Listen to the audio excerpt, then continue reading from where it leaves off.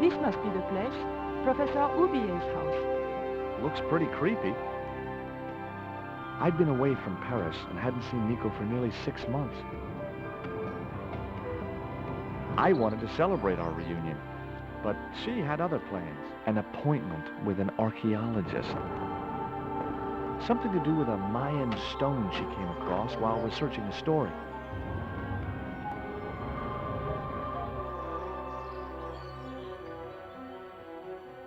The guy who answered the door didn't look much like an archaeologist to me. I had a bad feeling about this.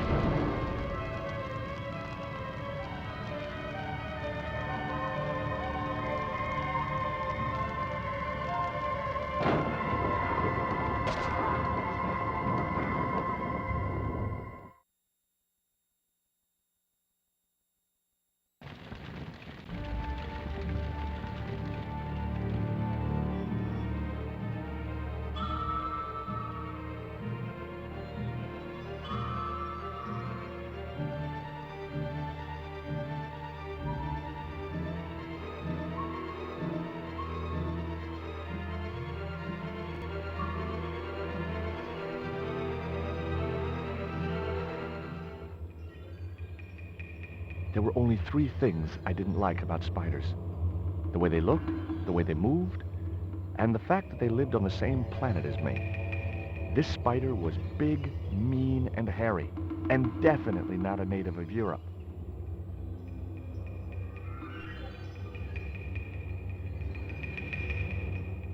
I glanced over the books, vaguely hoping to find a copy of How to Deal with Poisonous Spiders While Tied to a Chair. No such luck. But I noticed one corner of the bookcase was supported by a loose block of wood.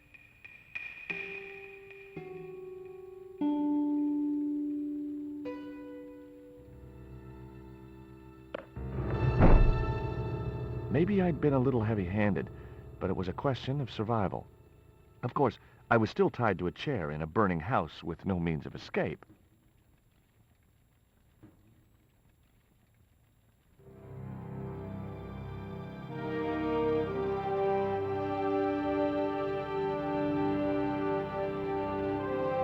One mighty bound, our hero was free.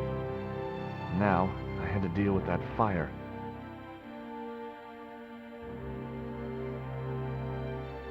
The bureau had a sliding lid.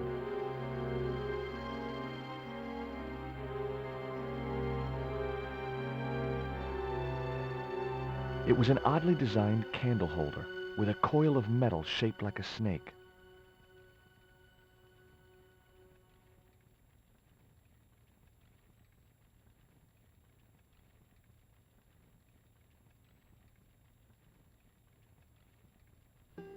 The bureau had a sliding lid.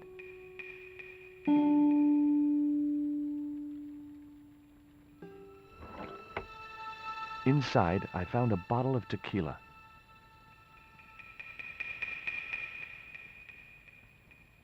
Normally, I didn't drink strong spirits, but today was far from normal.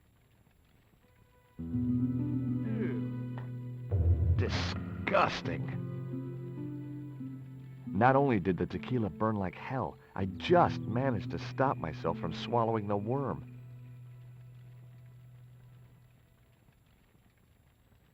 There was something short, fleshy, and gross on the carpet.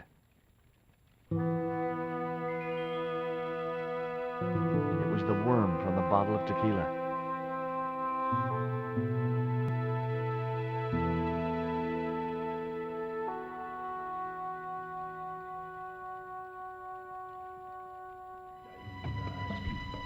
In the drawer was a small decorated pot.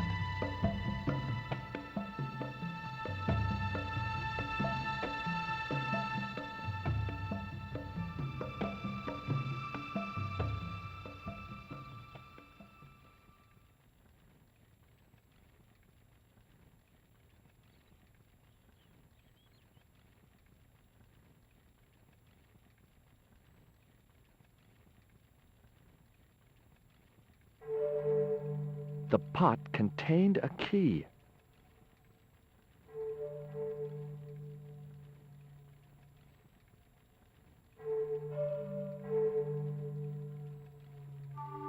It was a needle-sharp dart with a flight of green and yellow feathers.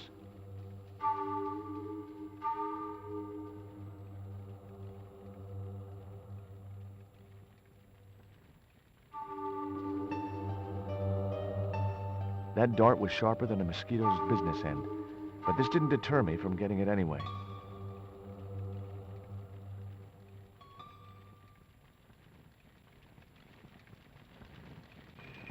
It was the box that spider had crawled from. The fire had taken hold and ignited part of the polished wooden floorboards. I racked my brains to think of a way to improvise a fire extinguisher. If only I'd stopped for a coffee at the airport.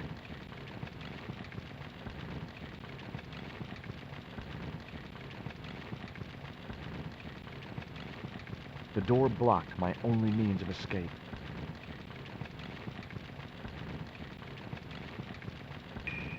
I wasn't going to touch the box after that spider had been inside it.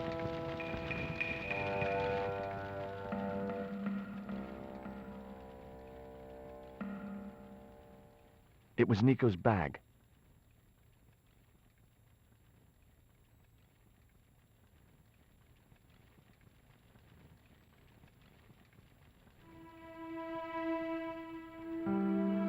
It was a stylish little canvas number containing a lipstick, a handwritten note, and a pair of nylon panties with a large love heart emblazoned across the front. It occurred to me that Nico's tastes must have really changed while I was away.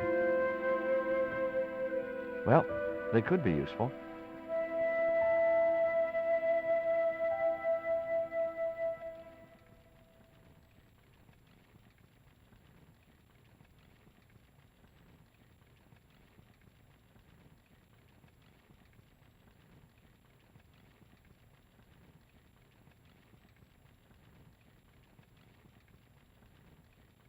I guess I had no business reading the note, but I figured it might give me a clue to what Nico was involved in. It was from André Lobineau, the history student Nico had known at college. The letter was sentimental mush, and revealed that the exotic lingerie, as he called it, was a gift from him. It gave his telephone number. Lobineau figured himself as a rival for Nico's affections, but I couldn't believe that that creep was in the running.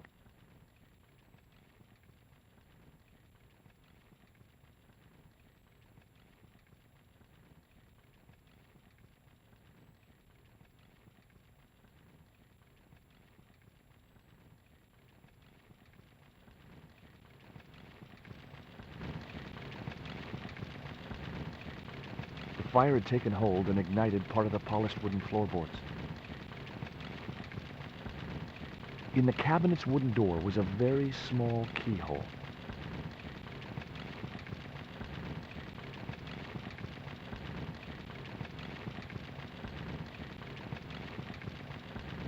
The key was way too large to fit into that tiny keyhole.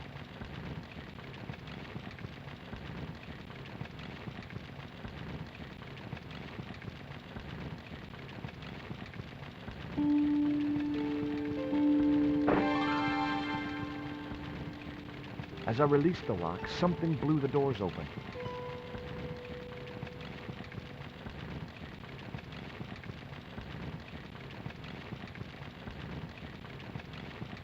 It was a small metal cylinder.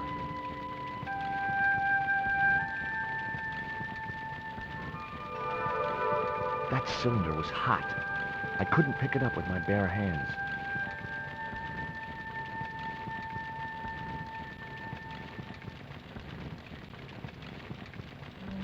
The panties I'd found in Nico's bag were just what I needed to wrap around the hot cylinder.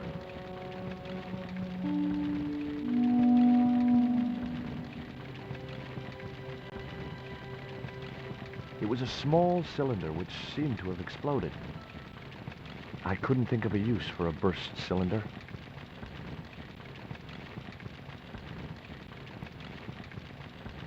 It was a soda fountain, perfect for mixing with drinks or squirting at clowns.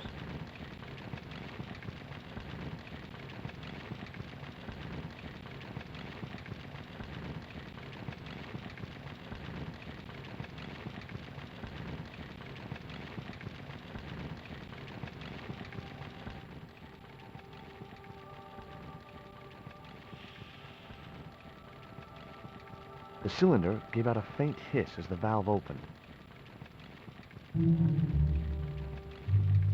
Huh? Now I had one primed up and ready to use extinguisher.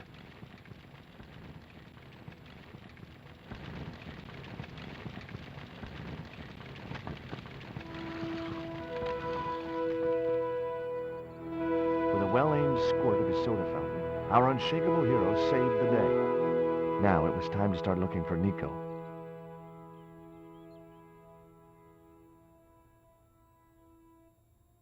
I wasn't going to burn myself on that red-hot doorknob, and it wasn't the time for subtlety.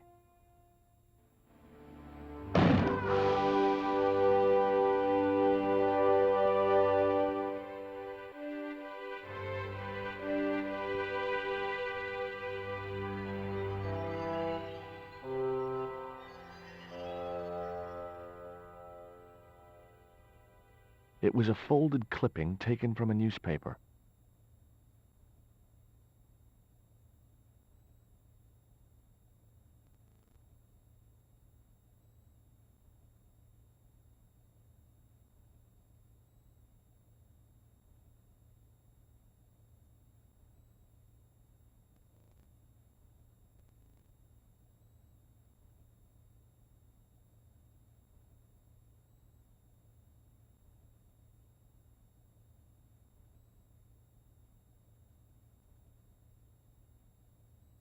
I'd found a piece of newspaper folded in two.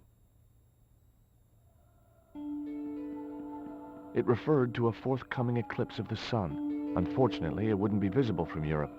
The best place to view the eclipse would be Mexico.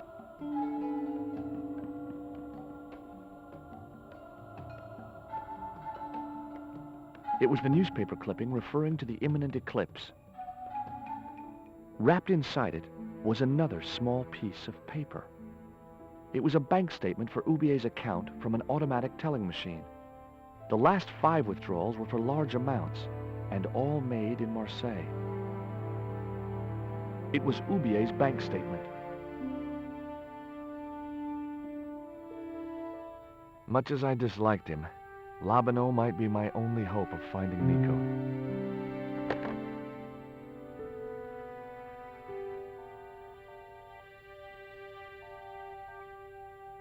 Hi, Andre? Who is this?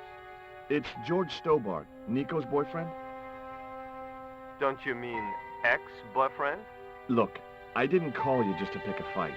I need to talk to you about Nico. Can't you accept she's just not interested in you? Listen, Andre, we need to talk. Nico's life depends on it. Okay. You remember the cafe at Montfaucon? Sure. Andre? You'd better show, you creep. I felt an irrational urge to wipe my ear.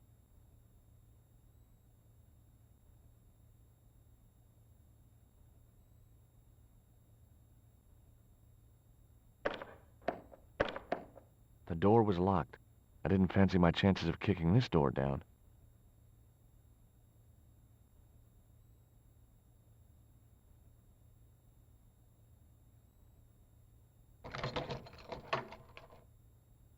I unlocked the door.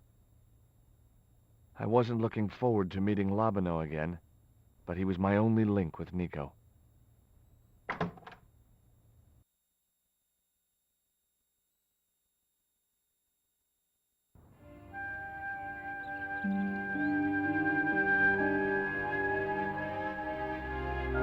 There was no sign of Labino when I got to the cafe. I decided to order a coffee and wait for him.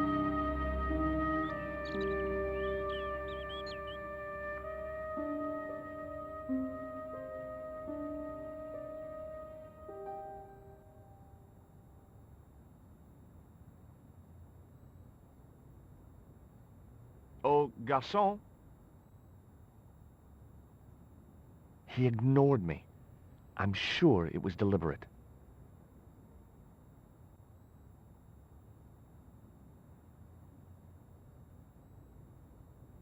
Pardon me, but don't I know you?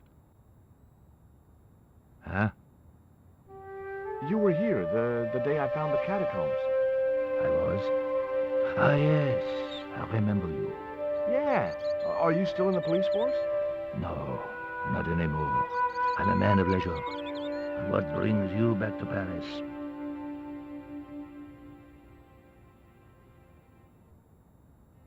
My girlfriend.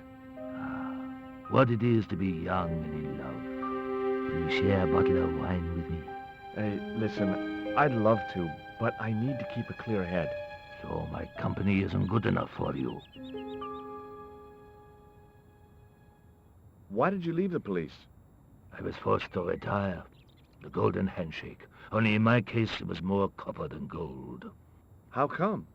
I was made a scapegoat to cover up the department's inefficiencies. Have you ever heard of a Professor Oubier? No, monsieur. I don't recall the name. Well, apparently he's an expert on Mayan art and history. A little out of my field of experience, monsieur. If he'd been a serial killer or a sodomite, I might have been able to help.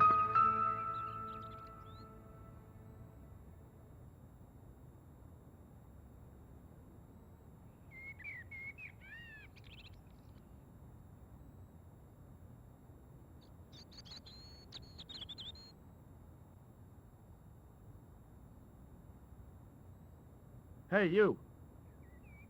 Quoi? I'd like a cup of coffee if you don't mind. When I finish serving this gentleman.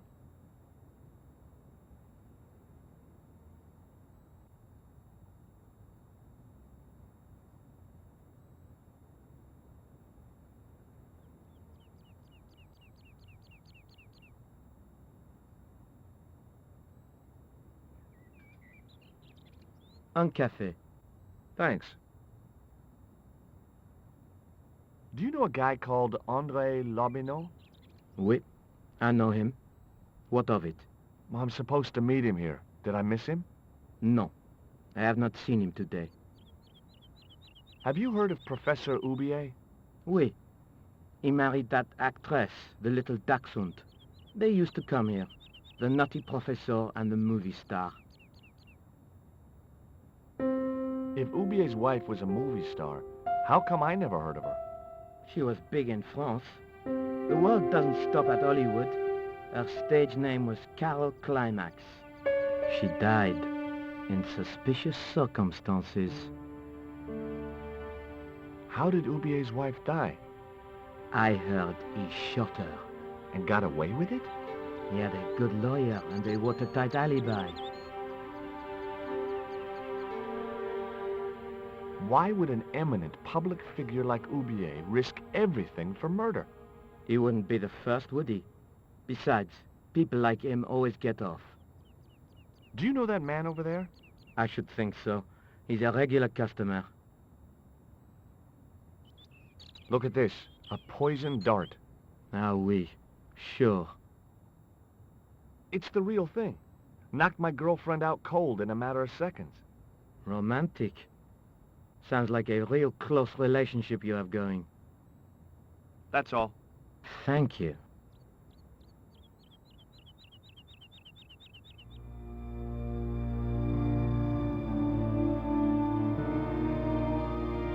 Well, this is a surprise, Georgie.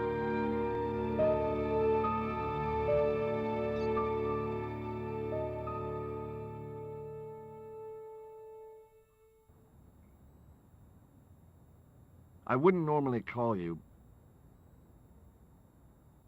but Nico's in trouble, Andre. Deep trouble. You have to help me find her.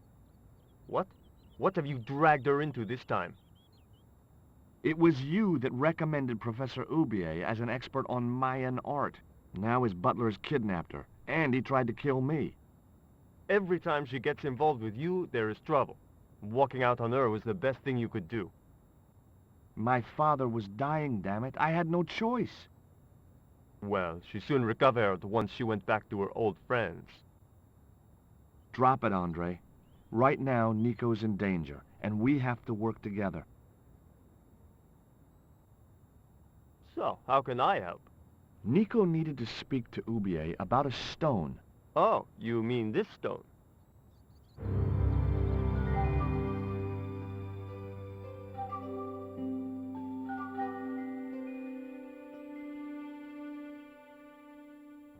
So that's what all the trouble's about.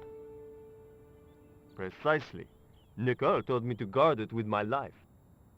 Well, it's worth more than that, surely. Oh, very funny. What's funny is that your life really is on the line. What are you talking about? The stone is a Mayan artifact, dummy. And the guy who kidnapped Nico was from Central America. It was the stone they were after. Oh my God, you mean I could be in danger too?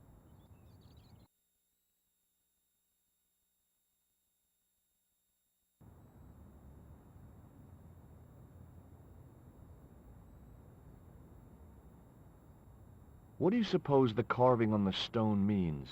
I don't know. I haven't shown it to anyone. Why don't you just give it to me? I don't want your death on my conscience, George. Where did Nico get the stone? It was sent to her. From where? Who? I'm not sure I should tell you. Oh, you should. It was something to do with smuggling.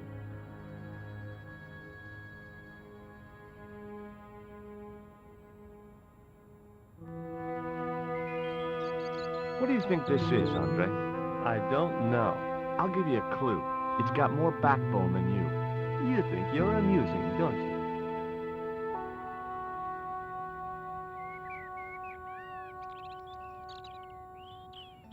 What can you tell me about this pot? South or Central American, I'd say. I have a friend who'd be able to tell you more. Where can I find this guy? He owns a gallery on the left bank, the Gliese Gallery.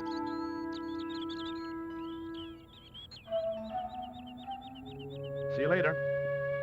Goodbye, Georgie.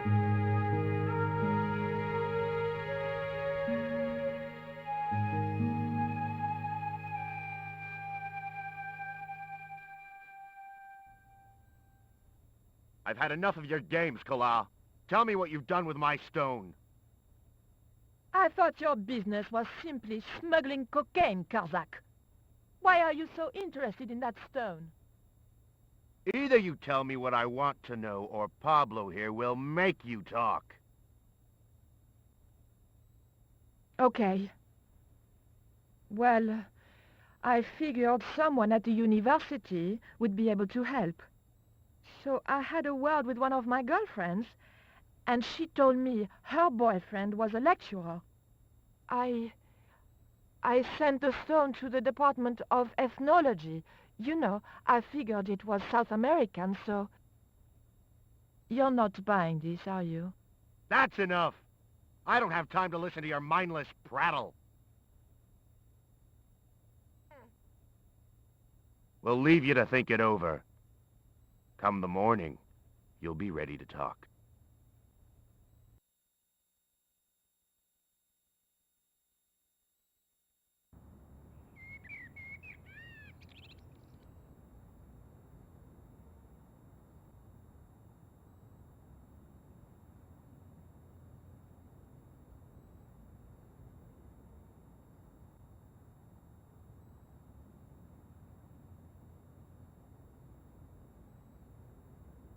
Do you miss being a gendarme? Yes, of course I do.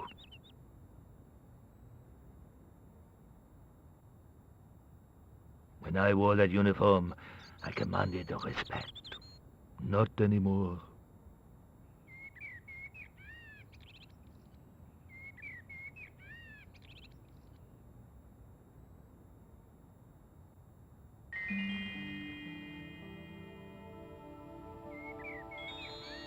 I grabbed the flask and was struck by a powerful smell of absinthe, a highly potent and illegal alcoholic drink.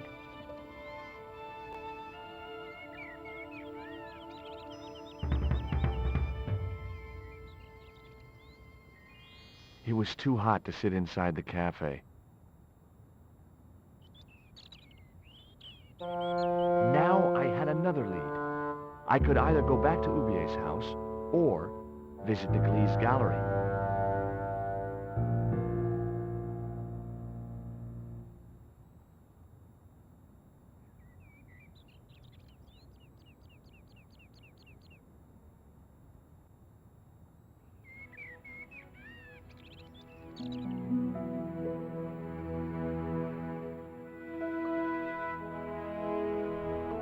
The Glee's gallery had style and class, but very few customers.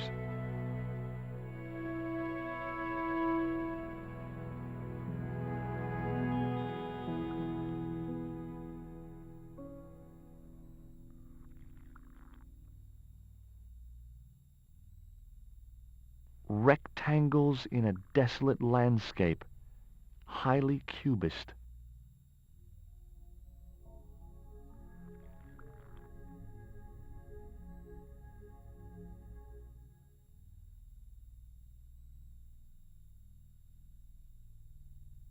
It was a sturdy packing case.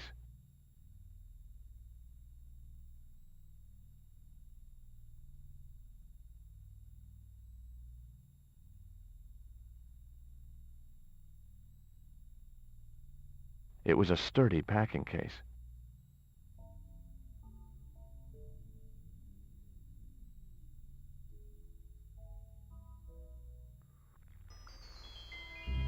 Excuse me, sir. Uh-huh. That area is private. Oh, so I'm not allowed back here? No, sir.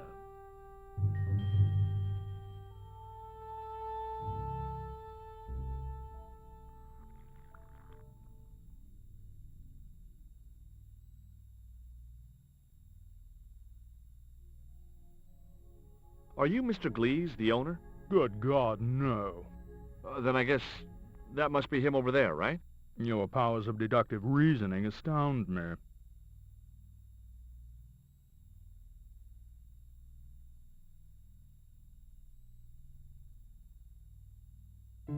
What's that you're drinking? I'm not sure, but I have a suspicion it might be urine.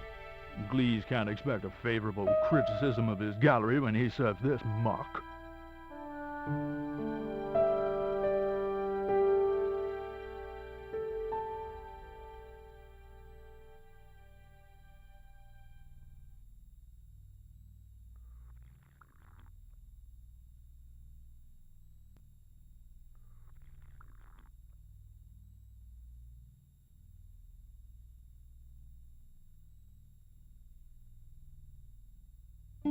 Would you give me your opinion on this pot, sir?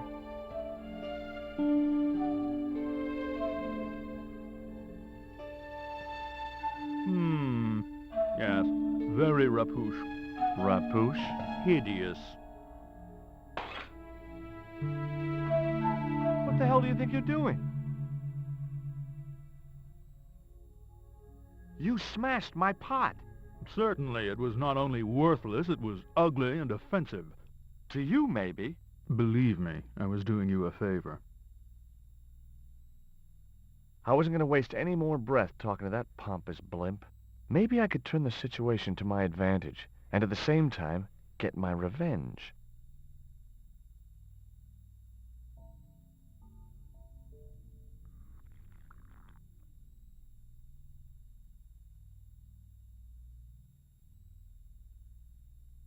I didn't think he'd be interested.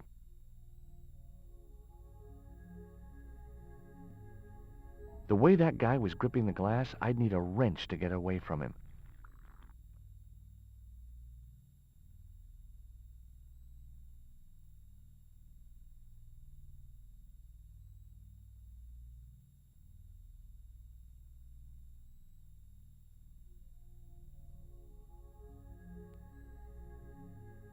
I splashed a little absinthe into the glass and hoped he wouldn't notice the change of color.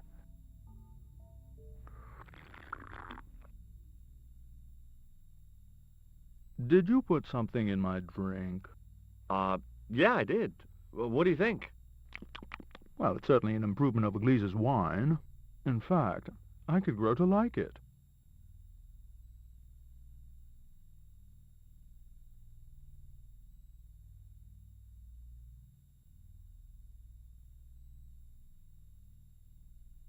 Allow me.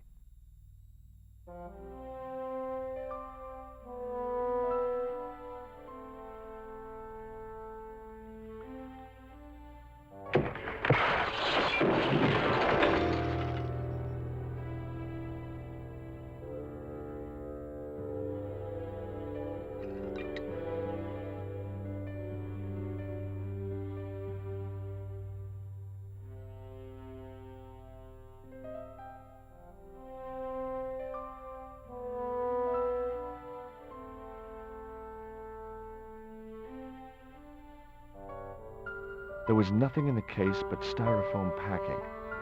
But pasted on the side was the remains of a label.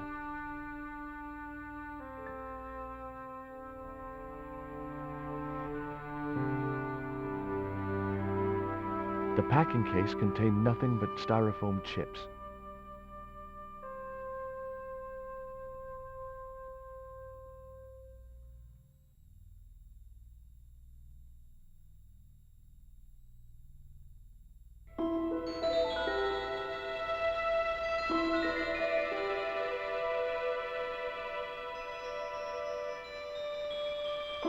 Underneath the logo of a flying bird were the words Condor Transglobal Mars. The rest of the label was missing.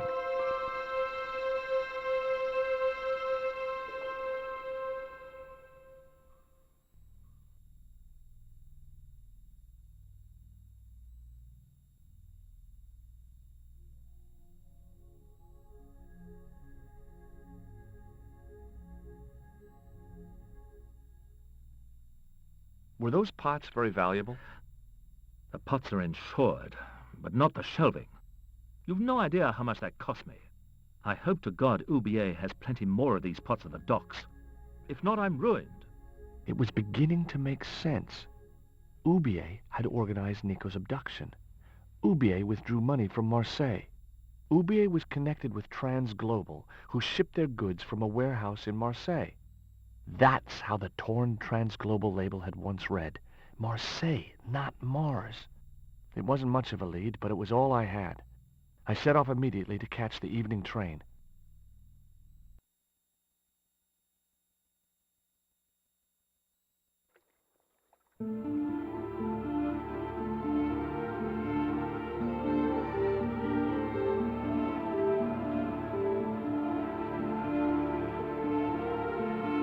It was almost dawn when I arrived in Marseille.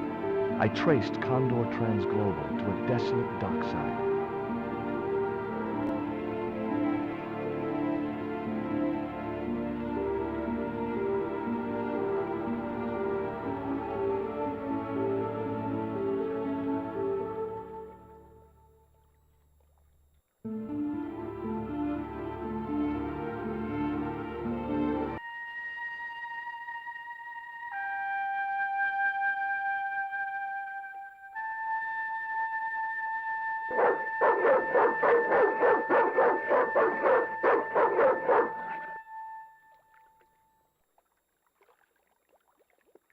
What's the big idea? I don't know. The dog went berserk for no apparent reason. He's trained to do that. The idea is to deter any would-be intruder. Oh, I get it. Okay, I'm sorry. That's okay. Just remember, he's a trained attack dog. A killer.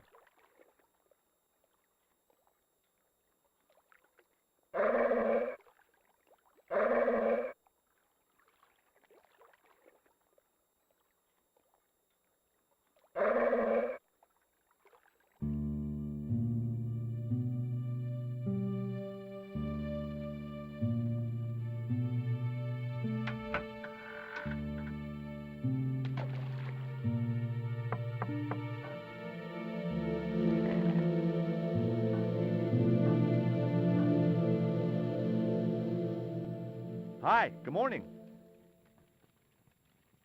Do you know what time it is? No, I don't wear a watch. As my dad used to say, I'm not into time, man. Well, you're too early.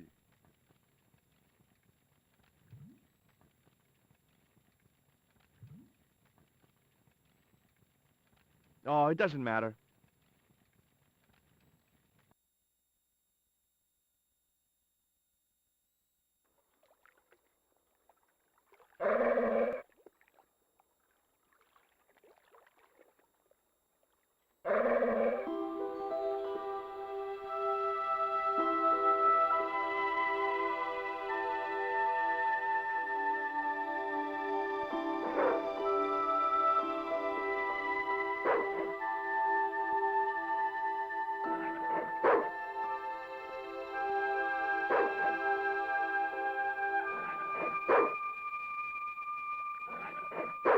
The stick had a hook on one end. I figured it was a boat hook for hooking boats.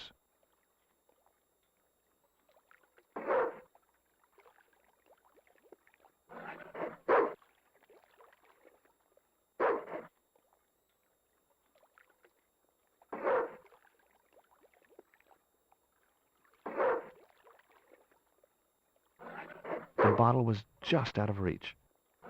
Nothing was going to get me into that water if I could help it.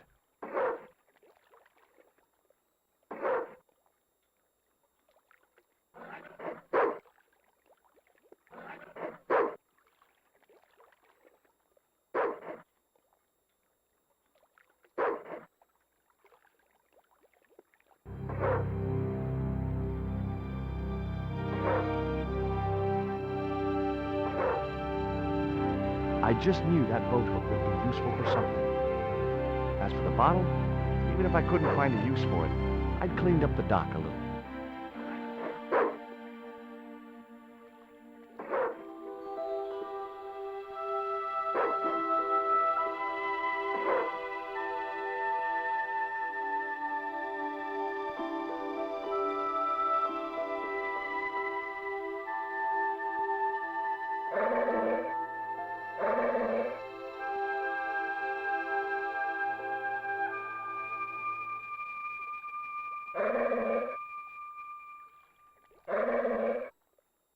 Ouch! That's hot.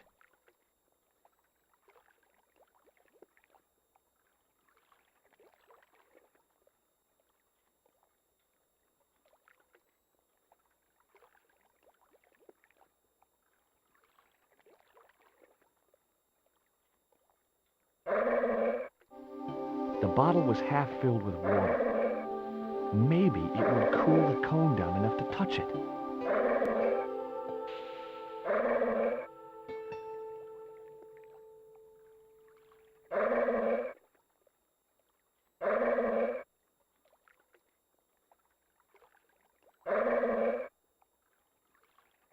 Now I could see into the pipe which formed the chimney.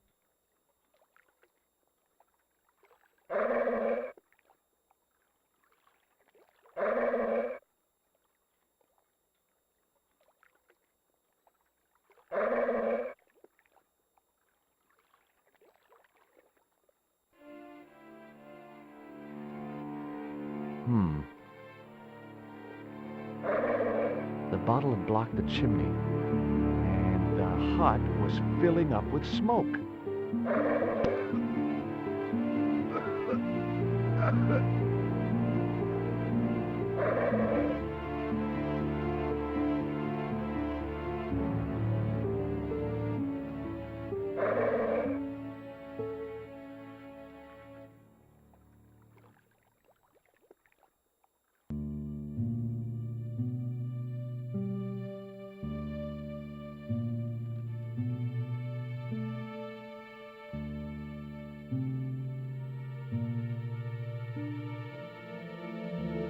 I couldn't reach that far.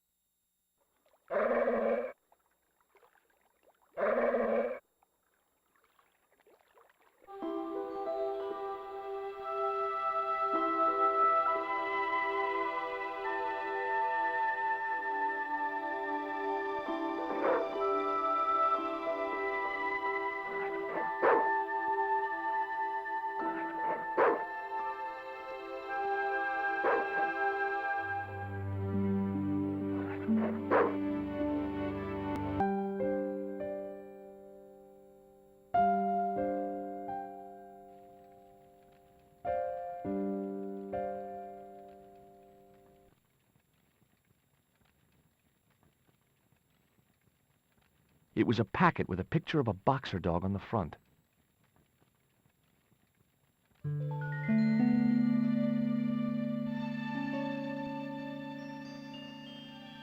The packet was full of dog biscuits. Someone had once told me a piece of coal brought you luck.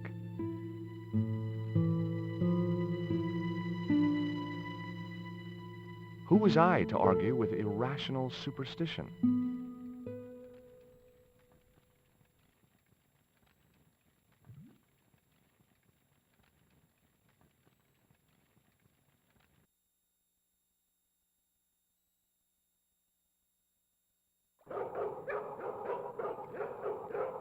What the hell do you think you're doing?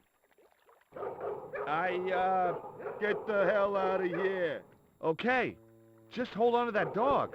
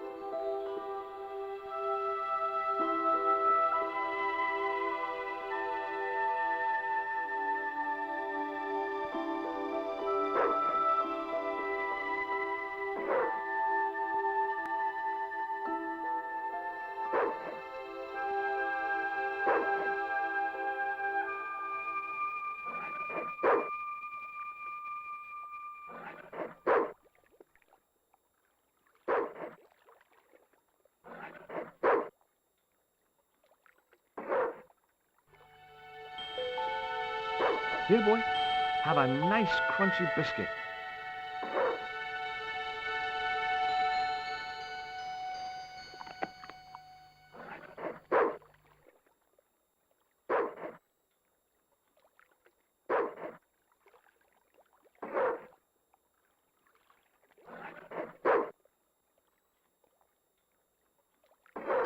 I felt a slight twinge of conscience as I prepared to give the dog a dunking.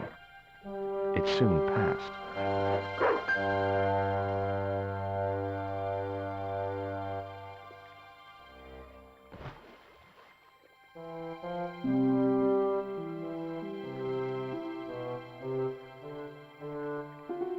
As I'd expected, the dog could swim like a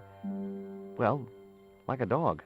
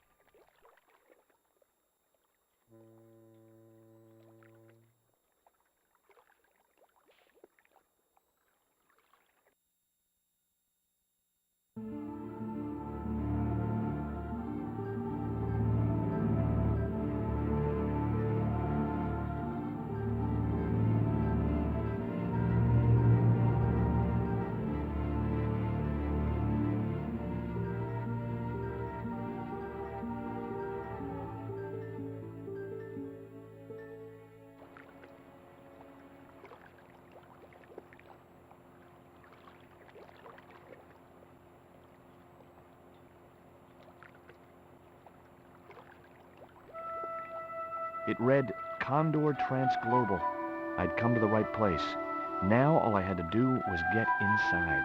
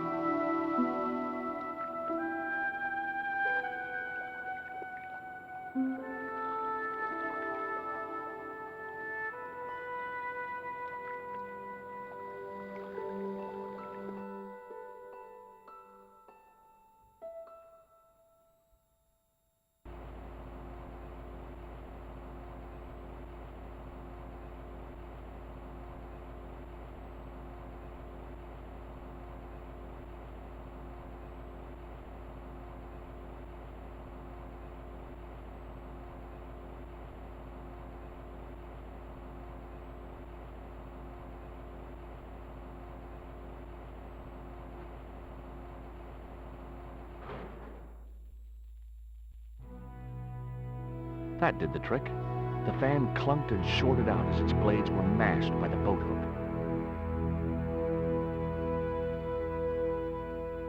Hey, you make any more noise, I break your arms. That bully needed to be taught a lesson.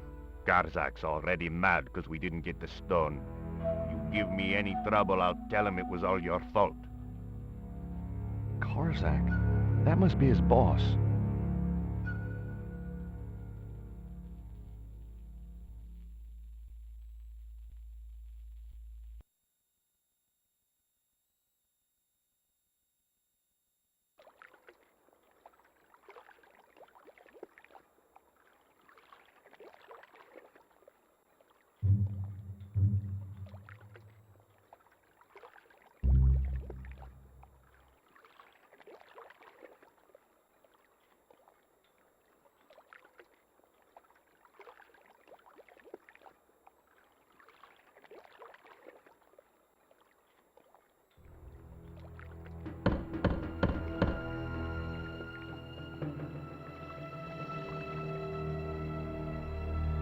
Who is he?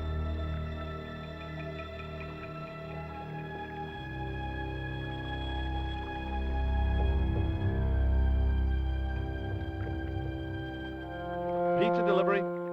I didn't order pizza. No? This is the Condor Trans Global Shipping Company, isn't it? I don't like pizza. Oh, come on. Everyone likes pizza. Maybe he was allergic to mozzarella.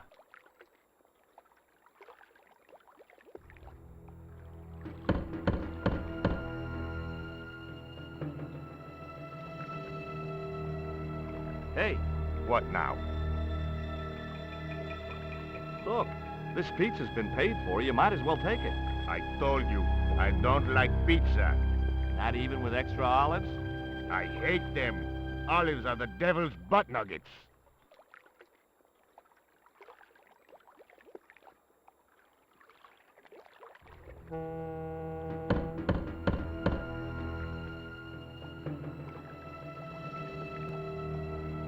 If you know what's good for you, you'll open this door. What if I don't? I'll kick your head in. Okay, I'll come out, you creep.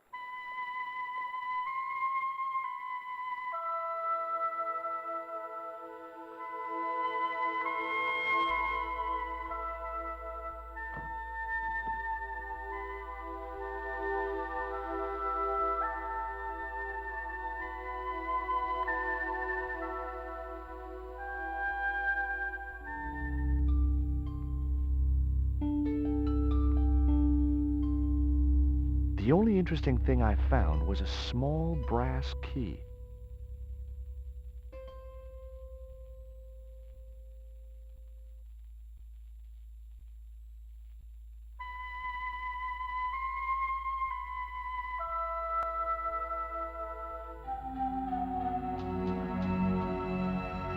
Whoa! Don't shoot! The little guy had a blowpipe. That confirmed my suspicions about what had happened to Nico. I waited for him to shoot me, but it didn't happen. Instead, he seemed to want to tell me something. What? What do you want? He seemed excited, almost desperate. What did he want so bad?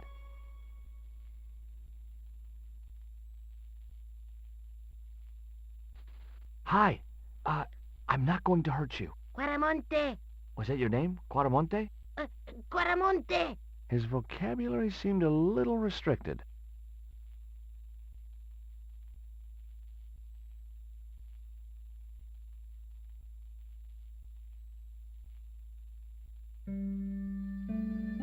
What does this key unlock? Huh?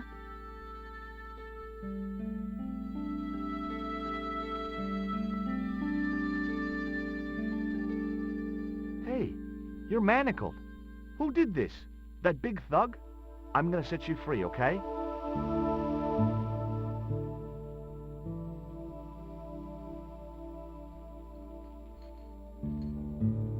Hey, come back here!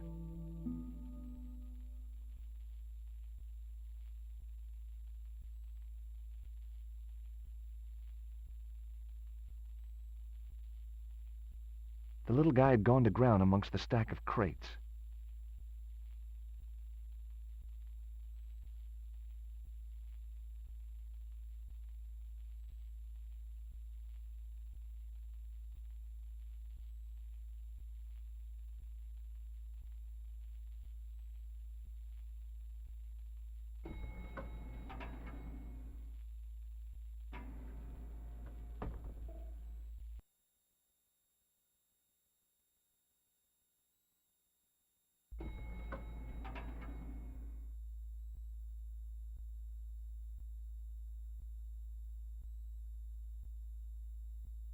Just in time. Interrupting the beam of light kept the doors from closing and stopped anyone from using the elevator. But what now?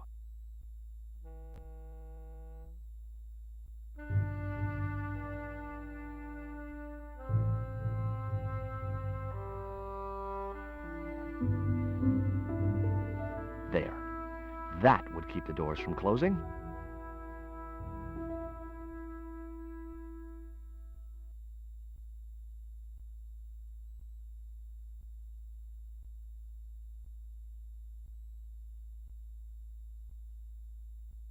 Nothing happened. That was probably because the elevator was already on this floor.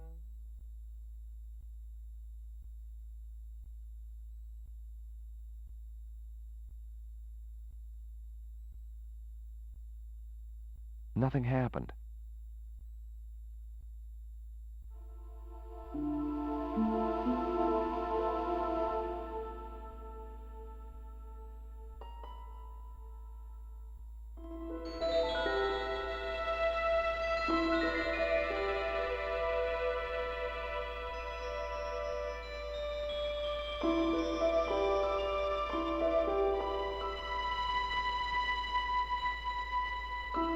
I realized the doors must lead to a loading platform high above the dockside.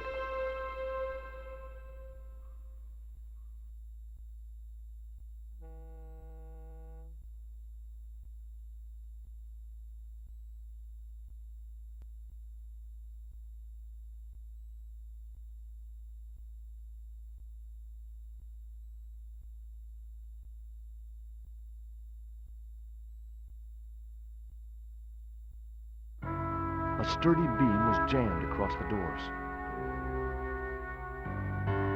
These doors were not going to open.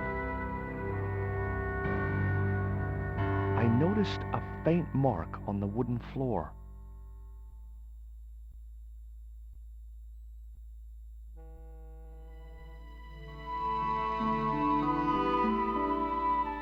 There was an arc-shaped scratch on the floor, as if a door had been opened in the nearby wall.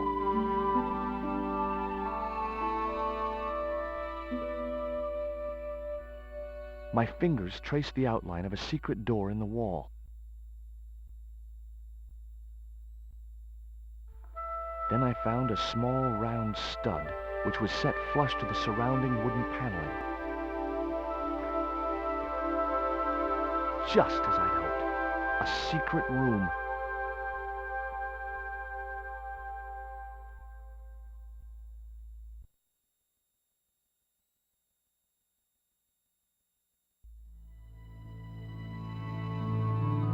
Nico!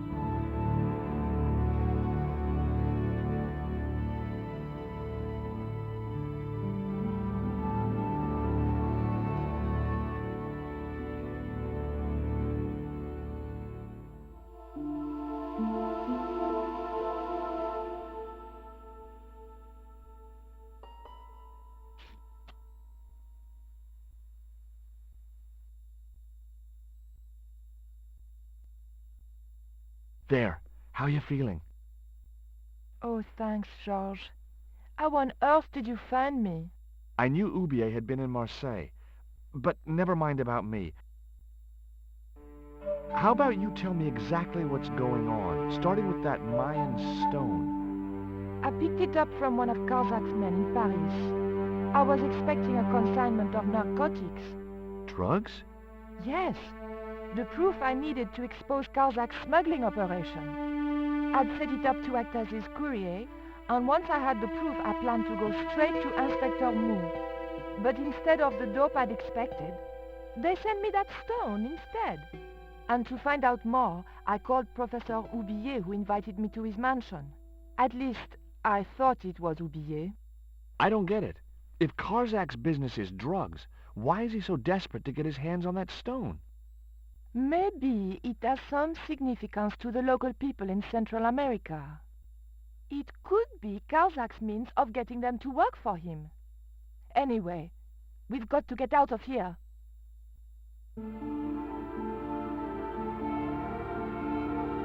Nico, wait!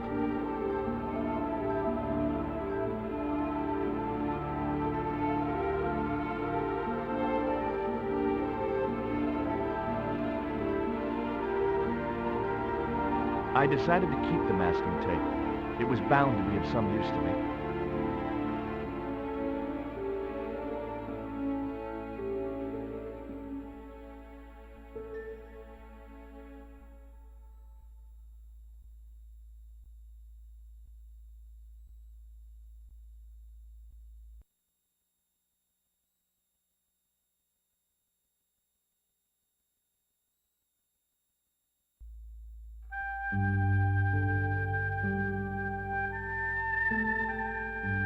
We can't use the elevator. If that thug Pablo's recovered, he'll be waiting for us. We've got to do something. Where does that door lead to? I'm not sure.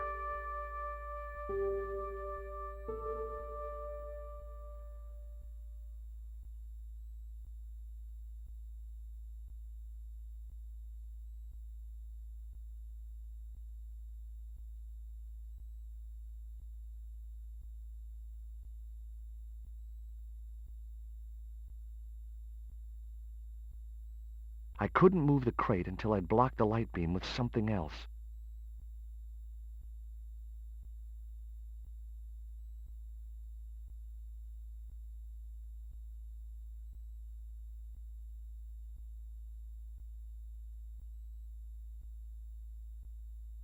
It was the strip of masking tape which the big Indian had used to gag Nico.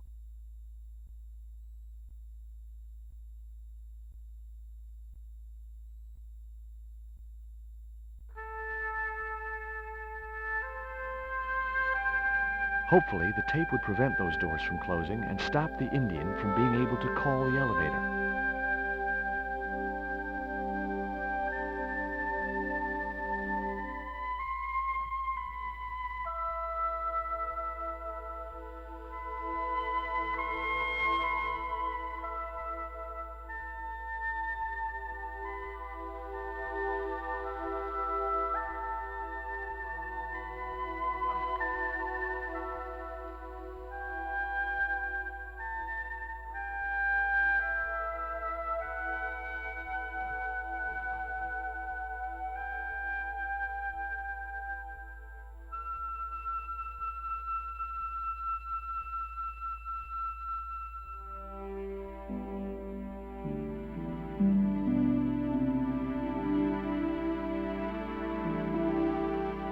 pallet rose about 6 inches off the floor, and I said a silent prayer to whoever had discovered the power of hydraulics.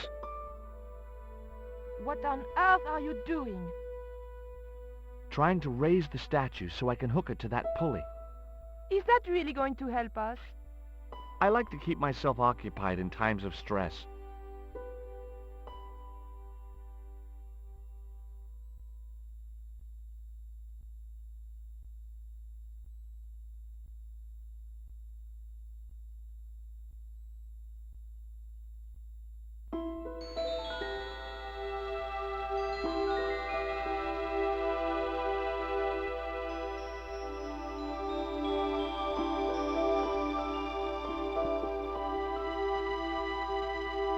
The rope was attached around the neck of the statue.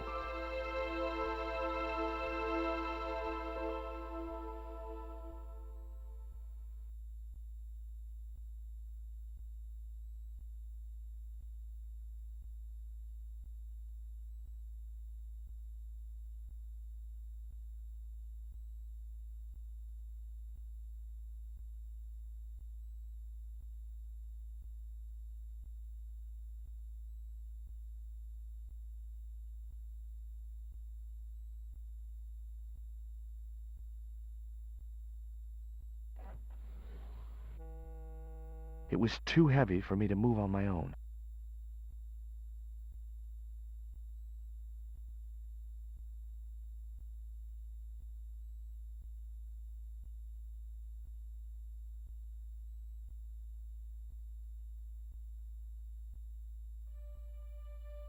Could you give me a hand to push this statue? What for? This, my dear, is our passport to freedom. If you say so, dear.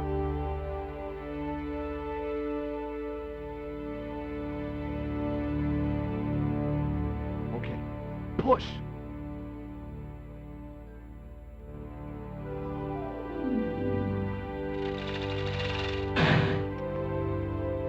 Great teamwork. Nice to be working with you again, Mr. Stobart.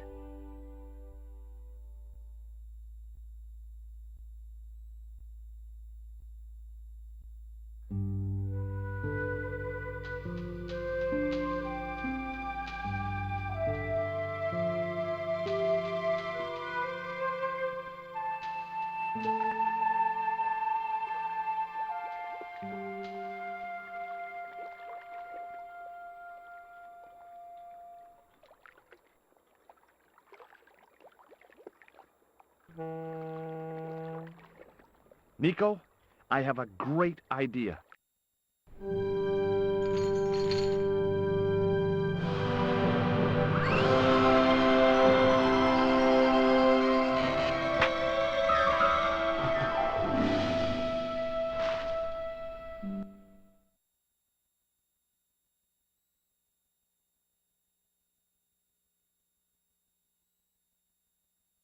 George, where have you been? Never mind that. Do you have the Mayan stone? Maybe I have, but, Don't argue, André. Give the stone to George. well, of course, if you say so, Nicole. Thank you so much, Andre. George, he told me you'd been kidnapped, my dear. I'm glad to see he was mistaken. Oh, but it was true. If it hadn't been for George, I wouldn't be here now. It's not finished yet. Karzak's thugs will be back for that stone, you can bet. That little guy kept saying Coramonte. Perhaps the name is significant.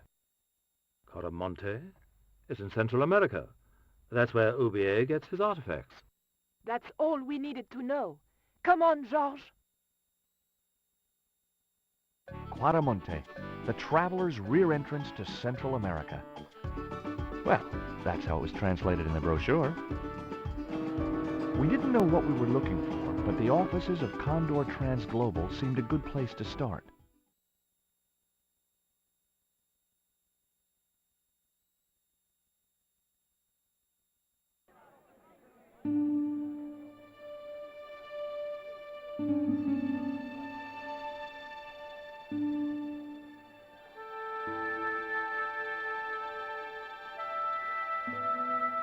Hey, it's market day. I don't see any cabs. Let's ask someone how to get to Quaramonte City. Okay. Keep your eyes peeled for any sign of Condor Transglobal.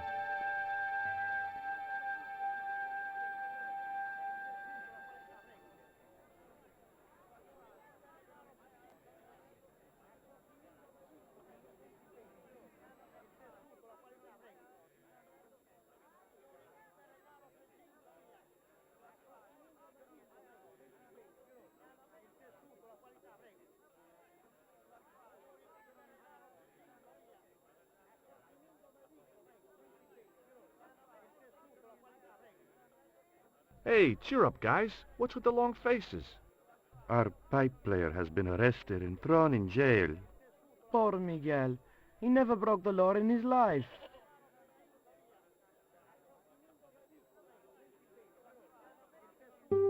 Why was Miguel put in jail? For playing folk music. What? It's true, senor.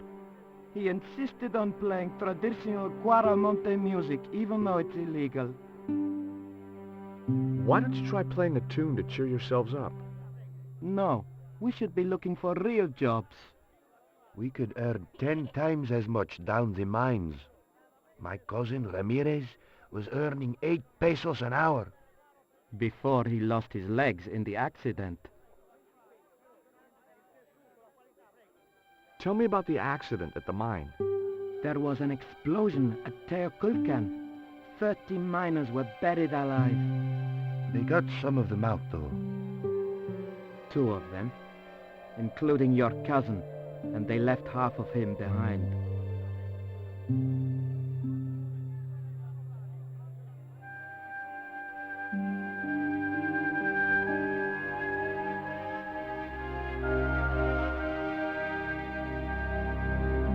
George Stobart, well, of all the... Mrs. Henderson. Boy, this is some coincidence, huh? When you've been married to a fruitcake like Dwayne as long as I have, you stop believing in coincidence. I'd met Pearl and Dwayne on the other side of the globe in Syria. He was an Army veteran who suspected he was working for the CIA, but wasn't sure. She was less obviously deranged.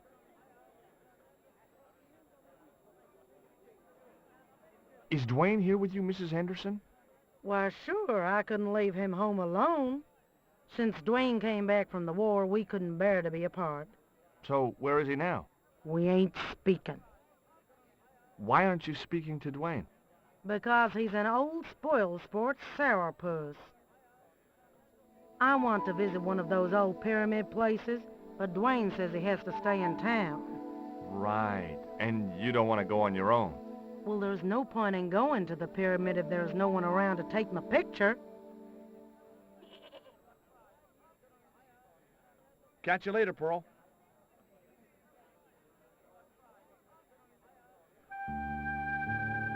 Hey, Nico!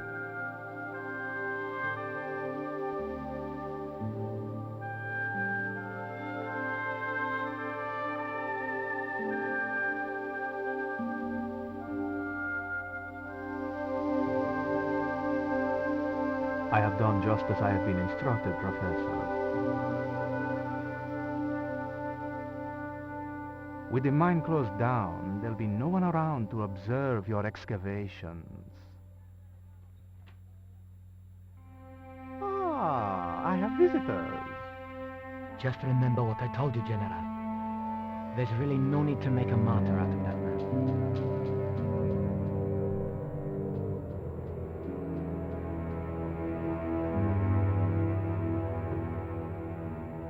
I'm sorry to keep you waiting, senor. Welcome to Quaramonte. Thanks. My name's George Stobart from California. But what is this? An angel come down to earth. Nicole Collard. Enchanté, mon général.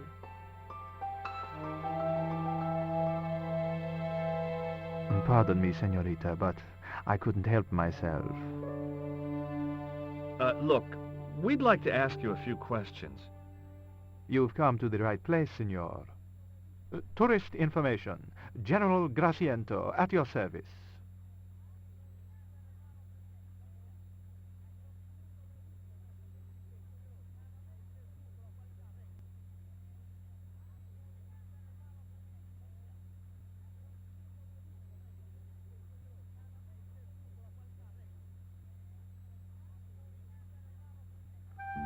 I'll be back.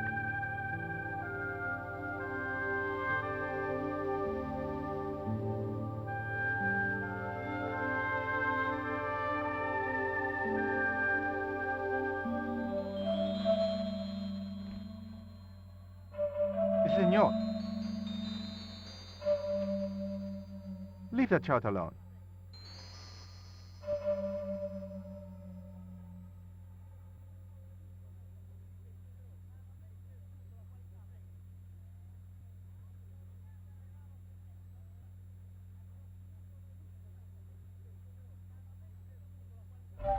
Are there any ruins around the city?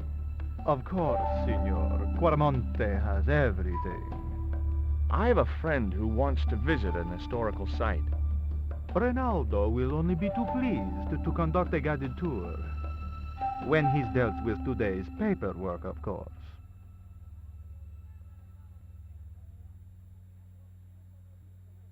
I hear there was an accident at the mine a few months ago. That's correct. A lot of men killed, weren't there? A few. 30? Barely 1% of the working population.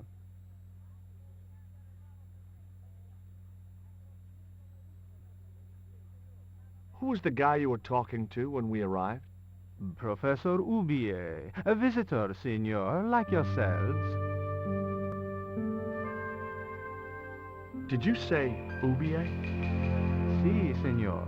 Professor Oubier, a French archaeologist.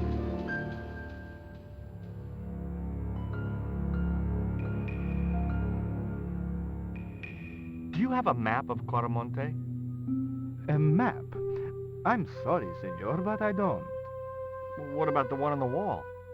Ah, that is an archaeological survey map, Senor. Not suitable for tourists.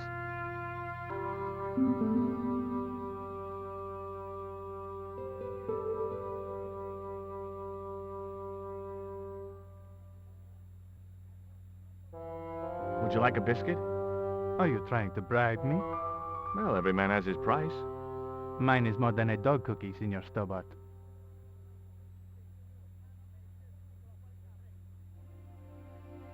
What do you think of these panties, General? Oh boy, fabuloso! They're yours if you'll tell me all you know about Karzak. Karzak? I never heard of him. Do I get the panties now? I told you all I know. You told me nothing. Have you ever seen anything like this before? That's a native carving, isn't it? Where did you get it?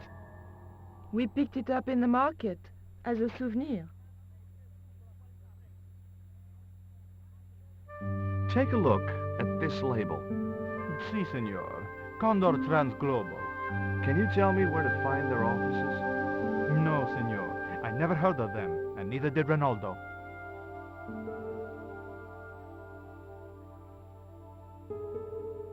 Are you sure you never heard of Condor? Oh, yes. The company is registered here in Quaramonte City. You are mistaken, senorita. Condor is run by Karzak, isn't it?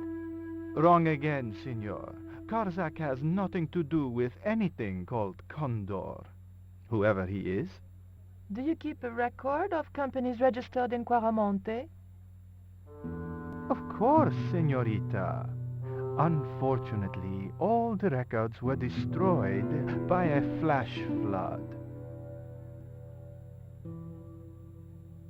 Is it true there's a restriction on music in Quaramonte? Yes, there is. An emergency measure introduced by Nuestra Senora. Folk music is a link with the past for some of these people. Take away their musical roots and what do they got left? Easy listening. You think easy listening could replace a musical heritage hundreds of years old? Why not? It happened in your country. This is the tourist office? It says police on the sign outside. It is both, senor. I am a man of many parts. I can see that, General. What's Oubier doing in Quaramonte? Researching our rich and glorious past, senor. The professor is planning an expedition to some Mayan ruins. He came to see me to get an excavation permit. Do you know anything about the forthcoming eclipse, General? Such things do not interest me, senor.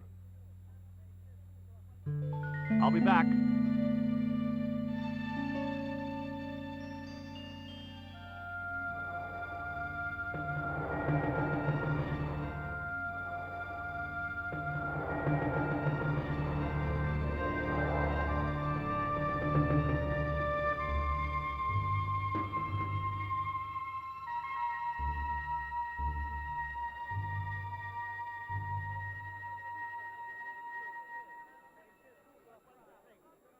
Why did you show him the stone? I thought maybe he might know something about it. Well, he does now, for sure. He knows we have it.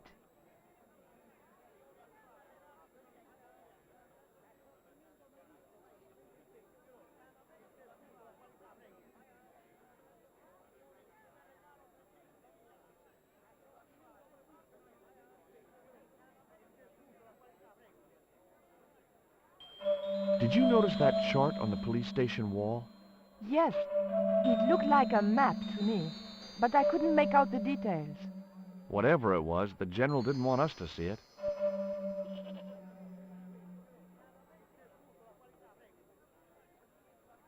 Would you like a biscuit? Gourmet dog? Have you been eating those things, Georges? Sure, they're great.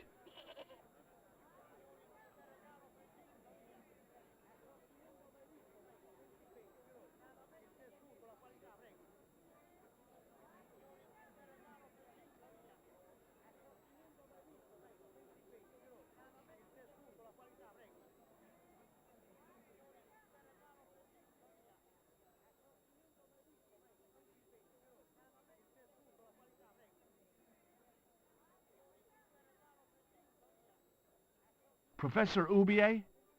Yes? Who are you? My name is Stobart. George Stobart. I thought that face was familiar. Remember me, George? Dwayne Henderson. Hi, Dwayne. Just a moment. I have a few questions to ask the professor here.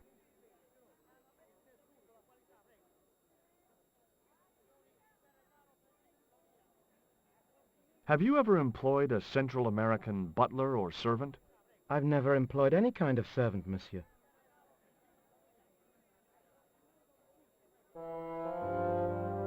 Would you like a biscuit?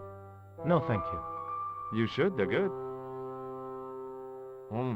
I can't get enough of these things.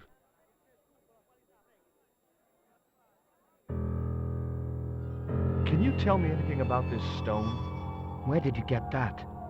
This is the stone my girlfriend called you about. The stone that nearly cost Nico her life. I assure you, I don't know what you're talking about.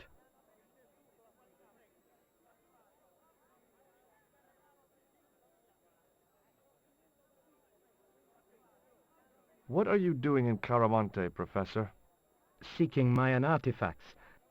Central American history has been my life's work. What do you know about my girlfriend's abduction? I don't know what you're talking about. She was invited to your mansion in Paris. Not by me, she wasn't. I haven't been home for nearly 7 months. Tell me about your wife, Professor. Please, I don't want to talk about her.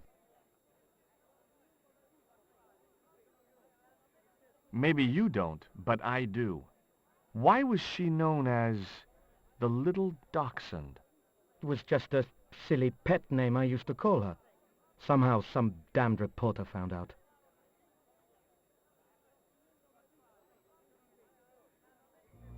Does the name Karzak mean anything to you? Yes, I know him. In fact, if it wasn't for Kazakh, I wouldn't be here. What? He's financing my expedition. Do you see this label?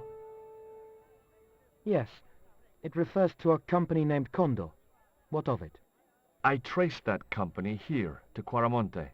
Do you know where I can find the offices of Condor Transglobal? The company no longer exists. They went bankrupt recently.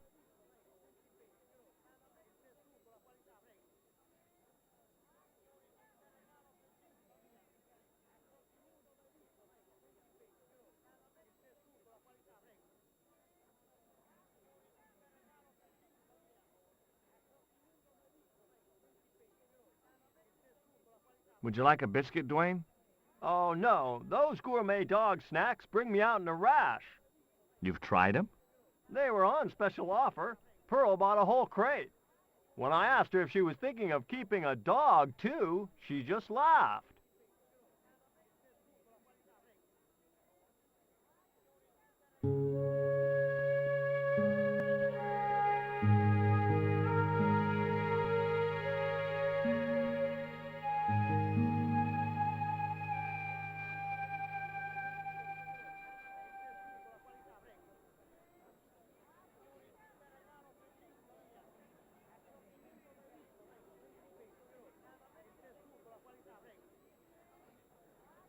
She wouldn't have been interested.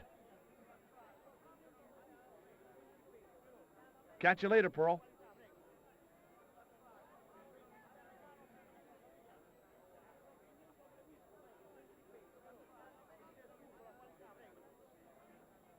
Do you have crabs?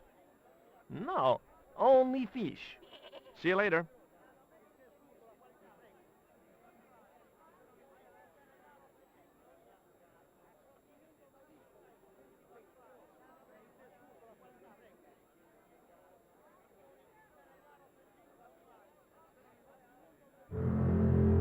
Now, I like most animals, but experience had made me wary of goats, and cats, and dogs.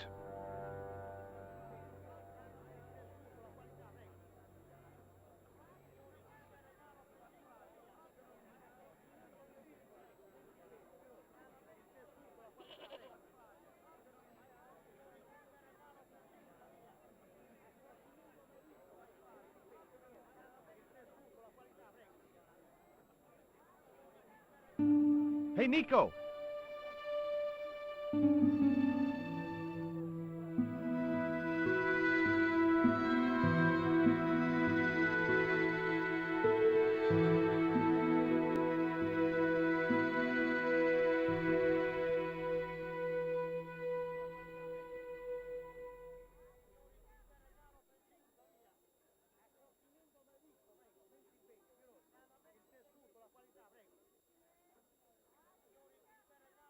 Hola, señora. Hi, we were wondering... I was talking to the lady, Chico. Hi, my name is Nicole Collard. Concha Garcia. How can I help you, sister? The corporation I represent is considering a major investment in Quaramonte. Your advice, as the head of an obviously successful concern, is precisely what I'm after. My assistant, Mr. Stobart, has a few questions he'd like to ask you.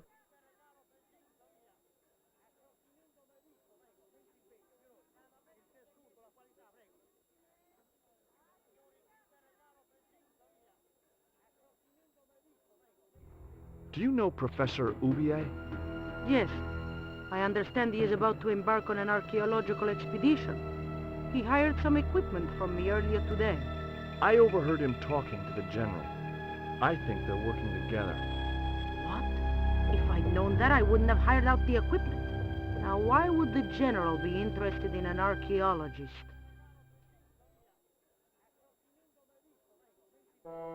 Would you like a dog biscuit? Would you like a smack in the mouth, Chico?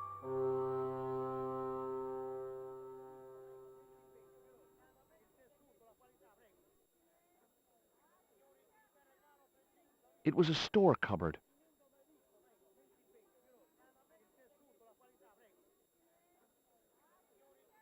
Keep out of there. That's where the explosives are stored.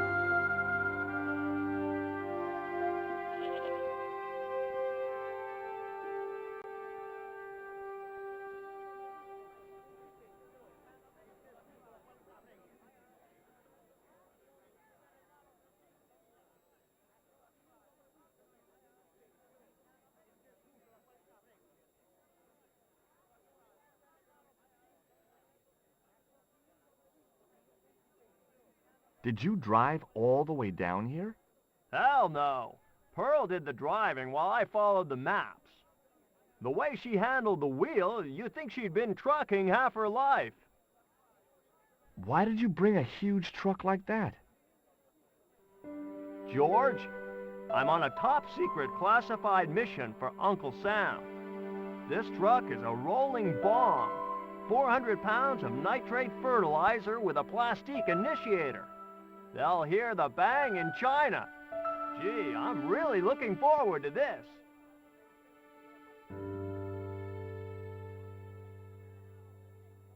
Do you think the general was involved with Condor? Hell no. And if he's a general, I'm a Buddhist. No, that fella's just a mouthpiece for the real power in Quaramonte. Does the name Karzak mean anything to you? Sounds like a comic book villain to me, son. He's the man behind Condor, and the rat who kidnapped Nico. You know, the first time I met you, I was deeply impressed with your naive simplicity. I said to Pearl, if we ever had kids, I would have wanted a boy like George. But I underestimated you, son. So the general is nothing but a puppet? He's like Pinocchio before he met the Blue Rinse Fairy. Strictly strings and wood. Who's pulling the strings? His mother, better known as La Presidenta, the dictator.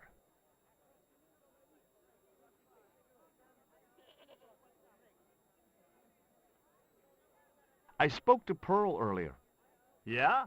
Did she mention that we had a kind of falling out? Yes, she did. She'll get over it. Would you like to borrow my lucky piece of coal, Dwayne? What's so lucky about it? Well, we made it to Quaramonte in one piece. When you've been here a few days, you won't look on that as luck. Are you still working for... you know who? You know I can't talk about my work, George. That's between me and Uncle Sam.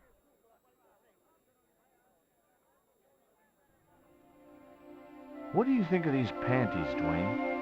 Lord, hot stuff, George. You buy those for your girl? No, a guy we know in Paris bought them for her.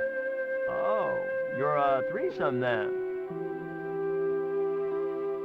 Why are you looking at me like that, George? Forget it.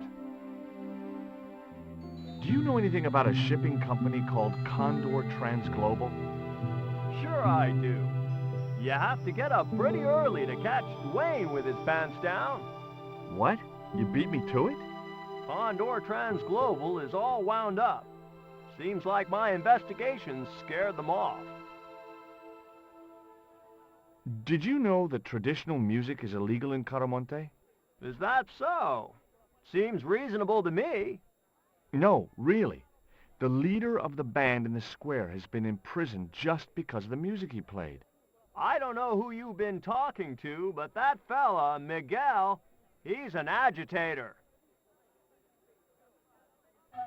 What's the real reason the musician was imprisoned? Handed out subversive literature at the mines. That so-called general was waiting for Miguel when he got back into town. Marched him off to jail at gunpoint on a charge of inciting a riot. Is Miguel the reason you're here? Pretty smart, George. I was supposed to make contact with him. By the time I found him, though, he was in jail. I've been trying to figure out a way to get him out since then. Sounds good to me. Count me in. Good man, George. All I need is a detonator. How come you brought a truckload of explosives but no detonator? Call me old-fashioned, but I say packing trunks is woman's work. I left the packing to Pearl, and I can't find a darn thing. Just hope she remembered to bring my denture polish. I'd sure hate to arrive back in the States with tar on my teeth.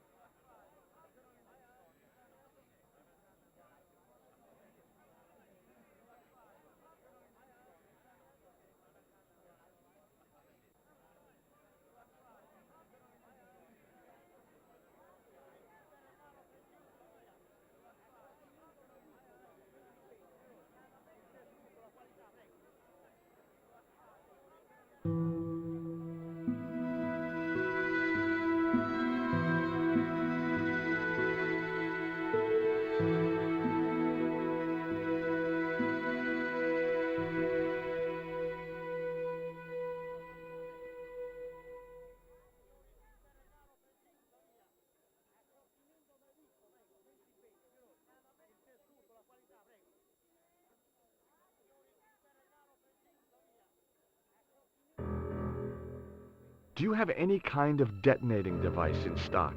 Sure. They're kept in that cupboard. I don't suppose you have one spare? I can't simply give you a device like that, no without a damn good reason.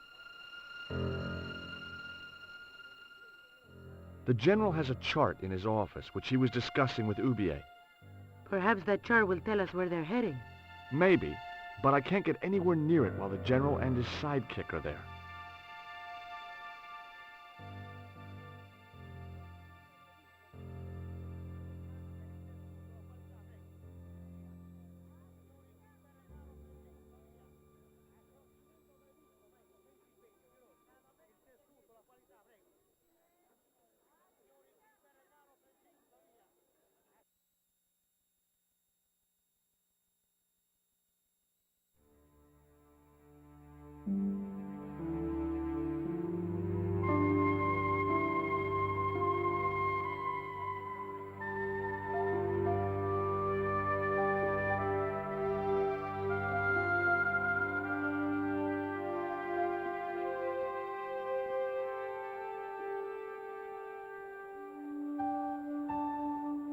Could you distract the General while I took a look at that chart?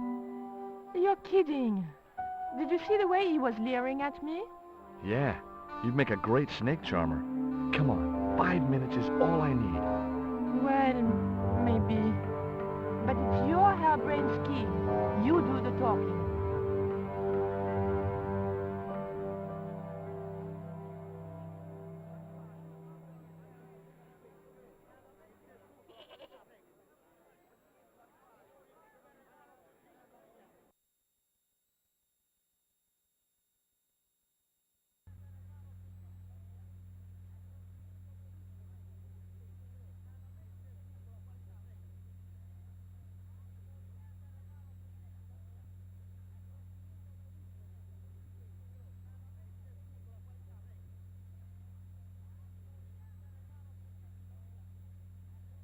My girlfriend has a favor she wants to ask you, General.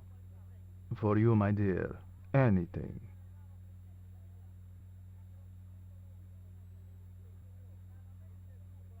I've changed my mind. Oh, no, you haven't. She's embarrassed about asking you for an interview, General. An interview with me? Fabuloso! Well, I want to write a story about you. You hear that, Ronaldo? An exclusive glossy spread about your beloved General. Si, Signor General. Look after things here. I'm going back to my apartment and I don't want to be disturbed. I'll get you for this, George Stobart. Don't worry.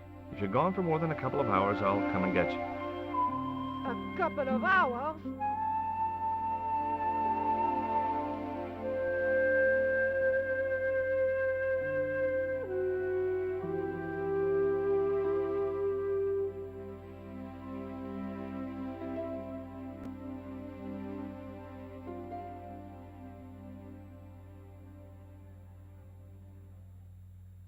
Hi, I'm George Stobart. Hello, Signor. How can I help you?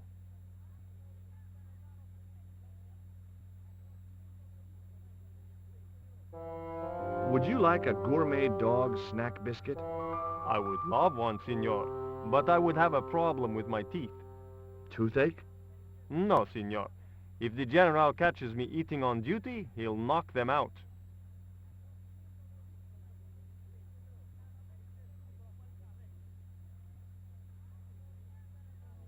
Are there any ancient pyramids near Quaramonte? Si, Signor. But it's not very impressive. It's in ruins. That's perfect. Would you take my friend to the ruins now the General's gone? I'd be honored, Signor. Thanks. I'll go get her.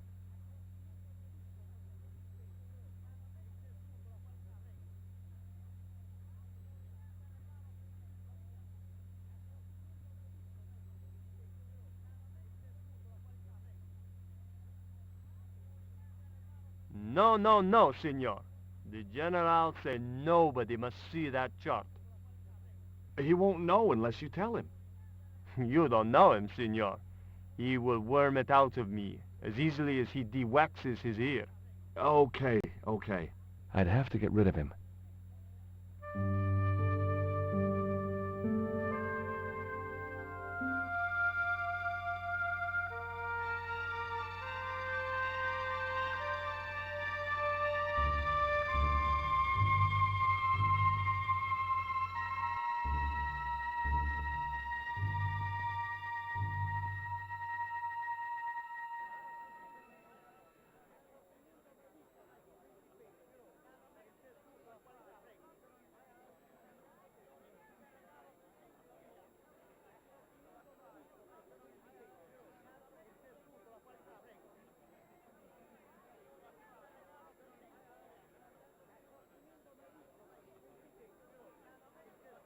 I've made the arrangements for your visit to the temple, Pearl.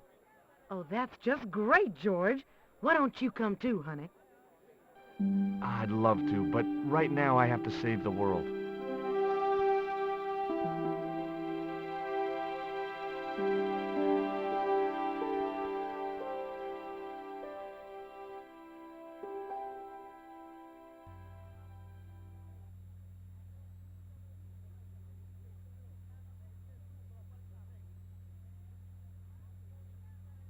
Listen, sweetie, I'm looking for an official guide to take me to the old pyramid. For a lovely lady, I would go to the ends of the earth. For you, I will go as far as the pyramid and back. But what about your husband? What he doesn't know won't hurt him. Let's go, Beanpole.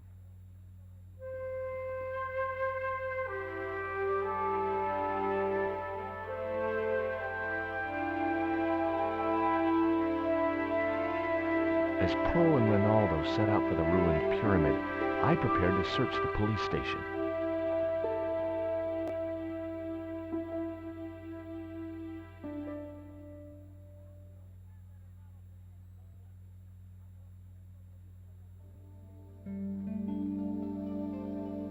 It looked like a geological survey map showing the land to the southeast of Cuaramonte City.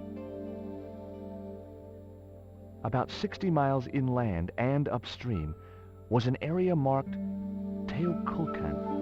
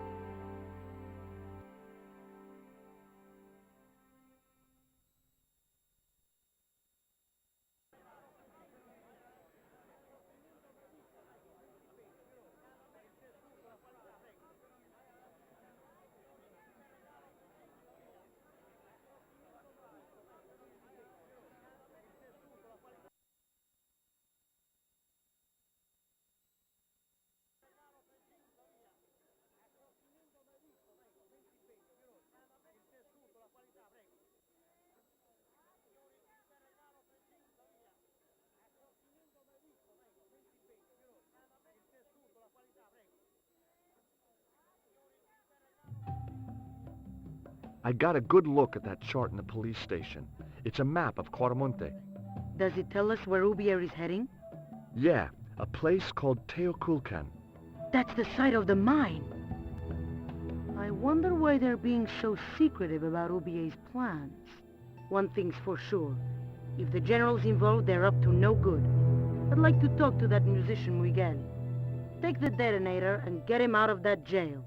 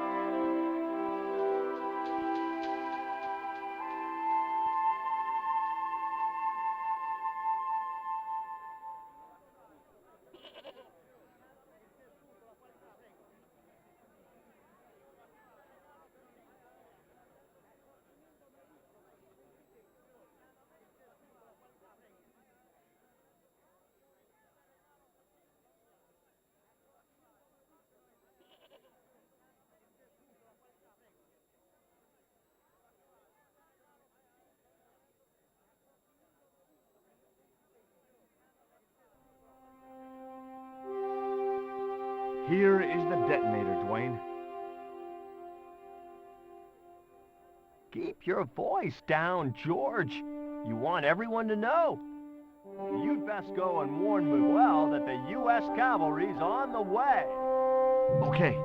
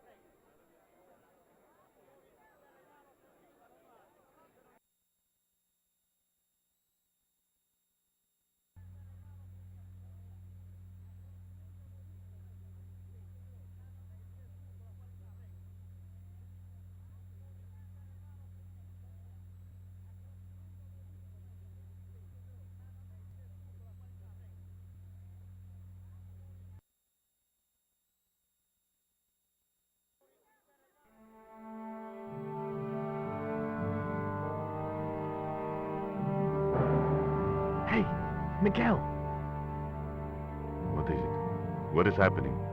we're getting out of here. Who's we? They've sent the Delta Force. Nope. The Impossible Missions Force. Don't make me sick. Much better. Who then? A retired greetings card salesman from Ohio. I'm doomed. You're not the only one. I should have known you'd be trouble the moment I saw you. Look, I can explain everything. Get in that cell, now. And what if I refuse? He'll shoot you. Okay, here I am, going quietly into the cell.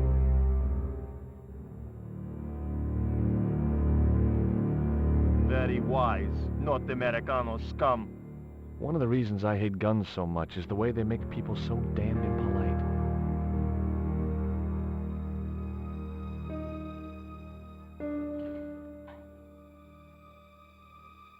I hope you're enjoying your vacation, Senor Stobart. Go polish your weapon, Ronaldo.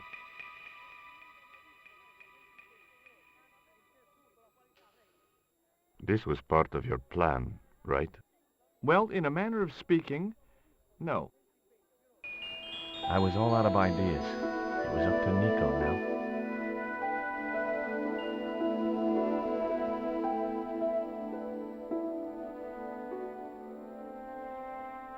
So, here we are. You've changed.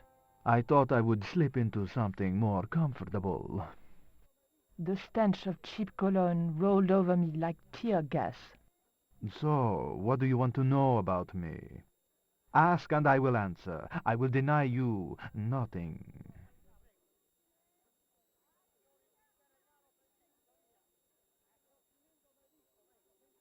I am a very giving person. How nice for your friends. Your eyes are glittering like stars. His damn cologne was making my eyes water. I was running out of sofa.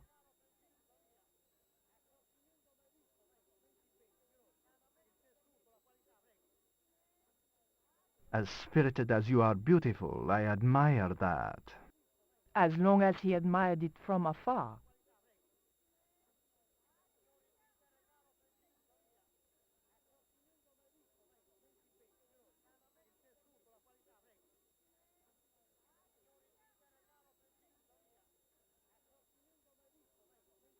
I'd run out of things to talk about.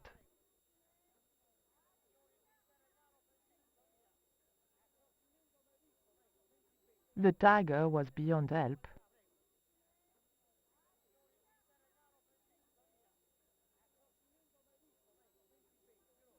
A tiger skin lay on the floor.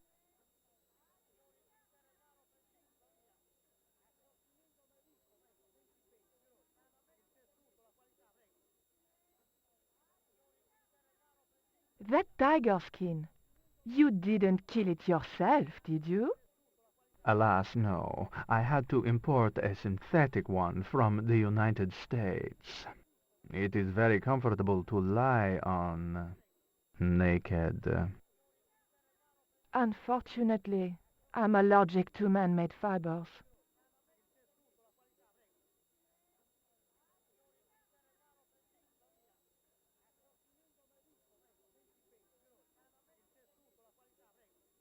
On close inspection, I noticed that the swordfish was peppered with machine gun bullet holes.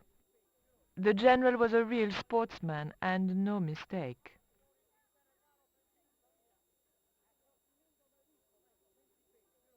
I didn't want the lava lamp.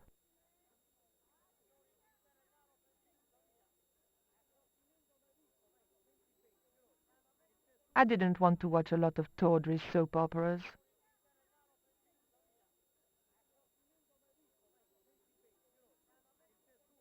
I didn't want the picture.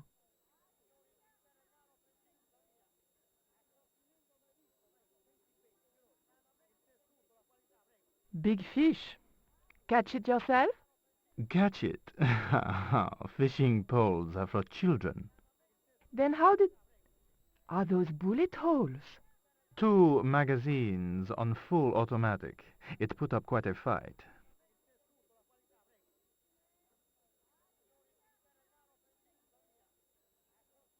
Is that a lava lamp? Sure, it's more impressive in the dark. I'll close the blinds. No, don't do that. Not on such a beautiful day.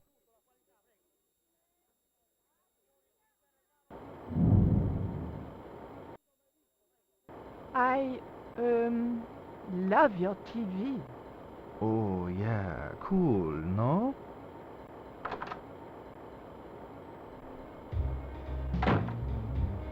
Mom! What is going on here? Nothing, Mom. I was... I'm in uniform. And when I'm in uniform, it's... Madame la Présidente, sorry, Madame la Présidente. Now, what is going on here? Nothing, Madame la Présidente. I was just showing my friend Nico some of the cool stuff I've got. Hi. Good afternoon, señorita. And just what are your intentions toward my son? Intentions? We were just talking.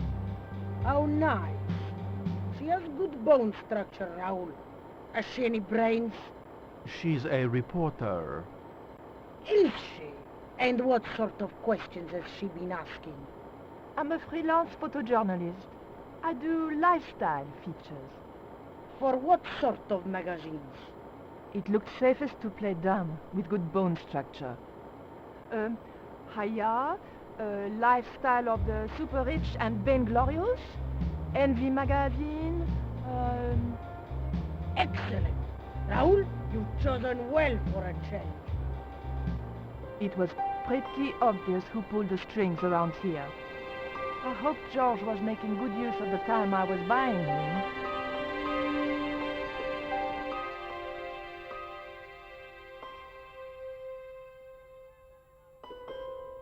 And then it goes, Fa fa fa fa fa fa fa fa fa fa. And when you were in this band of yours, you used to play that song for 2 hours? yeah, we were really famous at our college. Still, ours wasn't as good as the original version. I have never heard that song before, yet I have no doubt that this must be true. Hey! Hey, George! Dwayne Henderson. Boy, am I ever glad to see you. Get to the American consul and tell him I've been imprisoned without charge. Get real, George. He was the previous occupant of that cell you're in. We're gonna have to use good old American know-how to get you out of there. Uh-oh. That, and this truck full of explosives I've got here. Dwayne, listen to me. You'll kill all of us. You're such a naysayer, George. It'll go like clockwork. Negative to negative, It's positive deposit. You gotta get the bare copper wire here. Let me just, damn. All right, I'll just hook that up. All right, there we go. Okay, just a minute. I've got to get to a safe distance. Quick, Miguel, hit the mattress. You have strange customs up north. Here we go. Too late.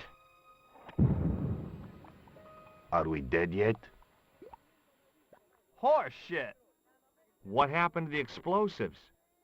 There ain't no explosives. My dumbass supplier must have given me organic fertilizer instead of chemical. All I got here is 400 pounds of lightly fried horse apples. That's a lovely image, Dwayne. Never mind, I'll think of something.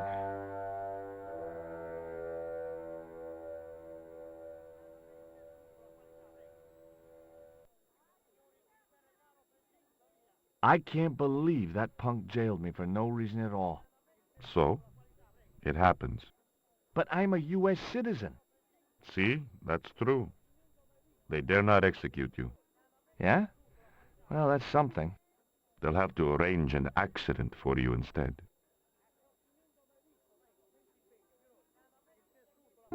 Why is that noose hanging from the bars? Ronaldo strung it up for me to hang myself. Don't cry for me, Senor Stubborn. When I am dead, the goddess will take my soul to rest in paradise. Listen to me, Miguel. You give me that rope, and I'll get us out of here. Is there somewhere you can hide from the General? Of course. My friends have a boat ready to take me upriver. But how are you going to break out of here with just a short piece of rope? I'm not sure, but I'll think of something.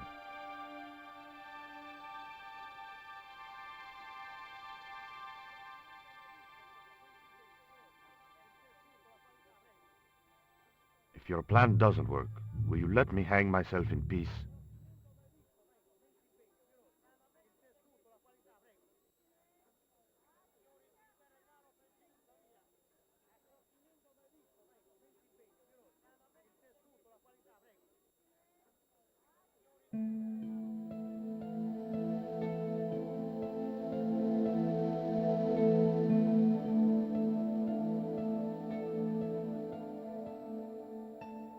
Did you find any evidence of Condor's drug smuggling operations?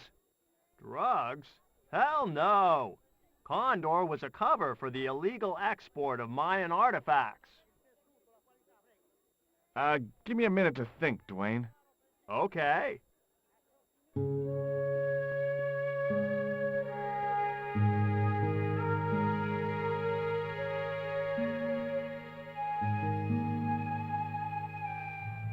Hey, Dwayne, I want you to tie this rope to your truck and then drive forward.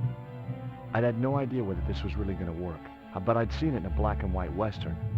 Of course, Hopalong was using a horse, and Dwayne had a 4-ton truck, but hey, the principle's sound. Anything you say, George.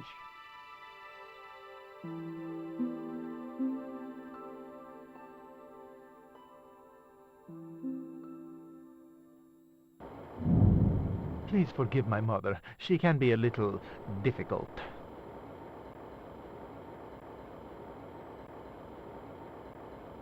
Oh, my feet. Raoul, propose, you idiot. Don't mind her. She just wants grandchildren.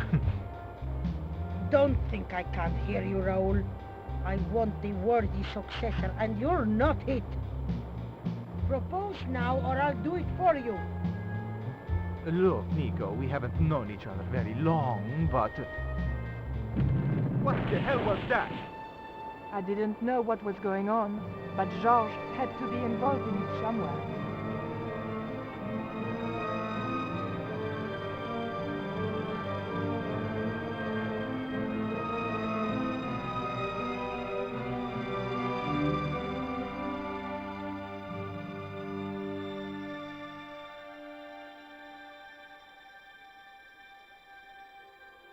I ain't gonna say a thing, 'cause that sweet sound of falling masonry says it all. Quick, senor, the river. Huh? Wait, What about Nico?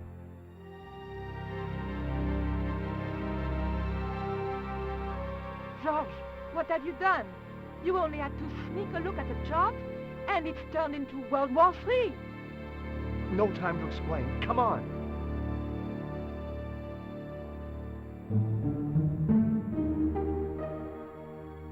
Don't move, terrorist scum. You talking to me, Junior? Yes, I'm talking to you, fat man, and my name's not Junior.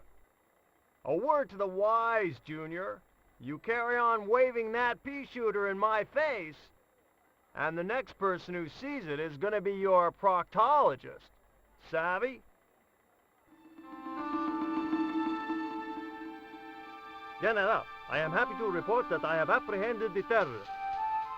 You idiot, not them. The other American and the French woman. They're the ones.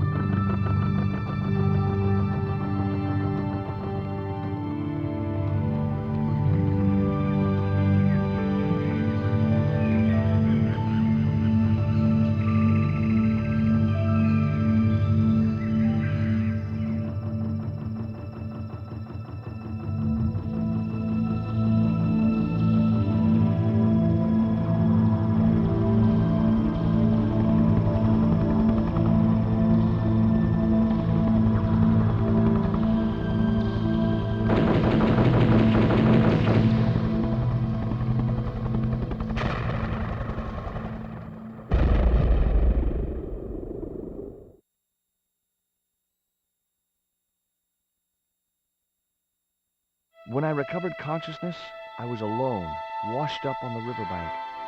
My head was aching fiercely, and my mouth tasted like a swamp. At first, I thought the music I heard was in my head. Just my luck to wind up in paradise with a migraine.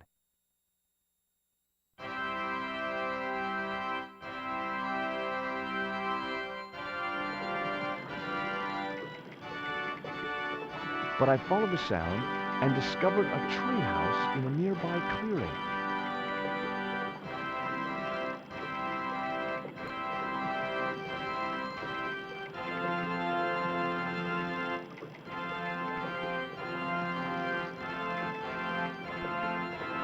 That vine rope could be useful.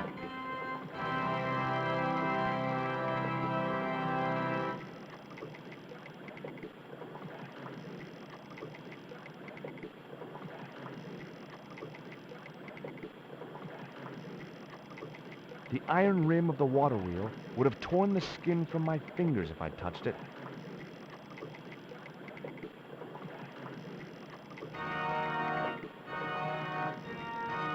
It was a pile of damp leaves.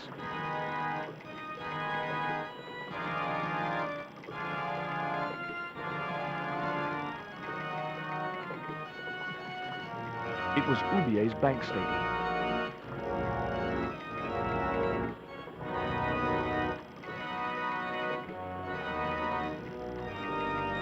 I placed the bank statement over the damp leaves.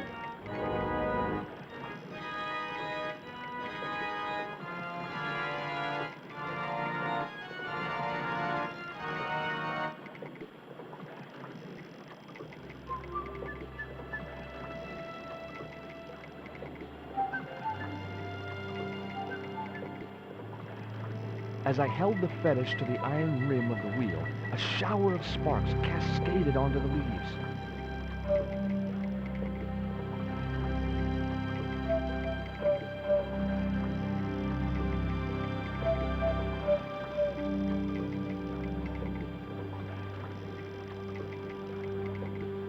Quick, men! Put out that fire! I've got a sick woman up here. Sorry, Father, but I needed to attract your attention.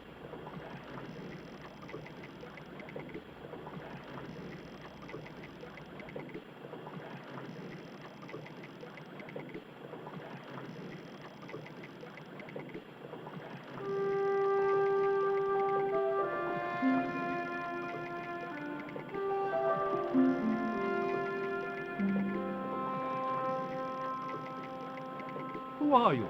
And what do you want? My name is Stobart, George Stobart. I'm Father Hubert. I don't suppose you speak French. Huh? Why do you want to know that? I found a young woman with a fever by the river this morning. The poor girl is close to death, and there's nothing I can do for her but pray. I don't understand her, but I think she's speaking French. Hang on. That must be Nico.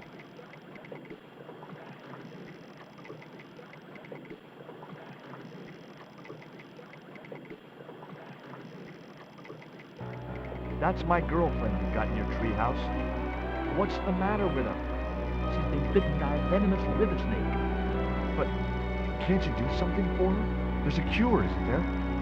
I ran out of penicillin and morphine years ago. But the local people speak of a root which they believe will counteract the poison. Where can I find this root? I don't know.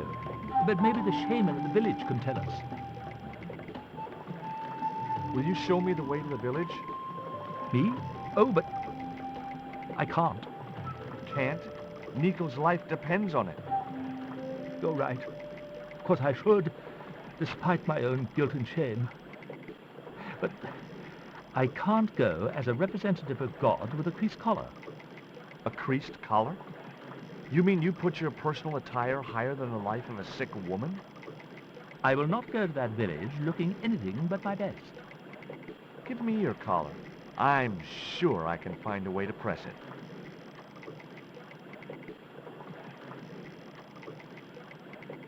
Thank you, my son. In the meantime, I must contemplate my sermon.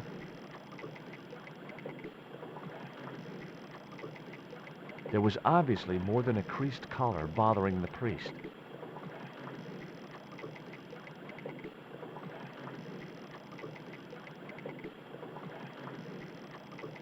What are you doing out here in the jungle? God's work. Not quite the destination I had in mind when I set out, but... well, you know what they say? Mysterious ways and so on.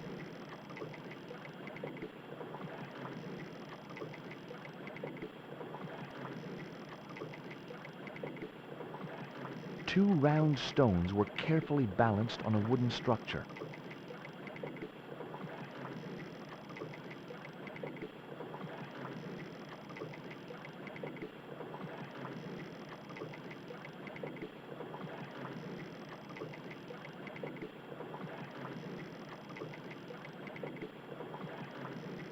So there I was, hundreds of miles from civilization, doing the housework for a priest.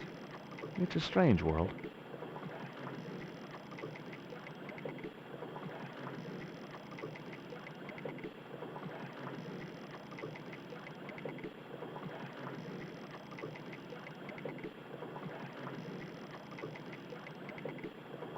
The vine provided a drive belt to connect the two stones.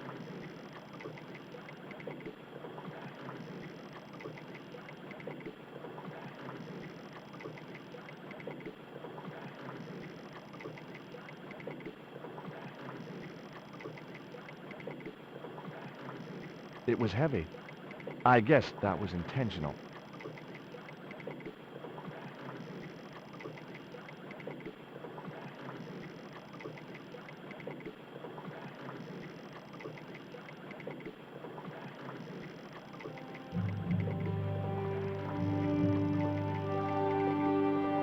The press worked surprisingly well on the collar.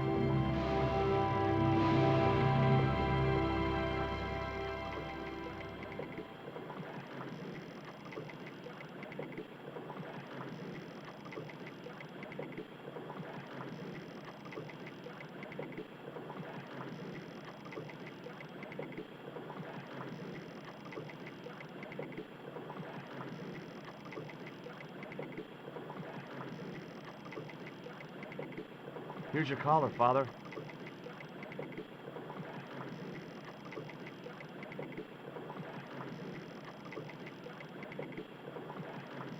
Thank you, George. You probably think it a little odd of me to make such a fuss. Oh, no.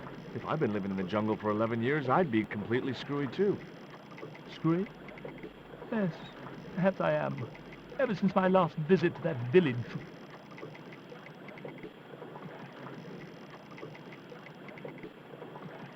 Now you've got your collar back, will you take me to the village? I've still not finished my sermon. Look, Father, I still don't know why you're so reluctant to visit that village, and it's none of my business. Whatever the reason, it can't be more important than saving Nico's life. You're right. I must be crazy. We must make haste if we're to reach the village before nightfall.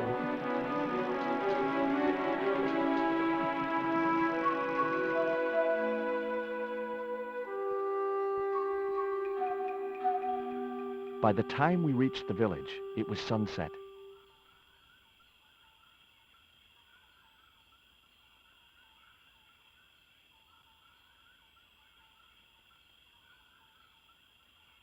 Hello, boys. Glad to see you're still wearing the underpants. What? They're the best Christmas present we ever had, Father. Mine are too tight. Well, we all have our cross to bear. This is George. He has a request to make. I'm afraid I can't stay. Good luck, George.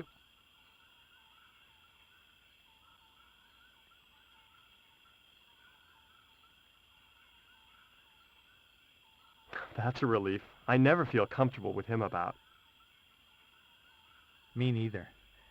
These damn pants keep riding right up my butt. So, what do you want?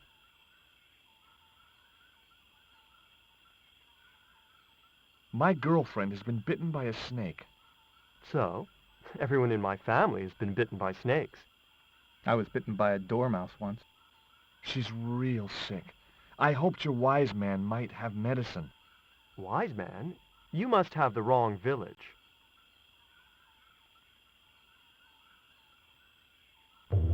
Father Hubert said there was a wise man in the village who could help me. No, there's no one of that description here. Ooh, he must mean the old man, the shaman. I thought he just made up all those stories he tells. I never thought of him as being wise.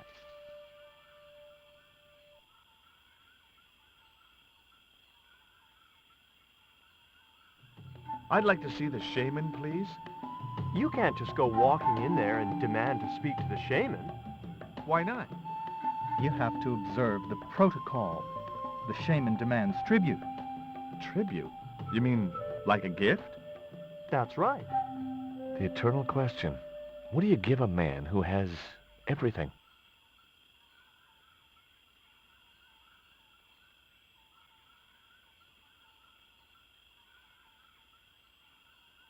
Would your wise man have any use for lipstick? Not in that color. Haven't you anything in black? Of course I don't. Are you going to stand by and let my girlfriend die? Of course not. What do you think we are, savages? We'll start the preparations for a cremation feast.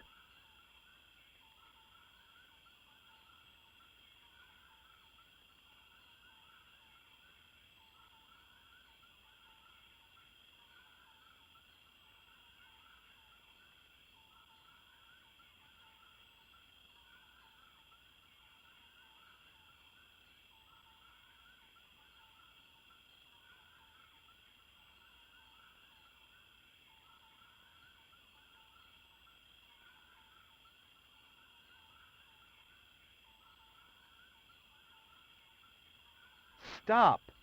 This is a private village.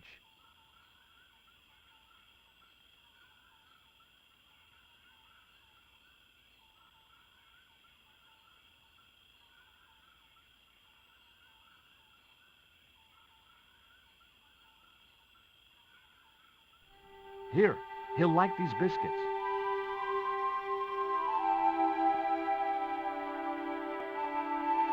If you say so.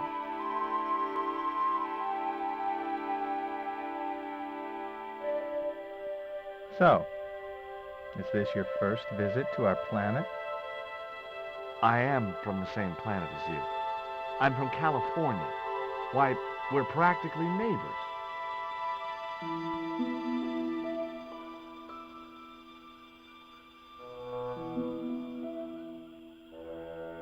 He liked the biscuits. especially the black ones. He wants to know if you've any more.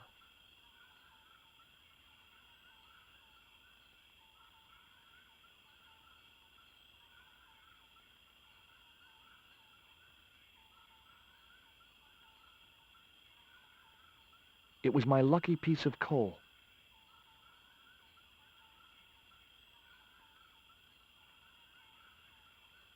I put my lucky piece of coal in the empty box.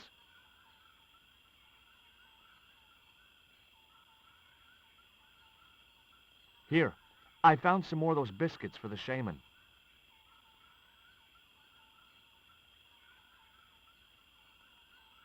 I'll give them to him.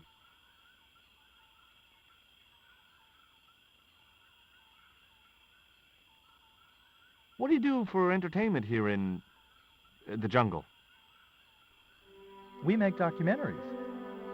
Me and Tabtic, we've appeared in 7 TV films and an article in National Geographic.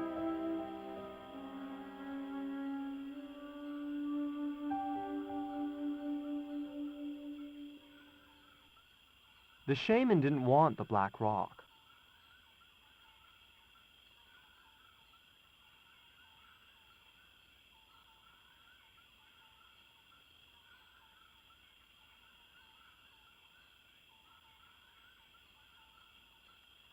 It was the black obsidian stone which had been sent to Nico. One side bore a grotesque image of a dog's head. The other was blank.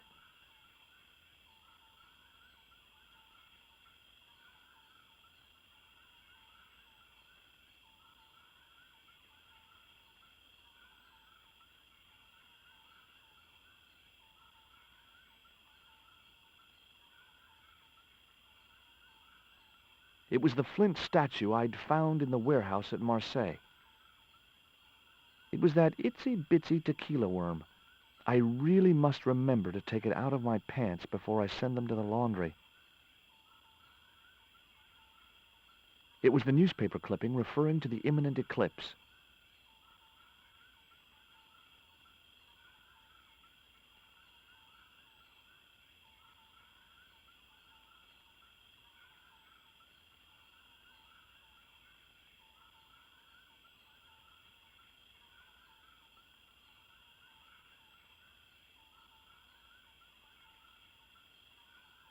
I dropped the tequila worm into the empty box.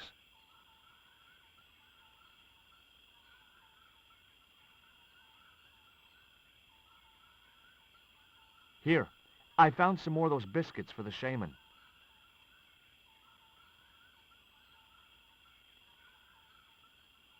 I'll give them to him.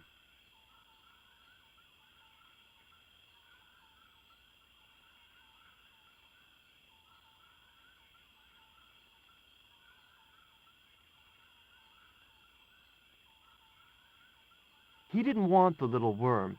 He's a vegetarian.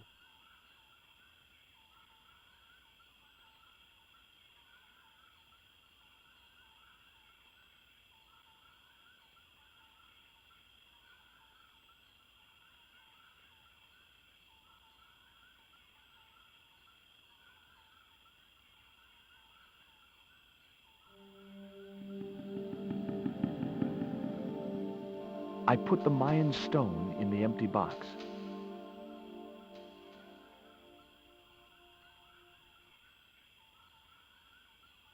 Here, I found some more of those biscuits for the shaman.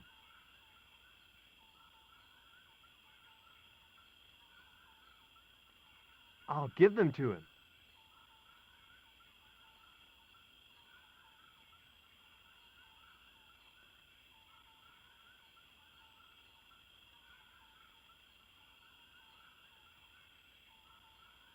The shaman wants to talk to you. I hoped he would. Well, it's been nice to talk to you guys.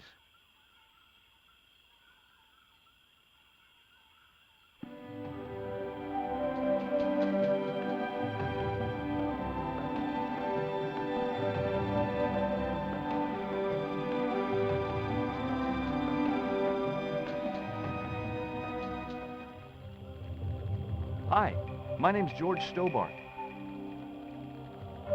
Please, sit down. Welcome, George. Thanks. It has long been foretold that a white man would bring the Coyote Stone to this village.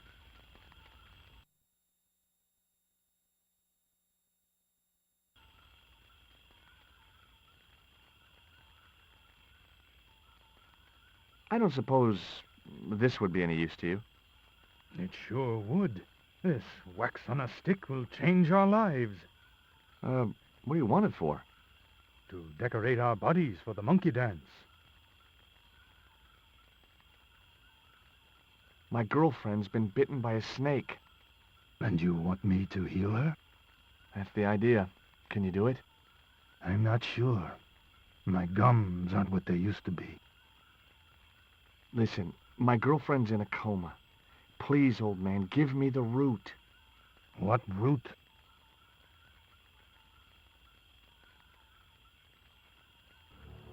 Father Hubert told me of a root which could cure the bite of the river snake. There's nothing sacred with these people. That was our secret, known only to members of my tribe. If that root is my chance of saving Nico's life, then I want it. Fast. There is time yet, George Stobart. Time to learn why you were called here. Fine. If I listen to your story, then will you give me the root? The eel travels far, but still returns to the place of his spawning. And look, I'm running a tight schedule, so can you skip the riddles?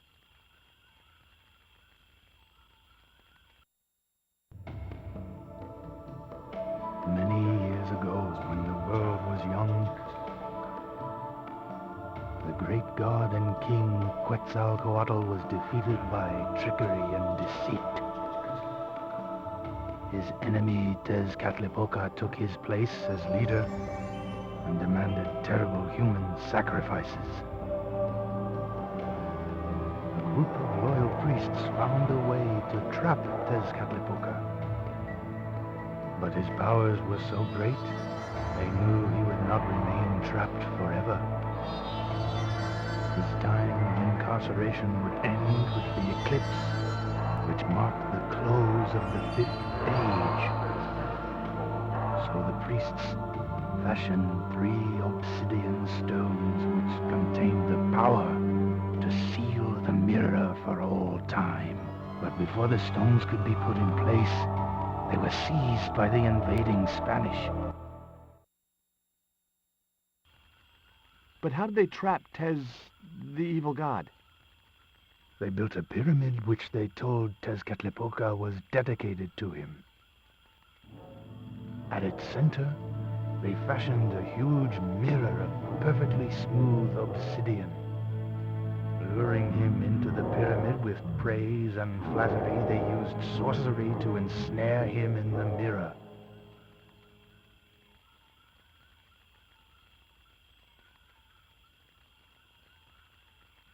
What happened to the stones?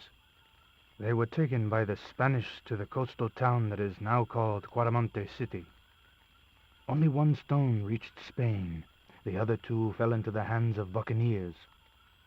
The Jaguar stone was captured by an English captain, El Draco. The Eagle stone was taken by a pirate called Ketch. The 3rd stone, the Coyote stone, reached Spain safely. That is the stone in your possession.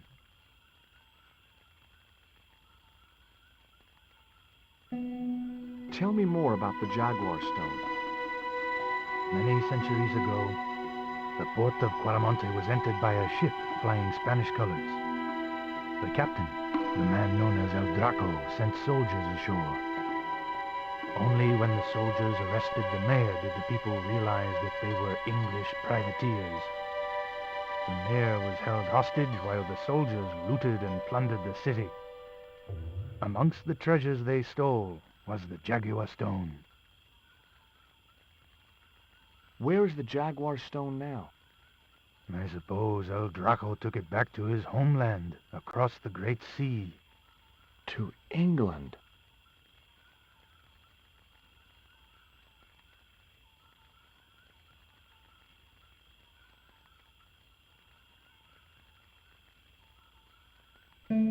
Tell me more about the Eagle Stone. The stone was loaded onto a galleon with many valuable artifacts plundered by the Spanish. But shortly after leaving harbor, a terrible squall blew up and damaged the ship. The ship was intercepted by a bloodthirsty pirate, Captain Ketch. Ketch made short work of overpowering the crew, stealing the treasure, and sinking the Spanish ship.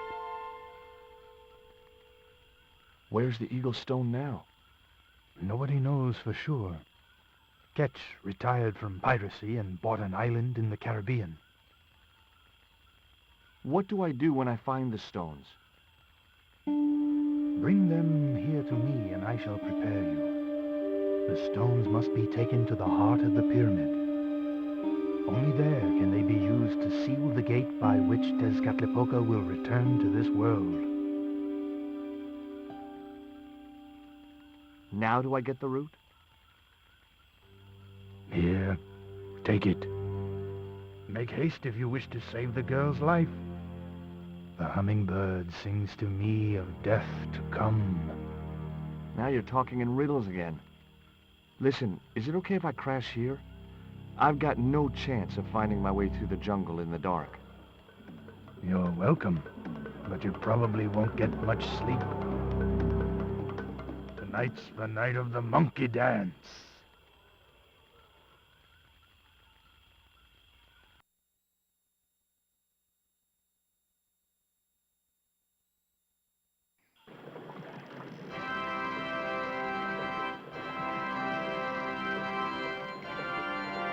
I left the village at dawn and stumbled back through the jungle in a post-party daze. It was just like sneaking back to my parents' house when I was younger. Except Oakland didn't have monkeys or parrots.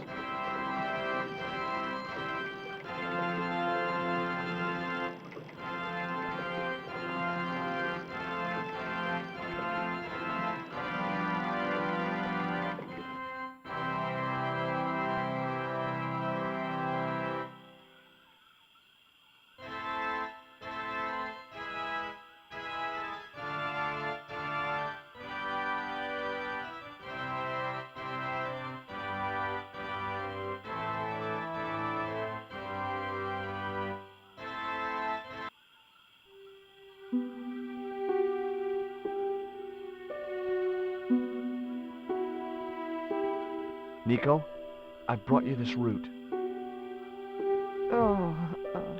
No way was she going to be able to chew the root.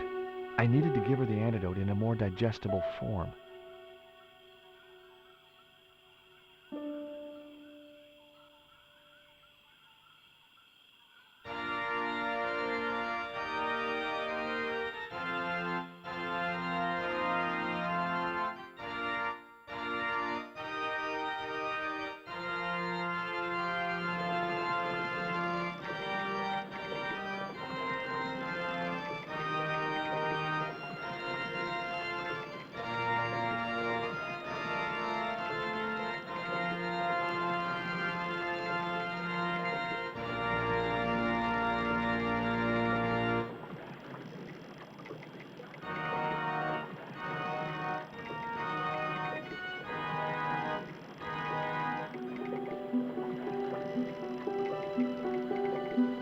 The cone was ideal as a makeshift container.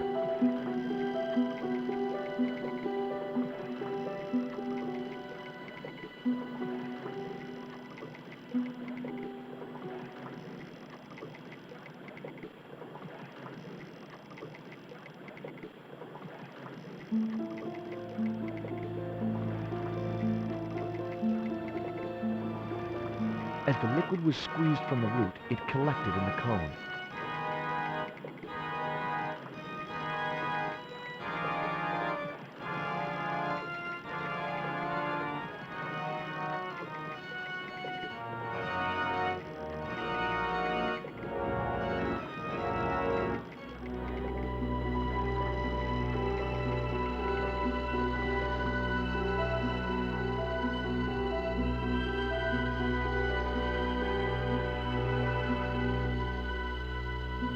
Look, Hubert, the antidote.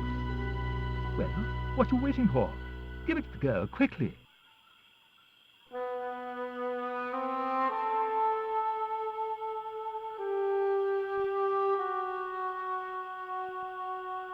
Nico.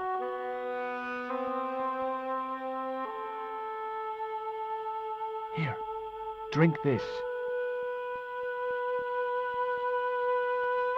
Oh, George, it's horrible. Just swallow it down.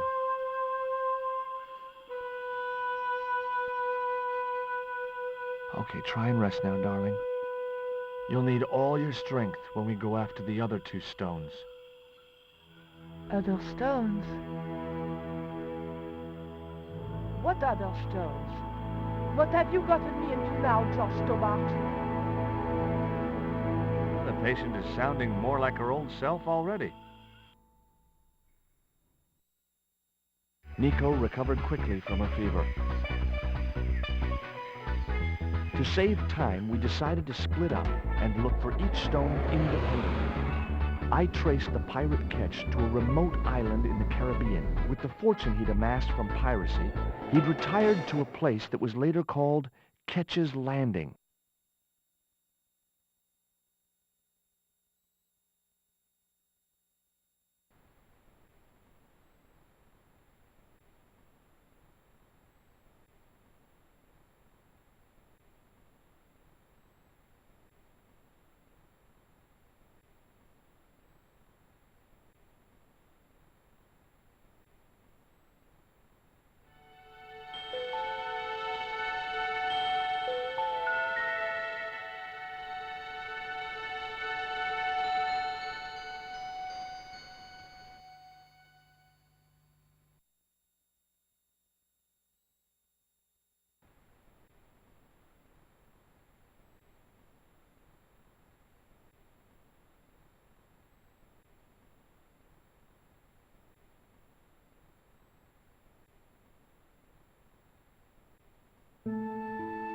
I just had to sneak a look at those plans.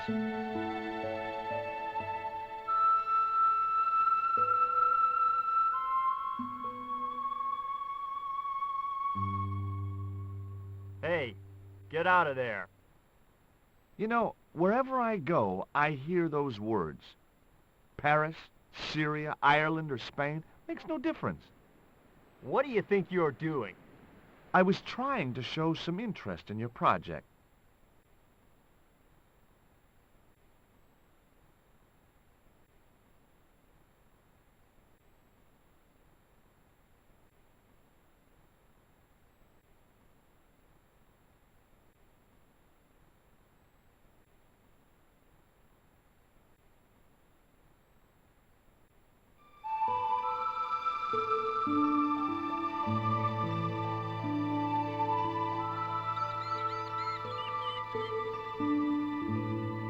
Hi, is this Ketch's Landing? Yeah, man. You want to buy some fish? Nah, I don't like fish. What's your name? Rio. It means river.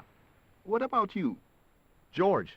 It means, well, it's just a name.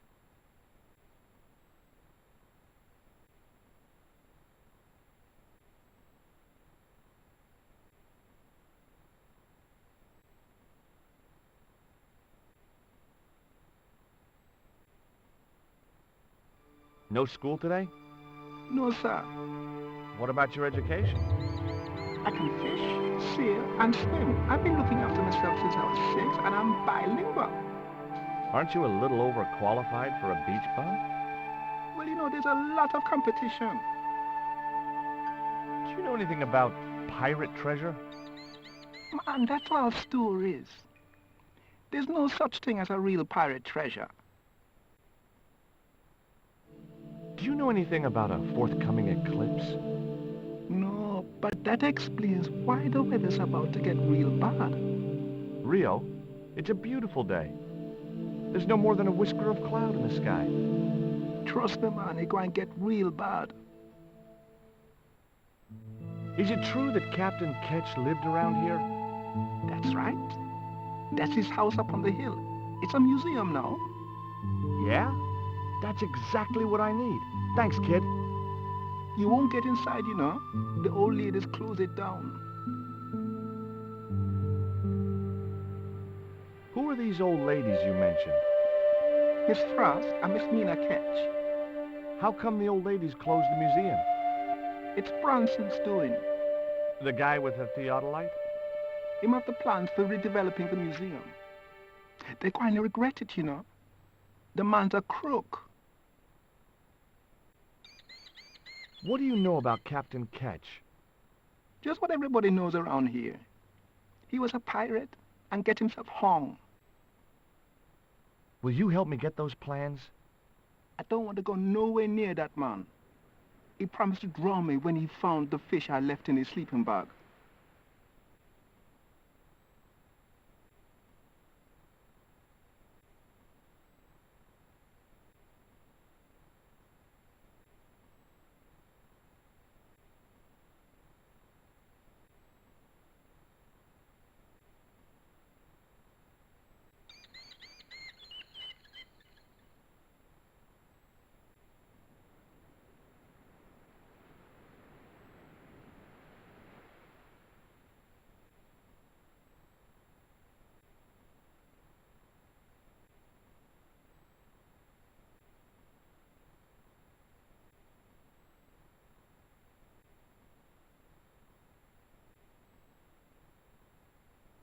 My name's George Stobart.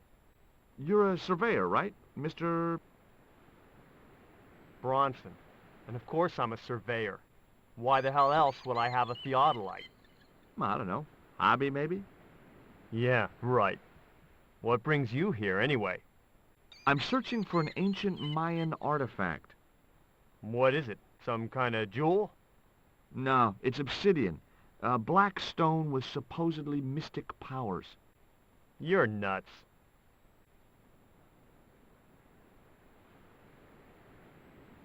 Tell me about the two old ladies. Who? The Ketch sisters. One of them's crazy as a coot, and the other will turn you to stone if you're not careful. Say, was that kid giving you trouble? The Fisher boy? No, he was very polite. Ha! He's a juvenile delinquent. I suppose he told you I was a crook.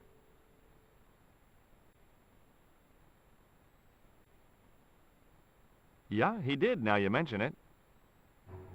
One of these days, that kid's gonna have a boating accident. Even if I have to hold his head under myself. Catch you later, Bronson.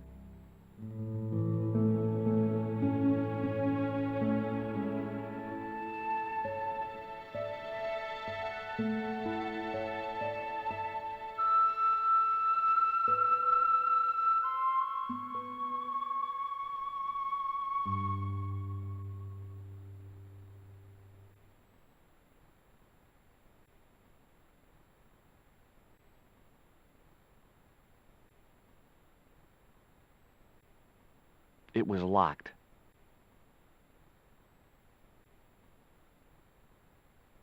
The house is closed. How come? It is undergoing refurbishment. Refurbishment? Where are the workmen? Preparation is half the work, young man. The intention is to prepare the museum for the new century. The Frederick Ketch Memorial Museum. It would look nice in neon. A museum for a pirate? There was a stony silence. Frederick Ketch was emphatically not a pirate. It's precisely this sort of vile misrepresentation that Mr. Bronson is seeking to rebalance. Oh? How? Mr. Bronson has kindly agreed to undertake the museum's refurbishment at a very reasonable price. He understands the importance of a sense of history. Funny. That's not the impression I got of Bronson at all. He also understands spherical geometry.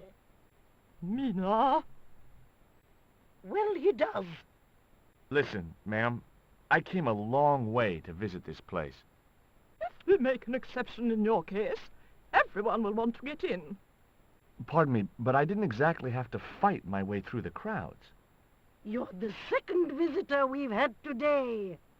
No, I'm sorry, but it's impossible.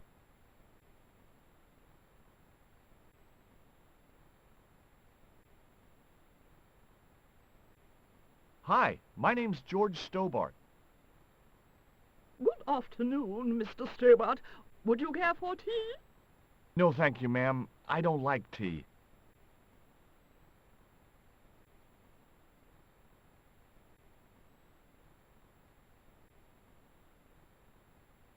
I've been talking to Rio, the little fisher boy. I'll thank you not to mention that little wretch in my presence. Dirty little whelk. Nasty fishy boy. That will do, Mina. I gather you don't have much time for the little boy. That child is a delinquent, Mr. Stobart. Yeah, well, he's only, what, 11, maybe? A knave with one hand on the top. What is it about Rio that you don't like, Miss Frost? Well, once upon a time, he and Emily... Be quiet this instant, Mina.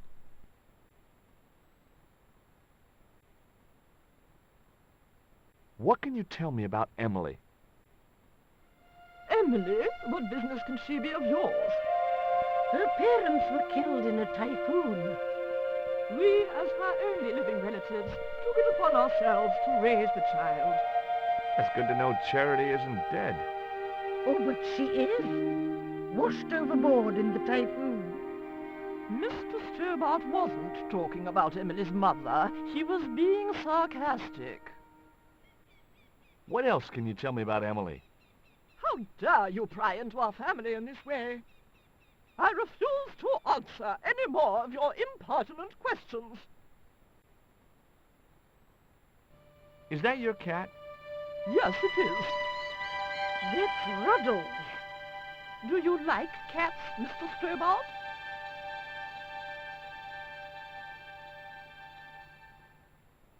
I love them. They're so cute with their claws and their little puckered butts.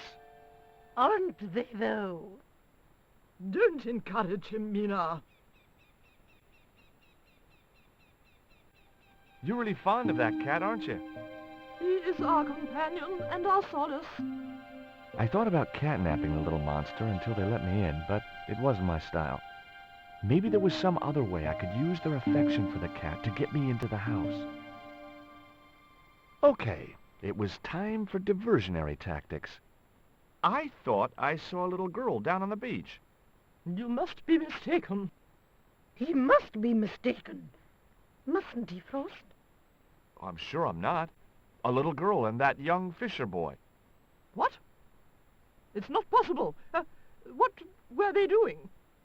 Oh, the kinds of things that all little boys and girls get up to at their age. When I was a little girl, we used to play cows and milkmaids.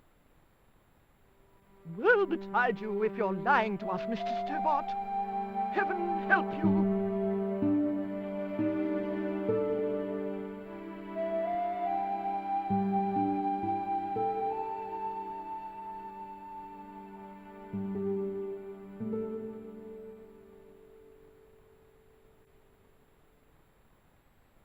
With a creak of ancient corsetry, the sisters sailed majestically over the distant horizon.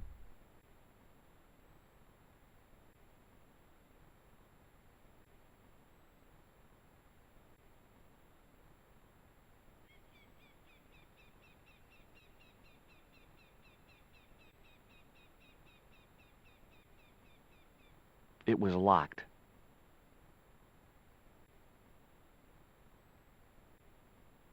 It was locked.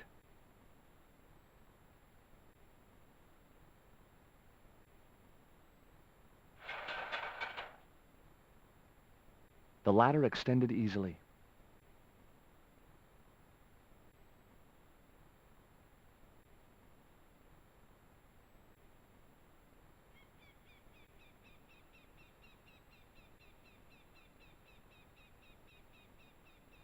Just my luck.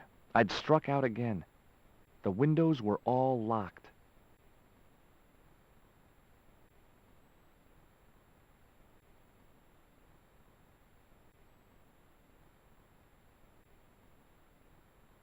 I couldn't reach the flagpole, and a bush stopped me from moving the ladder across.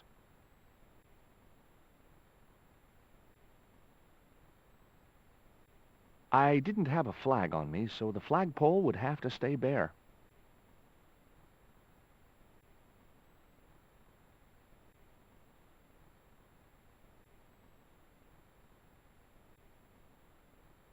I couldn't reach the flagpole, and a bush stopped me from moving the ladder across.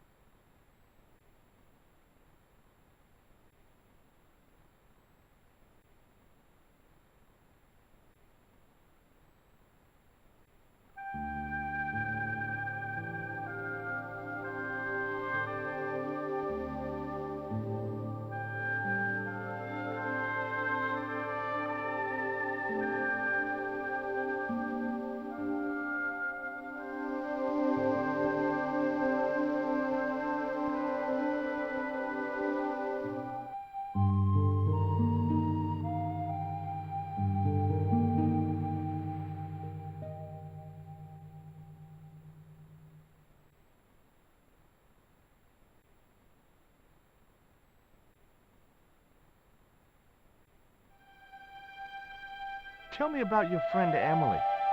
Why are you so interested in Emily Ketch? Emily Ketch? A descendant of Captain Ketch, the pirate? Yeah.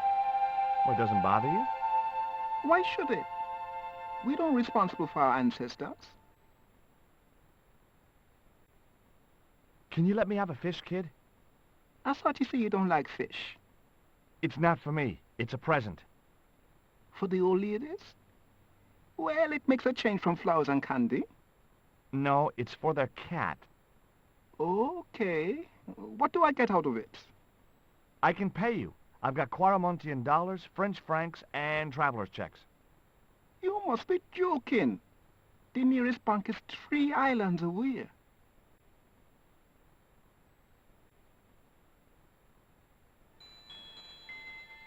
Is this worm worth a fish? Could be good bait. How did it die? I think it drowned in tequila. Just like my Uncle Gabriel. Yeah, I'll have that. Okay, I'll get you a fish. It might take a while, though.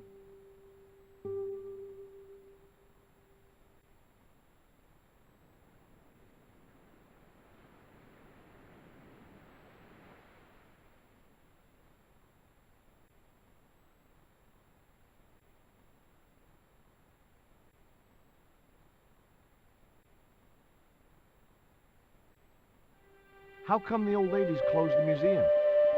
It's Branson's doing. Him have the plans for redeveloping the museum. Oh, I know all about Mr. Branson's plans.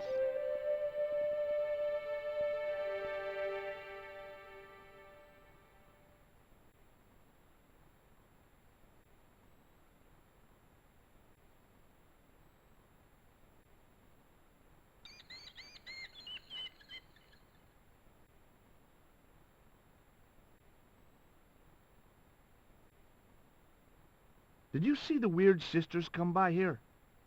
Did I? They look madder than usual, so I hide until they're gone by. Just as well. They thought you were playing with Emily. Boy, were they steamed. Emily? You're madder than them. No luck with a fish? No, man. They don't want bite. That's 'cause they know there's a storm brewing. Storm? I don't think so. Hey, I caught a bite. You have? It's a big one. A real big one. Reel him in, Rio. Jeez, it must be a whale or something.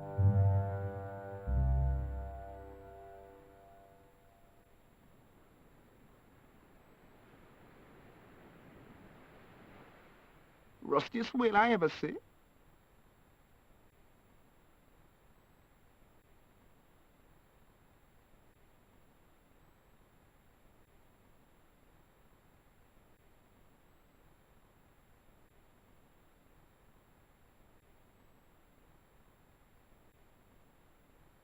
The only serviceable part of the bicycle's wreck was a rubber inner tube. You just never know when you're going to need stuff like that.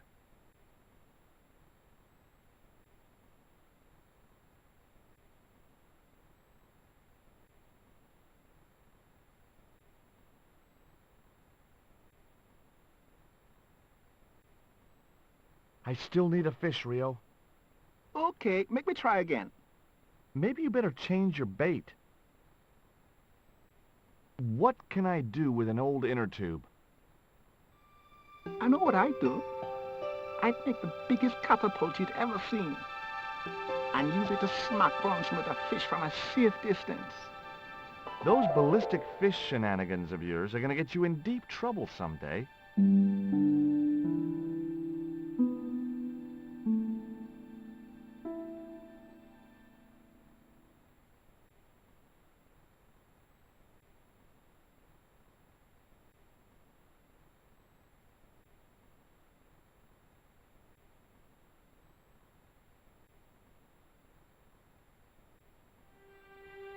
There's a fish, my man. I can't put it in my pocket while it's flapping about like that. No problem.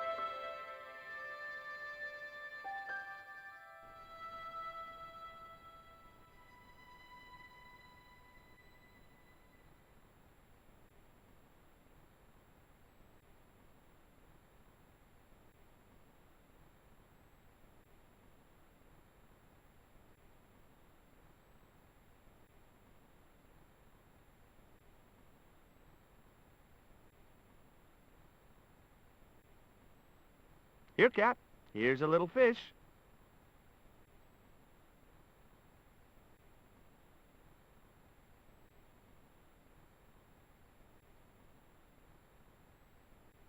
The little monster ate the fish, but never strayed far from the ball.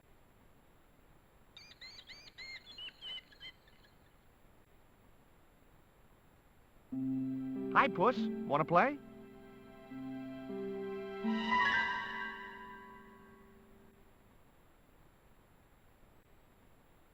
Hey, Cat. Watch where you're putting those claws.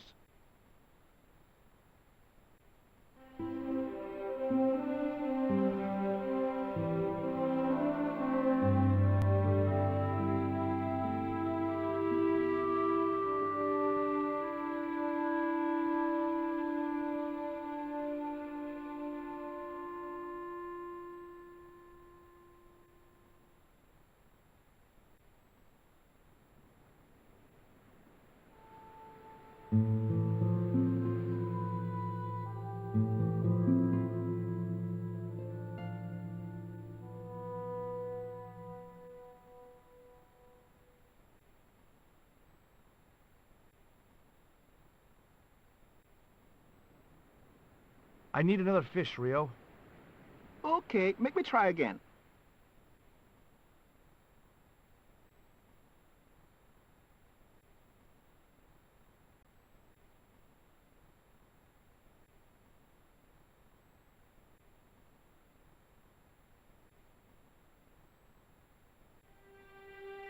There's a fish, my man.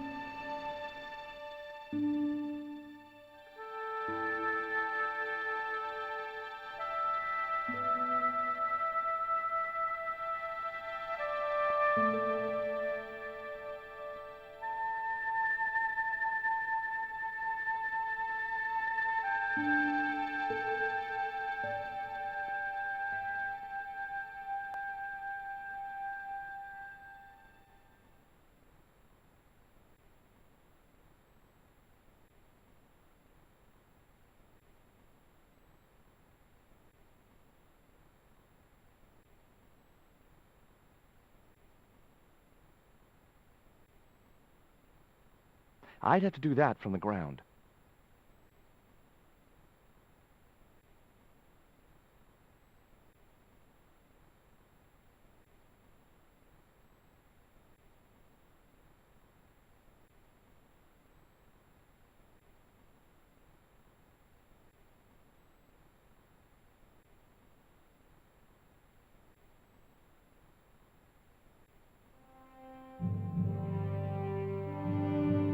That should get the old cat dancing.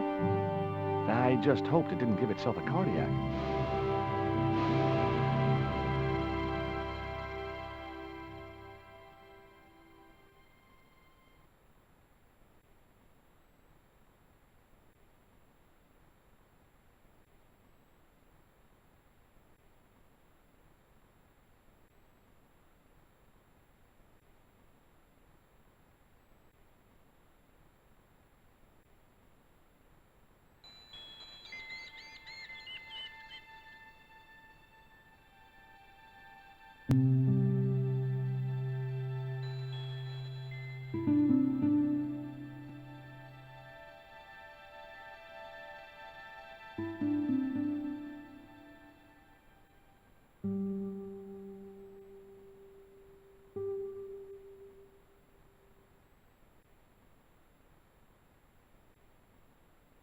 I wasn't going to risk further laceration by the cat's claws.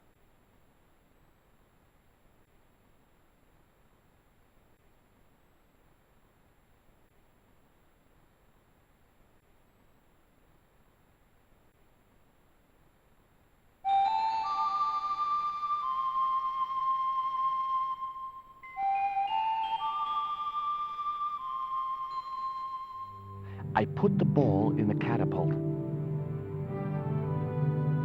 Took aim. Yes! Okay, so it was a lucky shot. But I'd knocked the theodolite target clean off the end of the flagpole.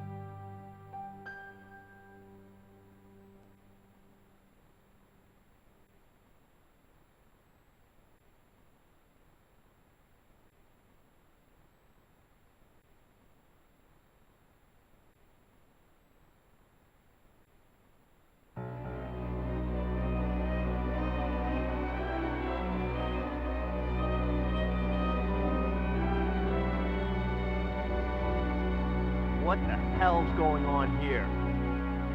Hi, Bronson. Nice to see you, too. You again. Have you been screwing around with my theodolite target? Where is it? I had to climb out of the window to put that one on. Damn it, I'm gonna have to go through all that again. Not this time. The house is locked up and the sisters aren't here. Hell's teeth! I'll have to put the spare target on the other flagpole. A whole morning's work wasted. I'm gonna fix all this, and then I'm gonna fix you, you hear? Yeah? Fine. I'll be waiting.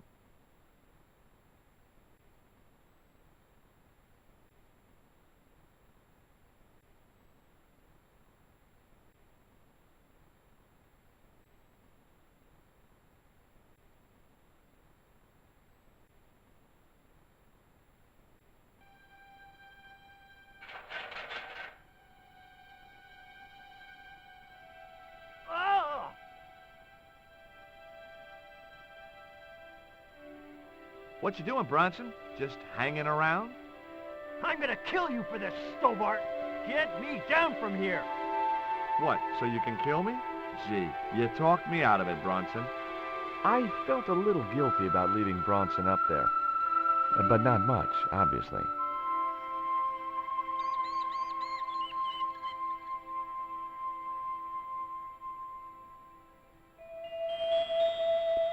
The marker was a bright, shiny thing, and I have a weakness for bright, shiny things. It wasn't going to be much use without the theodolite, though.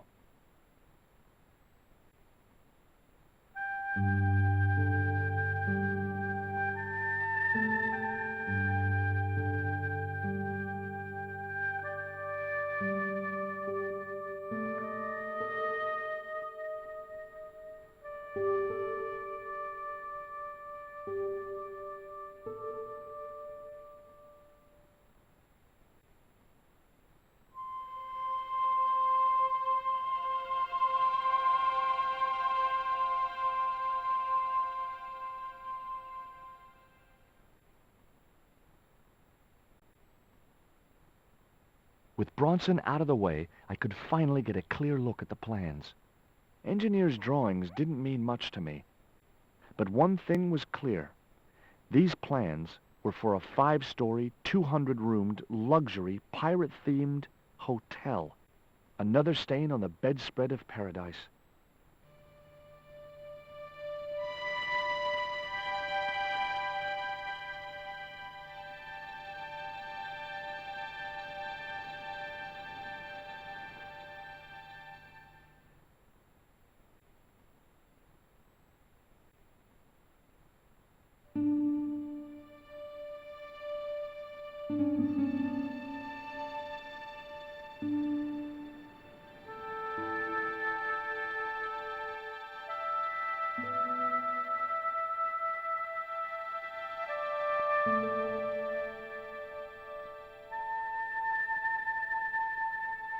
You there!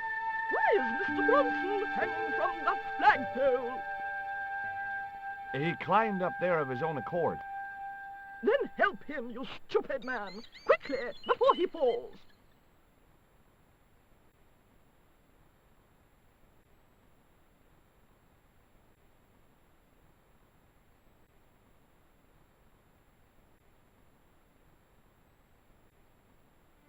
Here, Bronson's plans.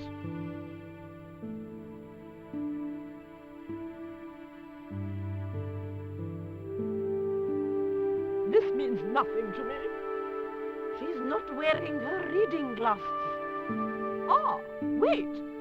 Yes, I see now. I see it all too clearly. That man is planning to build a huge hotel. Bronson is a confidence trickster. Mina, we have been duped. I'm glad we didn't sign his contract. Oh, I hate tricksters, especially confident ones. Come, Mina.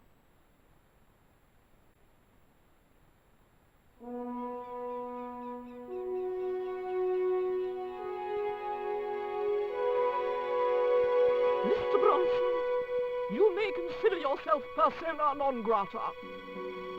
Yes. Cave Canum. Kindly disentangle yourself from our flagpole and eject yourself from our property this very minute. Disentangle. Eject. Hey, cut that out, you crazy old bat! How dare you? Mina isn't crazy, she's just engagingly eccentric. Yeah, as a bedbug. Ouch! Lovely as this little vista is, I'd be really grateful if you could let me into the museum now. Certainly, young man. We are most grateful to you for exposing this scoundrel. Mina, the lock.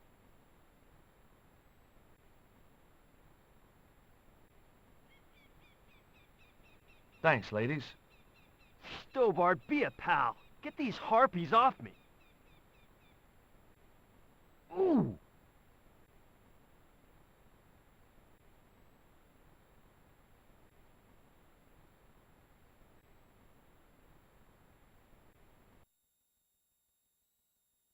While George was basking in the sun-drenched Caribbean, I went to London. It was a long shot, but I thought I'd start my search for the Jaguar stone at the British Museum.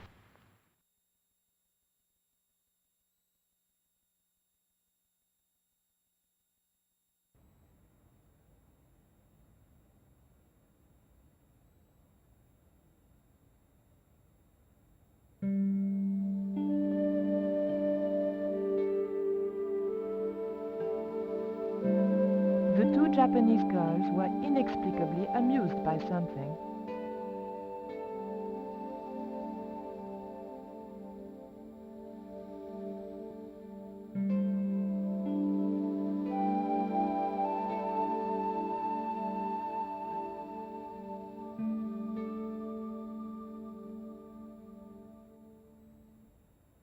Bonjour. I wonder if you could help me. Ohayo gozaimasu. What's so funny?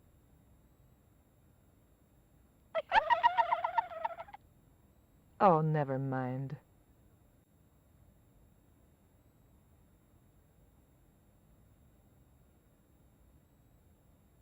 It was a stone identical in size and style to the coyote stone. However, this stone bore the image of a jaguar.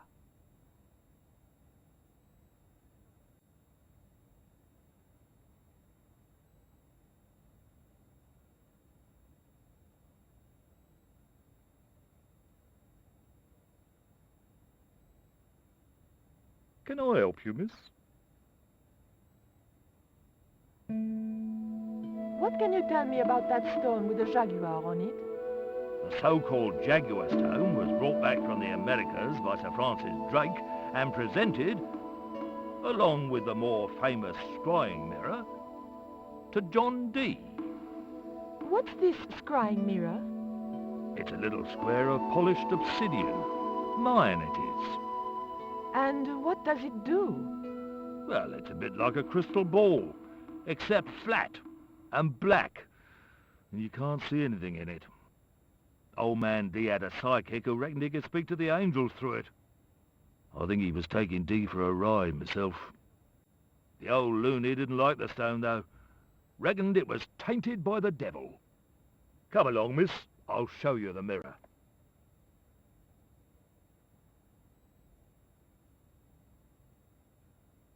There. John Dee's famous scrying mirror, given to him by Francis Drake. Do you know if this mirror has any relevance to Tezcatlipoca? Who? I can't even say it. Ah, there's someone here who'll be able to help you better than me.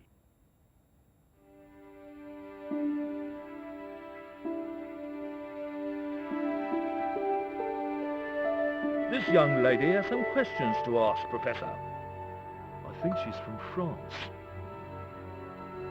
Professor Rouvier. Eh? What? You two know each other, do you? Excuse me, the telephone.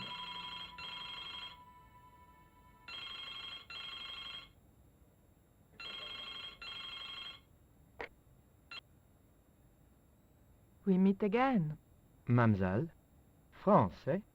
Yes, I believe that's where you live, Professor. I have a house there, on the outskirts of Paris, but I haven't been back for many months.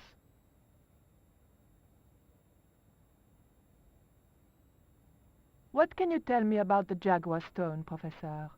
It's obsidian, from the Chichen Itza region.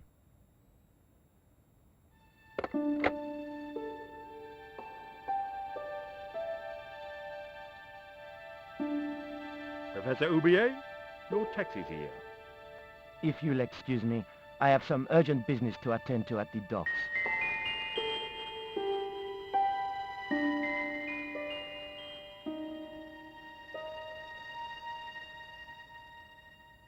Can you answer me some questions about the Jaguar stone? Certainly, miss. If you just step this way.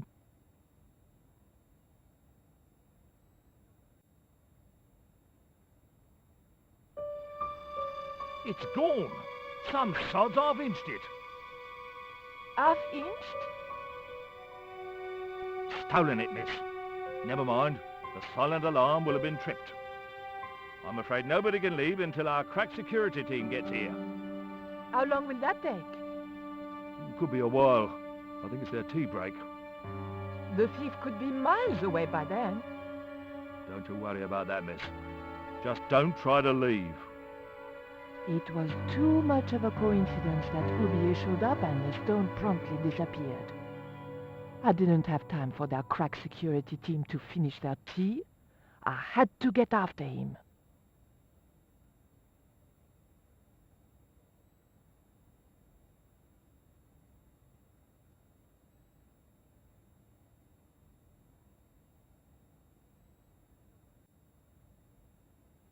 I doubted the girls would be any help to me.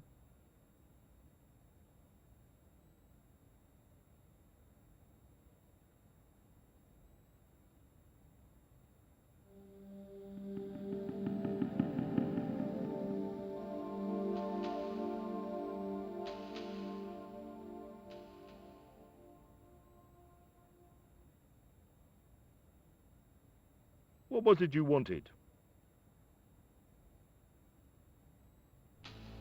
Look at this. The thief left this key in the cabinet. Oh dear. Oh dear, oh dear, oh dear. That makes the theft an inside job, right? Oh dear. In other words, the thief was Professor Oublier. Well, let's leave that for the police to decide, shall we? I better phone them right away.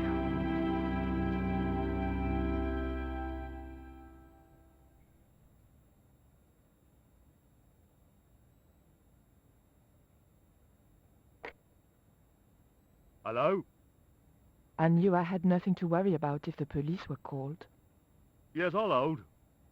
But I had to catch up with Oublier, and fast.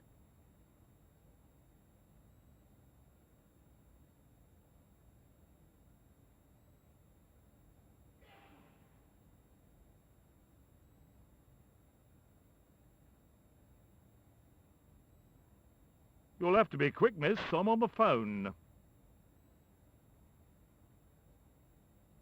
Don't you think it's suspicious that Oublier has urgent business at the docks? Not in the slightest, young lady. He's gone to oversee the unloading of cargo. An exhibition of Mayan sculpture on loan from Mexico City. What's the name of the ship? The Xibalba Princess.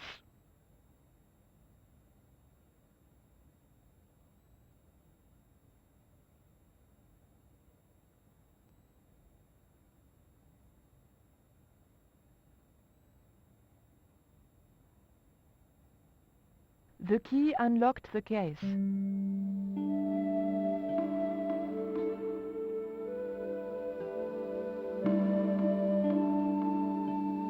I locked the case again and took the key.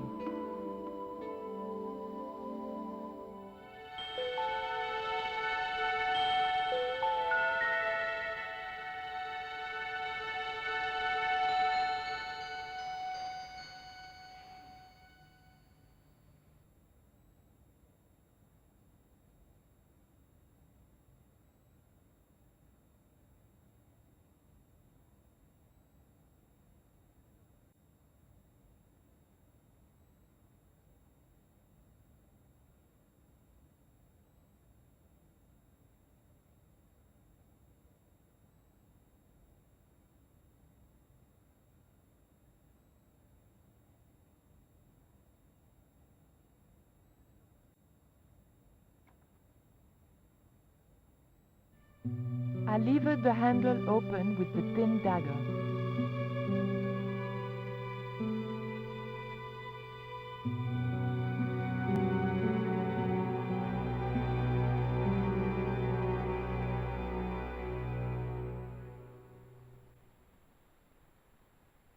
The room had been decorated to resemble the interior of a sailing ship.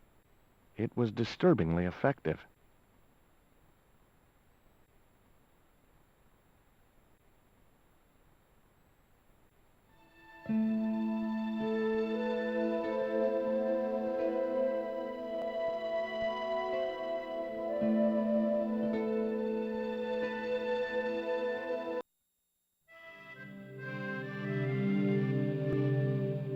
Captain Frederick Ketch, 1570. Around his neck was a cross. Maybe he was a part-time pirate.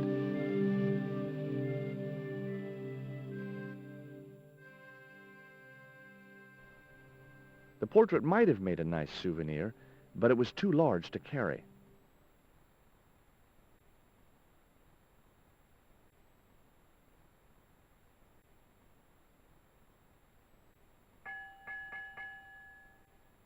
Two bells and all's well. Pirates were cool.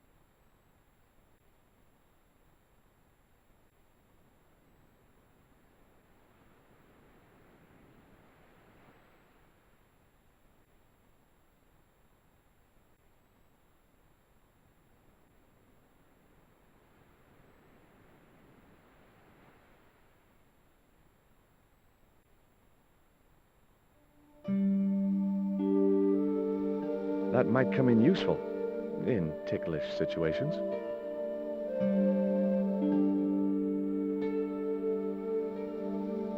That looked like that's where it was supposed to be, so I left it there.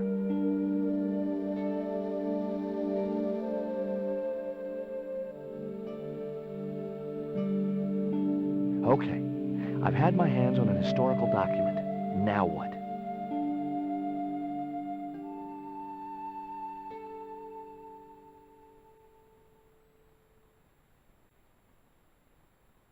The chart fitted exactly into the recess on the top of the desk.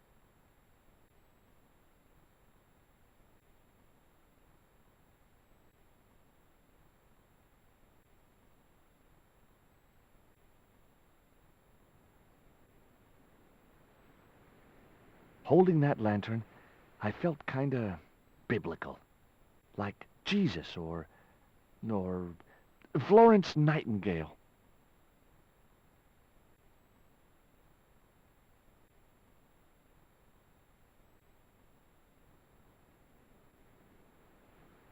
That looked like that's where it was supposed to be, so I left it there.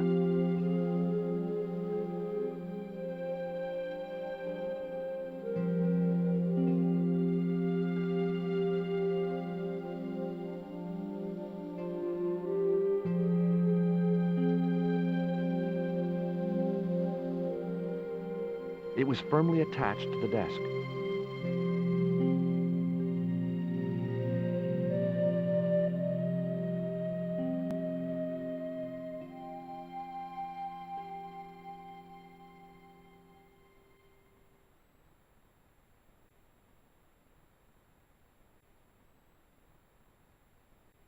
The lantern fitted so precisely in the inkwell, it could only be deliberate.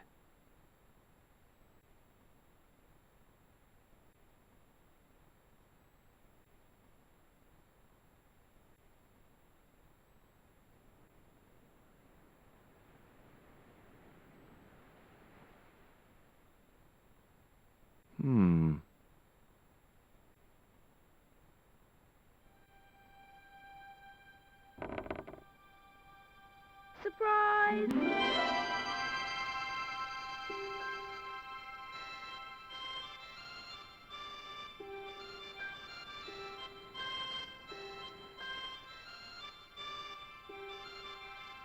What the? Who are you? I'm Emily.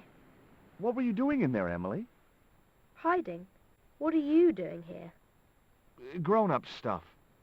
Grown-ups? I'm never gonna grow up, I'm not. You shouldn't be here. What's your name? I'm George. Pleased to meet you, Jaws. George. Jaws, Jeez. make your mind up.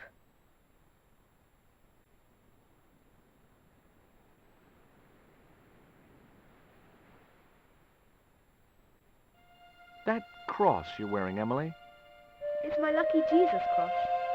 it's just like the one Captain Ketch wore. Uh-huh. Can I borrow it? Uh-uh. What would you trade for that cross, Emily? A puppy. Well, I don't happen to have a puppy in my pocket right now. Can you think of anything else you'd trade? Don't know.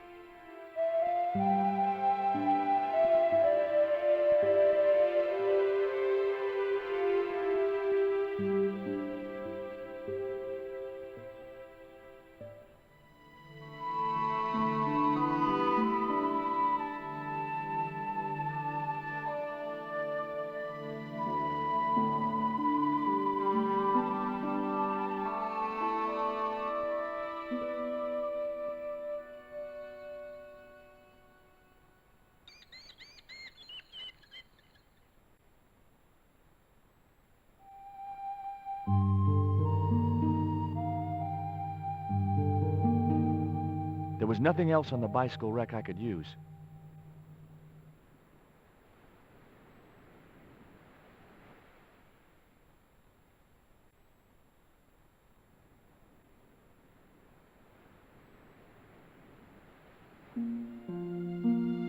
What do you give to a small, irritating girl who asks about everything? Try a conch. Delicate colors, interesting shape, and when you put it to your ear, you can hear the sea. Yeah, why's that? Usually because you're standing next to it. Cool. Have you got one? Yeah, but I promised it to my sister. She's well vexed with me.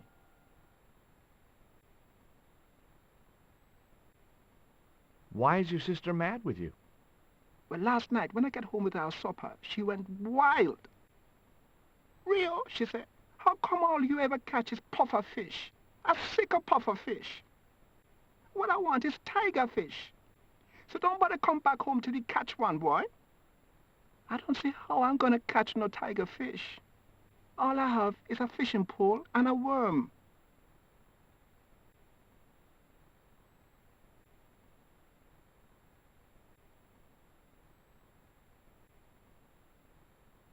What do you need to catch a tiger fish? One of them real fancy flies like the rich fishermen use. Any use for a quill? What's a quill? It's what people used to write with in Captain Ketch's days. No, I'd sooner be fishing.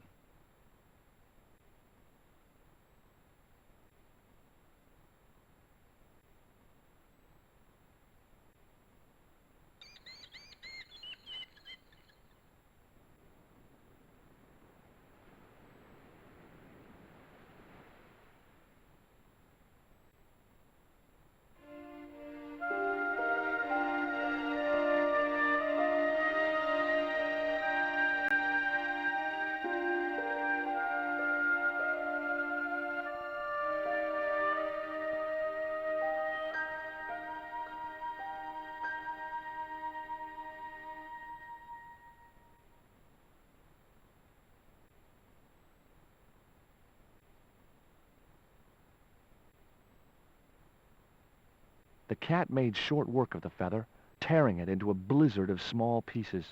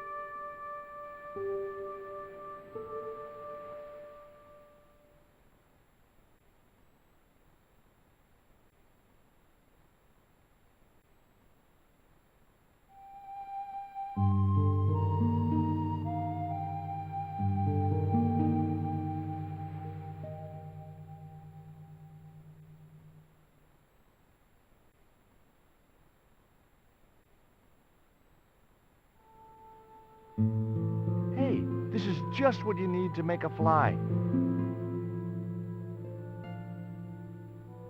Thanks. Let's hope them tiger fish hungry. A deal's a deal. Here's a conch.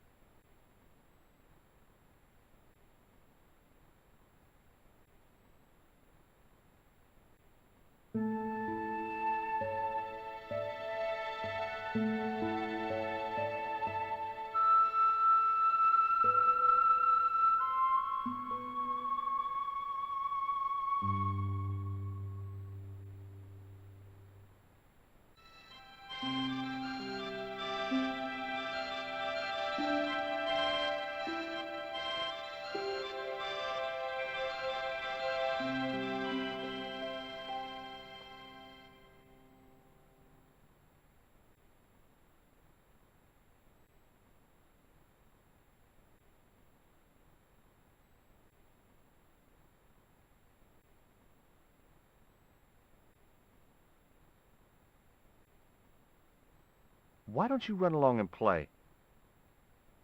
Aunt Mina told me. Stay out of mischief.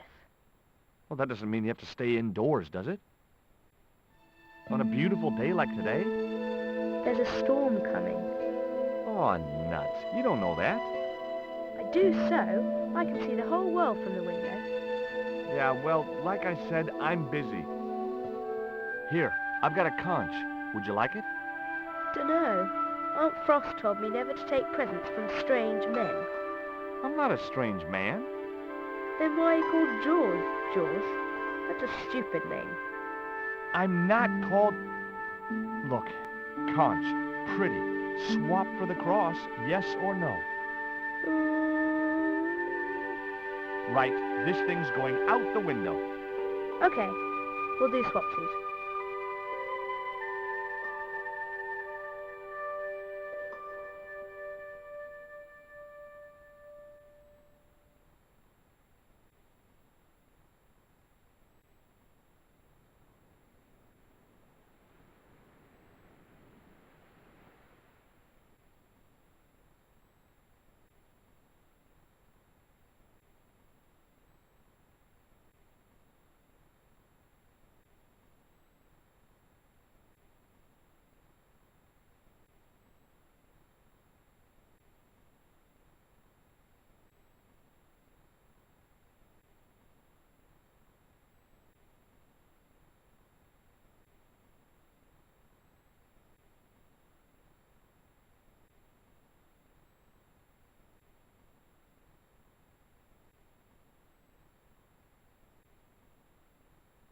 Ketch's cross slipped snugly into the penholder. What you doing, Jaws? I've put your cross in this little hole in the desk. Why? Impulse, mainly, with a dash of irrational intuition. Silly. Only women have intuition. The lantern cast a strong light over the desktop. The light cast a shadow of the cross.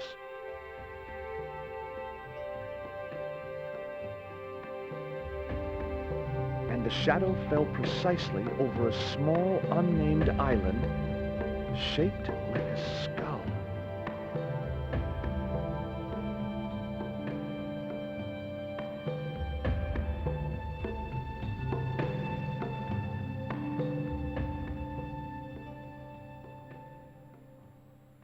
That must be it.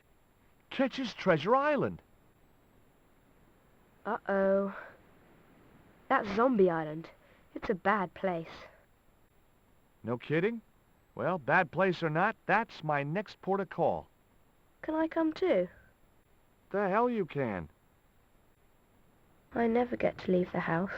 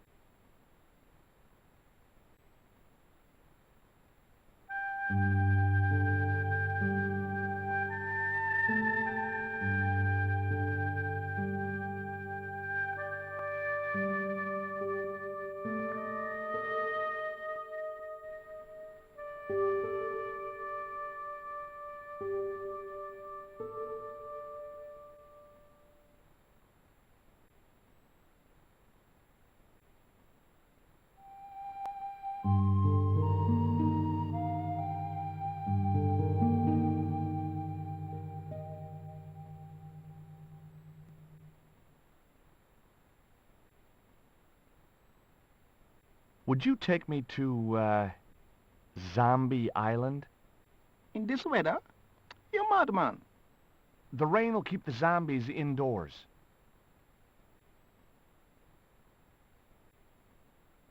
Just say I did meet a zombie. What would you do? There ain't no zombies on Zombie Island. At least, not anymore. It's uninhabited. Good. What do you mean, not anymore? You still want to go? I guess. Well, I ain't had no luck with them tiger fish. And with the mood my sister is in, I'll be safer with the zombies.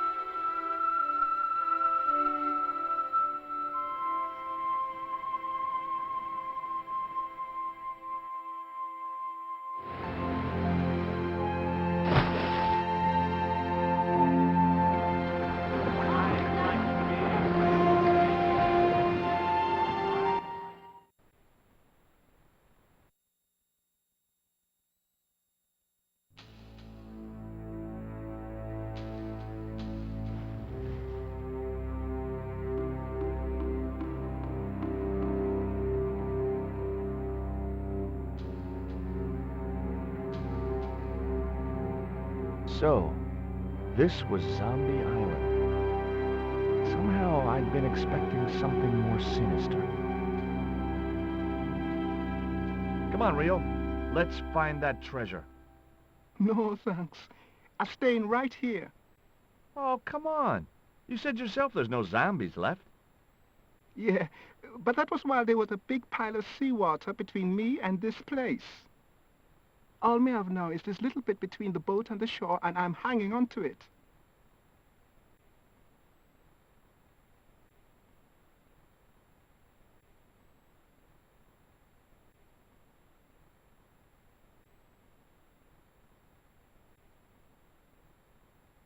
It was too high.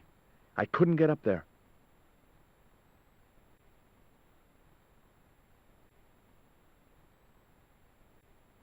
Rio's boat was strewn with fishing nets and tackle.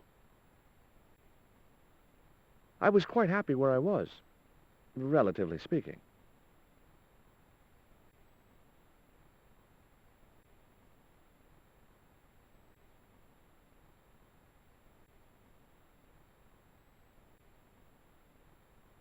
Could I borrow your net?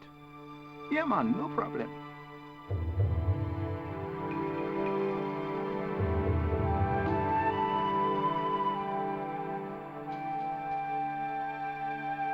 You planning on catching some fish? Nope. I'm after a big rock.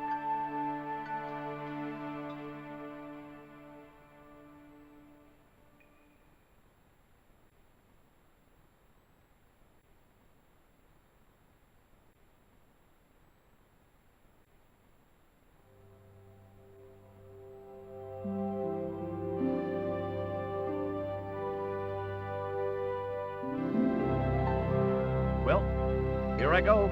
Wish me luck, Rio. Good luck, George. Watch out for the walking dead.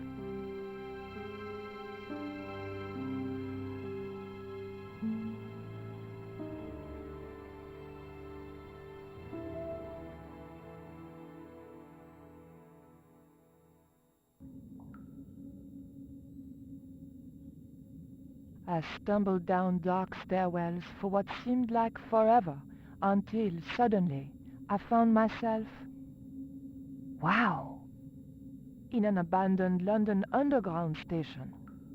This place must have been closed down decades ago.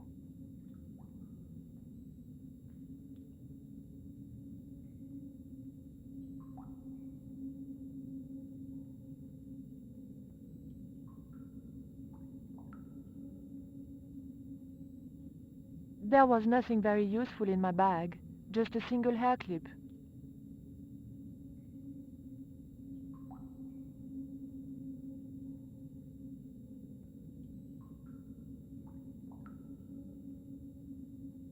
The machine needed to be fed a coin before it would operate.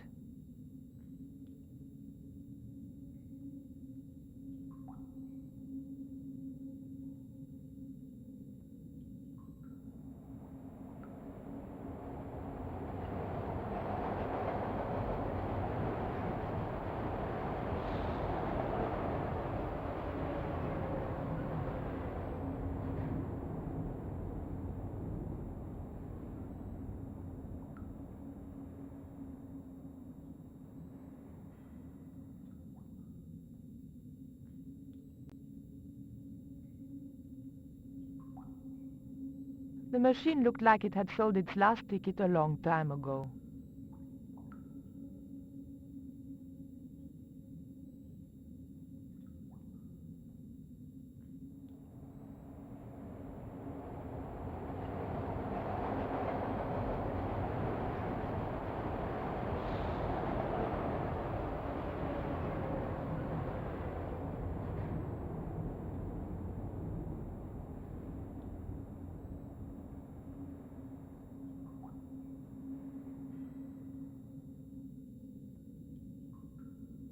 It was a cup which caught rejected coins. It was an old chocolate vending machine.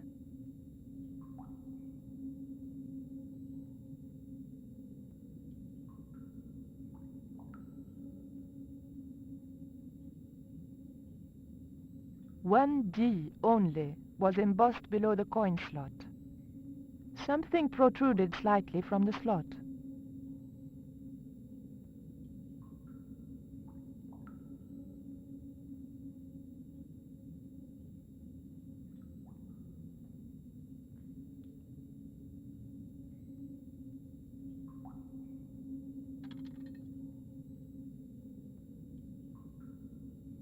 I pushed the hair clip into the slot and whatever was stuck there disappeared into the machine.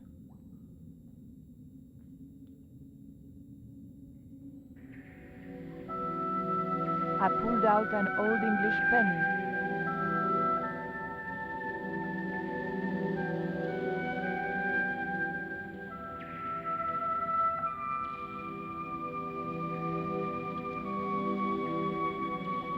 An ancient bar of chocolate dropped into the tray at the bottom of the machine.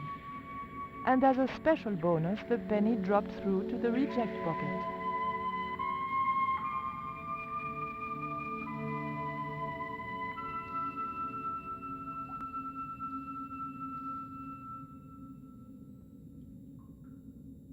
I took the ancient bar of chocolate.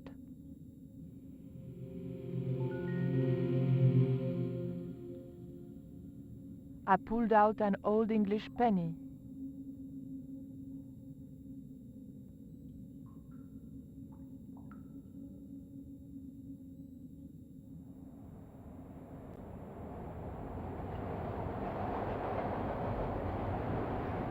The machine wasn't about to weigh me for nothing.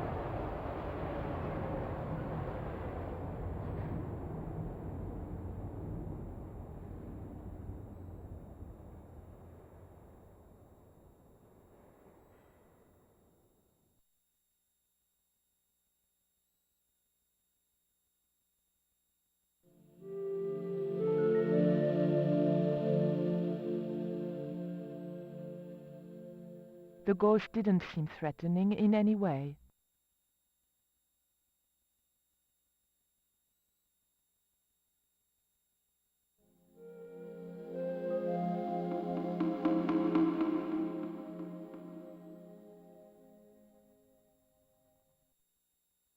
The ghost obviously didn't want to talk. Perhaps it was shy.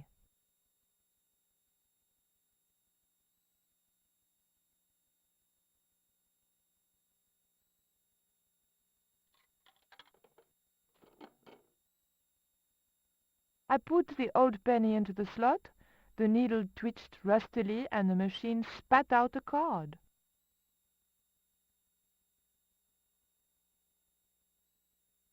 The weight was in imperial units. It meant nothing to me. The card also had my fortune on it. A family quarrel will turn out to your advantage.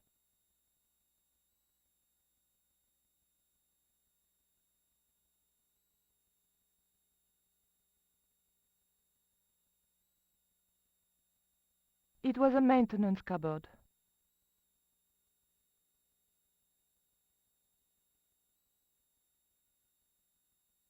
The poster was advertising a play I'd never heard of.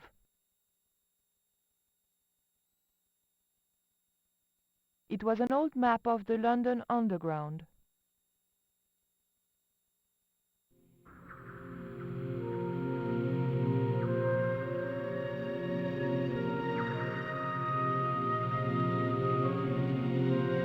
The blade of the dagger just fitted between the door and the softwood frame. The door gave slightly and then held firm.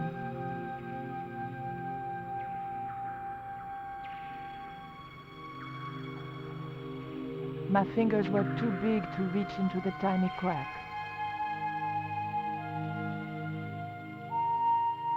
A latch lock stopped me getting into the cupboard.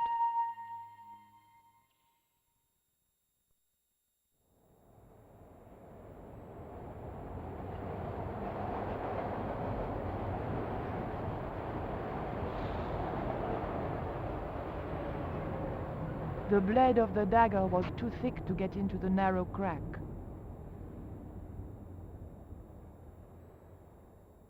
A latch lock stopped me getting into the cupboard.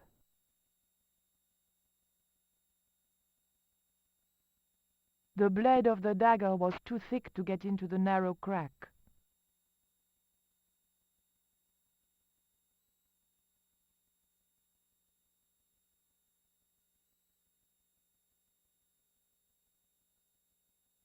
I remembered my student days when I regularly forgot my house keys.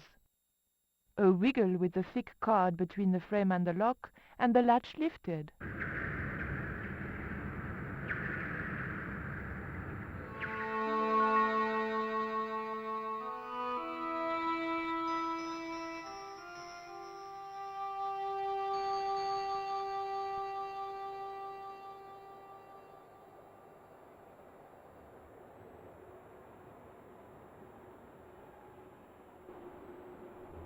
The train was my ride out of there. I could worry about not having a ticket when I got to the docks.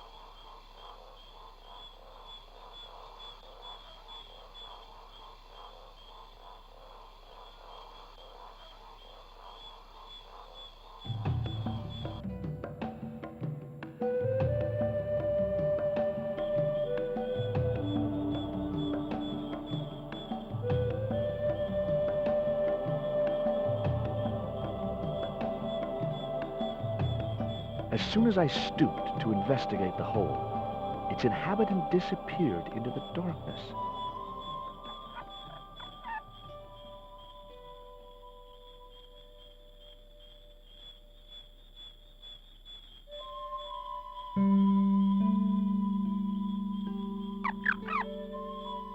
The end of the reed had been neatly bitten off. Now I knew what was living in there. A long-toothed, snarling, furry wild thing. What the? Steady, guy. It's just a monkey.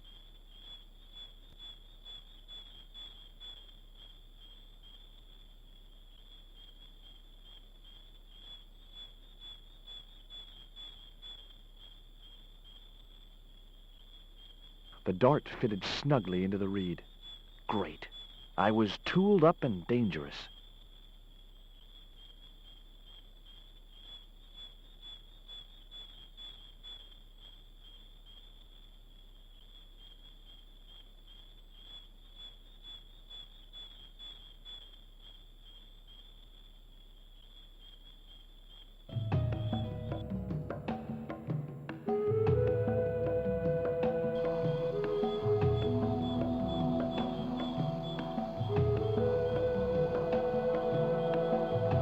Nothing, I mean nothing, would possess me to step into that swamp.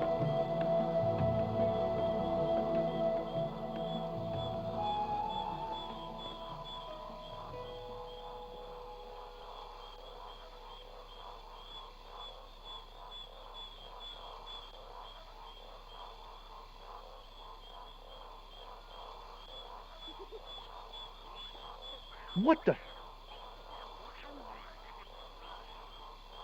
Steady, guy. It's just a monkey.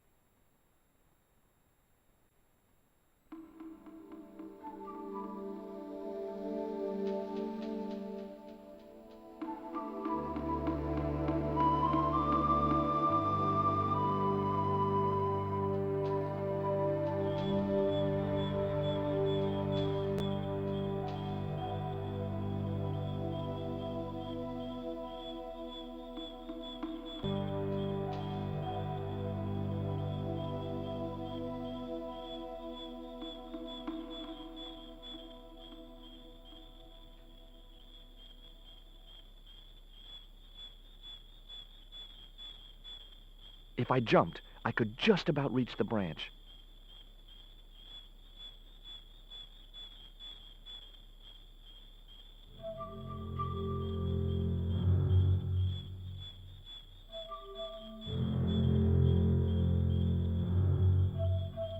The path was blocked by an ugly and extremely dangerous-looking boar.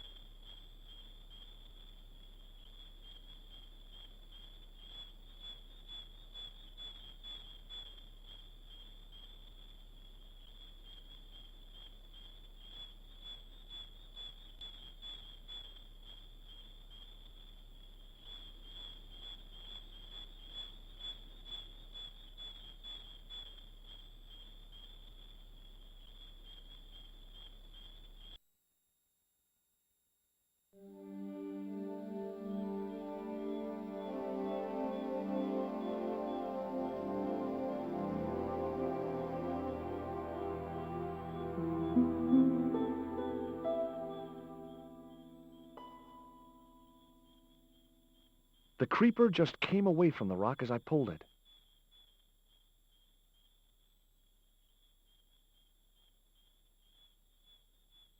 The creeper didn't look like it would hold my weight.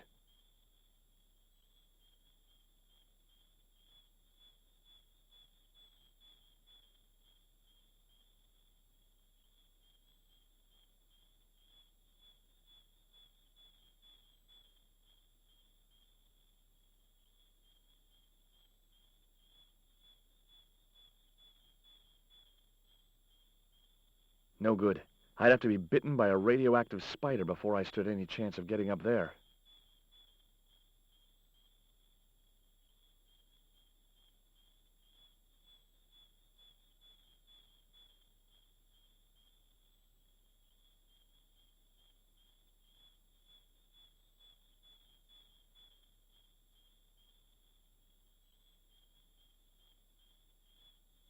The marker clipped firmly onto the net.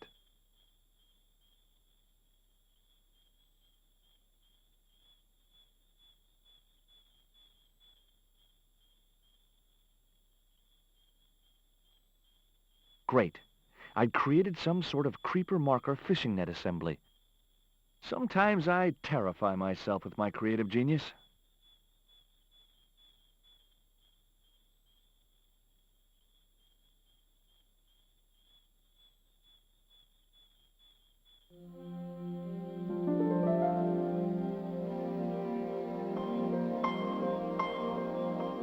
I'd successfully got the marker into a position near the top of the needle simply by using the kind of lateral thinking that can get you institutionalized.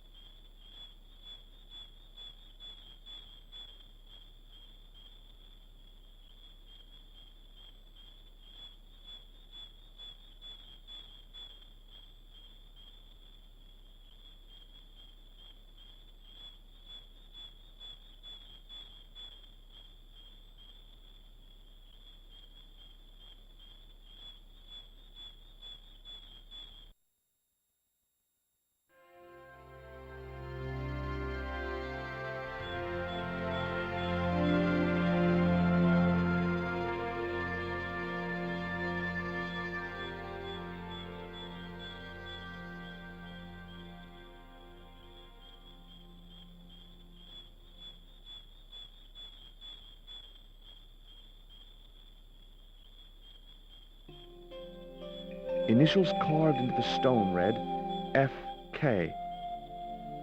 Frederick Ketch had been here.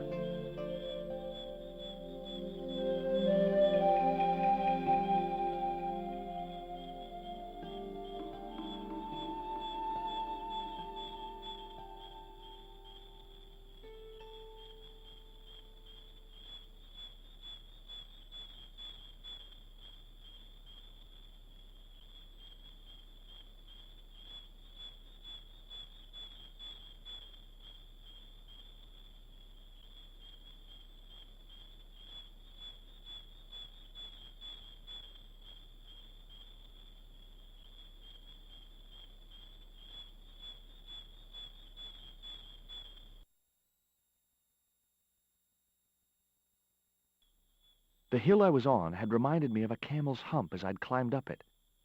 Now I had to see what I could see.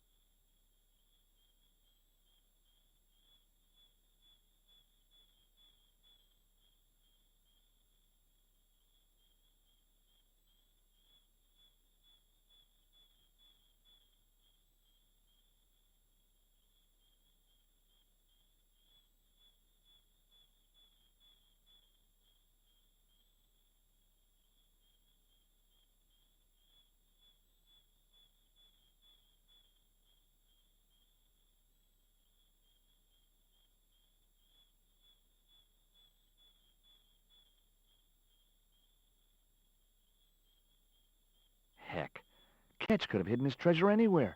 This island's full of hiding places. Heck.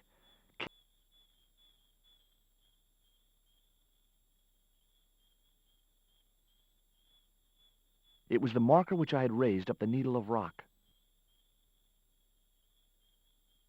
It was the marker which I had raised up the needle of rock.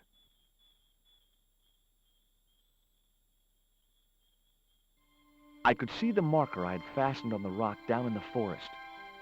And right in line with it, that had to be where Ketch had hidden his treasure.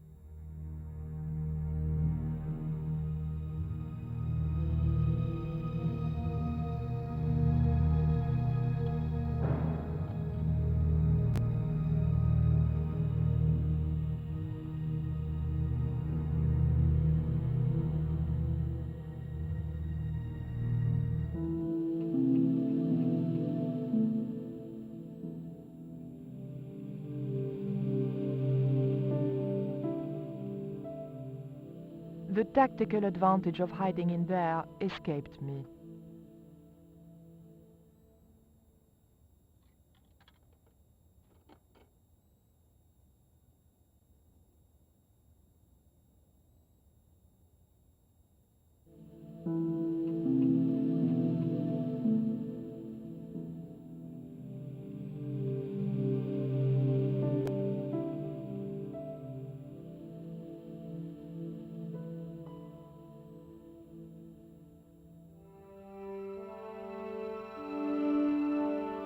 Got you.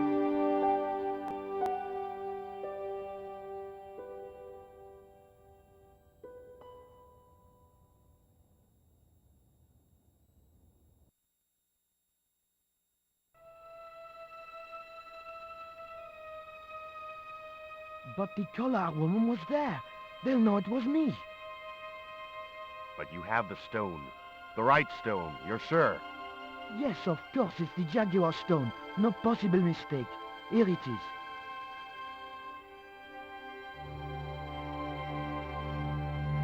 Garzak, please. The police will be looking for me soon. You're going to get me out of the country, aren't you? Stop your whining, Oubier. Do you have any idea what this stone symbolizes? I thought you just wanted it to frighten the natives. Fool. I intend to cast this stone into the sea. But why?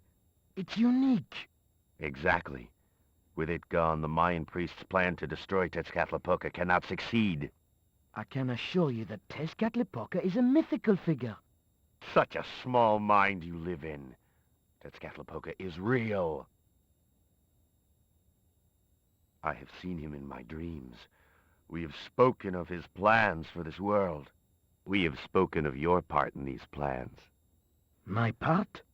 He told me you would be useful. He told me how to crush your spirit by turning you to drugs.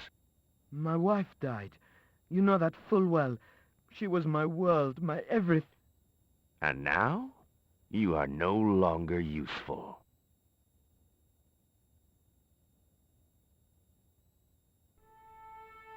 She called out your name as she died, you know.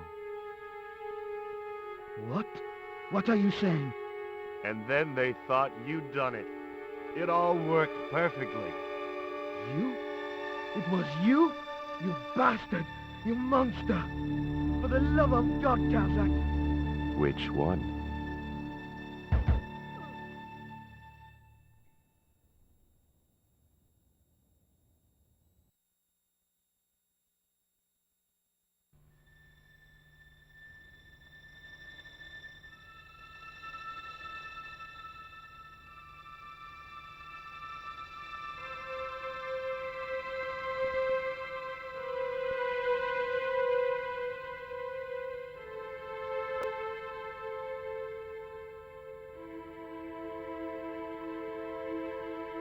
There were no signs of life, but I checked that Oubier really was beyond help.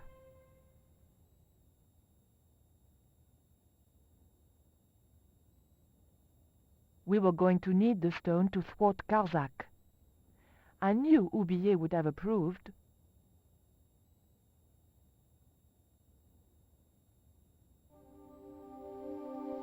It was the Jaguar stone, all right.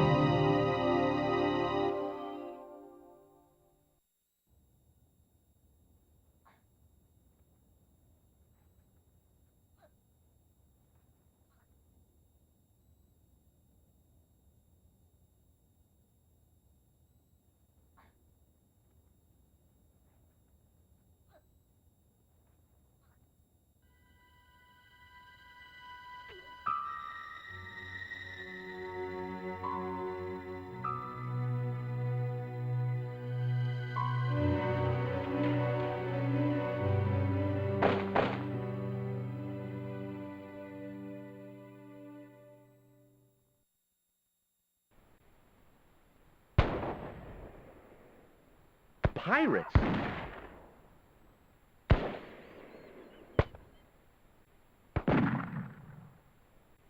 I was about to make good my escape when... Cut!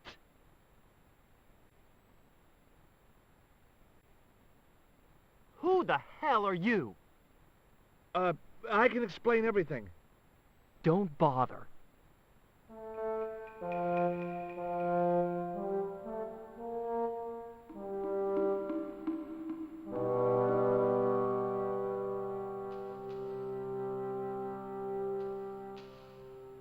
I'm sorry. I didn't realize you were making a movie. So who are you? Stobart. George Stobart. 2 B's and 2 T's. It's okay, Mr. Hawks. He wasn't in the shot. Hawks? This had to be Carlton Hawks, the newest enfant terrible of Tinseltown. I'd read about him. Mailroom boy makes good. Nice to know it was still possible to get to be a director armed with only an encyclopedic knowledge of postal charges. Stay out of the way, surfer boy. I'll deal with you later. Surfer boy?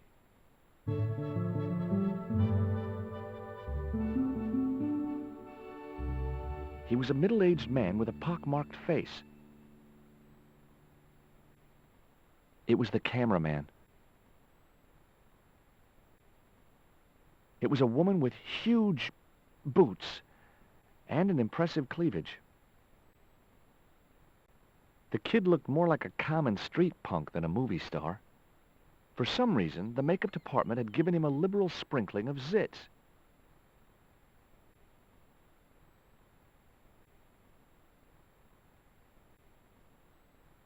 Hey there, I'm George Stobart. Well, hi, handsome. You're cute. I wish it was you playing the lead male instead of that kid. I can't act, ma'am. So what? I bet you can kiss. I couldn't believe I was having this conversation with a real movie star.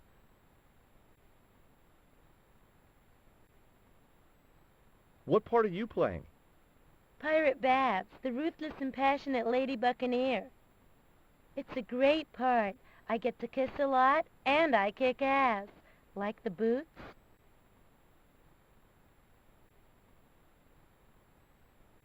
What do you think of these? Ew, they're awful.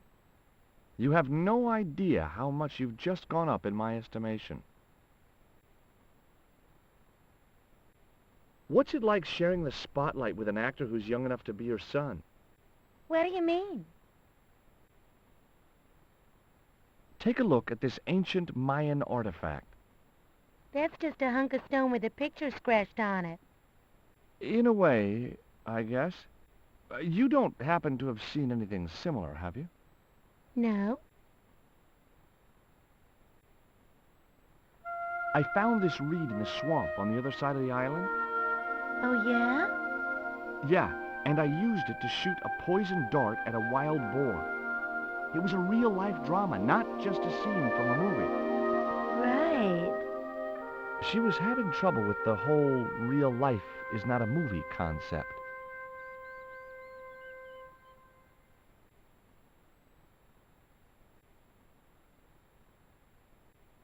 Hi there, George Stobart. Uh-huh. Yeah. Haiku McEwen. Is your name really Haiku? Yeah. It was my mom's idea, okay?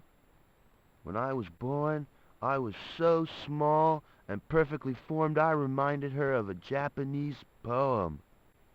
Well, I guess it could have been worse. She could have called you Limerick.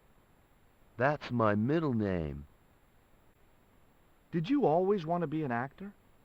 I don't think of what I do as acting, man. You're not alone. It's more like I'm the voice of my generation. What I'm saying for the kids on the street. Which is what? I'm crap, I'm going nowhere? Huh? What are you saying, man? Stobart, get out of shot. Positions, everybody. I'll get a flip chart and explain it to you later, Haiku.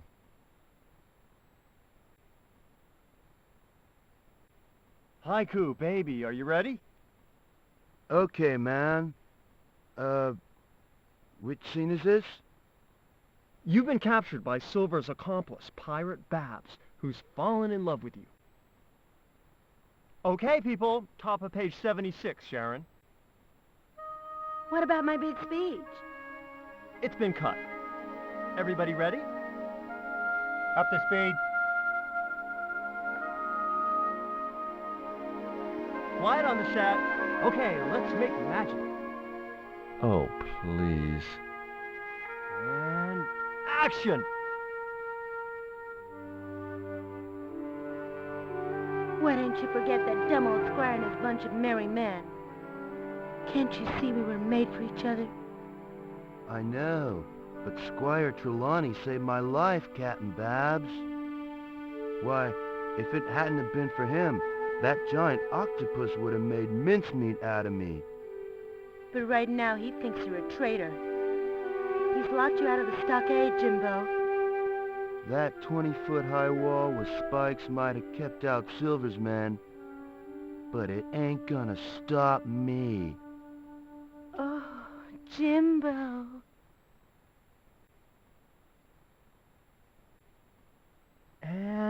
Cut! Good heavy breathing, Sharon. Natch, I'm a pro.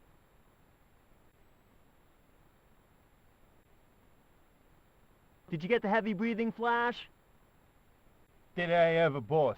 We should have made this movie in 3D. Haiku, you were great. We're setting up for the stunt now, so get a bite to eat.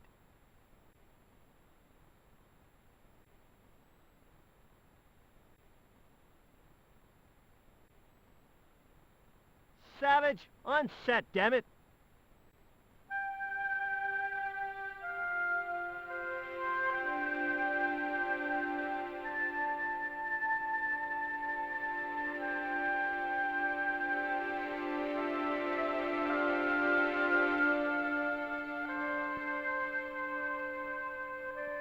Mr. Hawks, I was wondering if... Not now. I got a movie to make. Time for the stunt, Savage. It's a short run, bounce on the plank, and somersault over the spikes and stockade wall. Do what? Plank, spikes, wall, over. Easy, a child could do it. At my age? You must be joking. I could replace you, Savage. Yeah, with an arthritic baboon. Replace me? Lummy, this could be the last stunt I ever perform. I need to think about this. Get myself in the right frame of mind. A suicidal one would fit the bill for that stunt. Fine. You do that. In the meantime, we'll break for lunch. Oh, great. I'm famished. Stay right there and meditate, Savage. Tight-ass little git.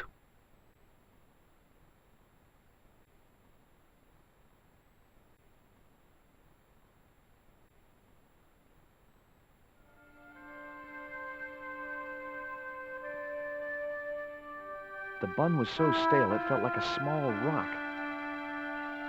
I was already carried.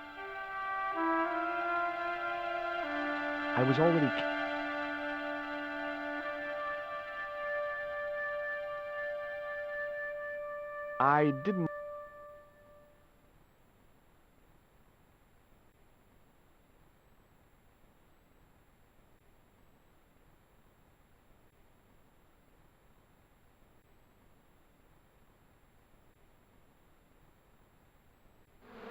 As I walked towards the bush, it started buzzing angrily.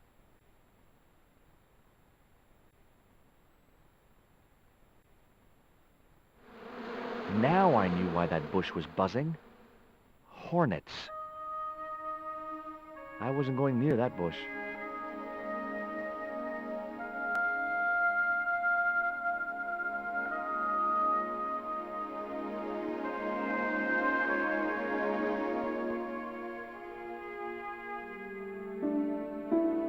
Hi, George Stobart. Hello, mate. You're English, right? Blimey, you don't miss much, do you? Bert Savage. I don't want to worry you, but there's a hornet's nest over in that bush. Hornets. That reminds me of a film I was in. The Black Hornet. The Black Hornet? I don't remember seeing that one. Before your time, most likely. What happens in it? Lummy, what don't happen in it? I was shot, stabbed, fed to piranhas, dangled from an airship, and trampled by a zebra. No, I mean, what was the plot? Plot?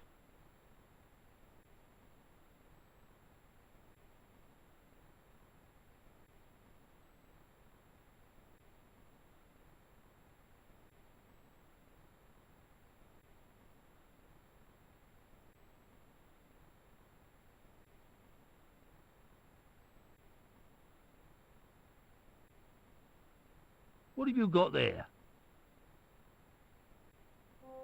Would you like a pancake, Bert? Don't mind if I do. The pancake oozed maple syrup all over Bert's chins. You put bloody syrup on that pancake. Now it's messed me all up.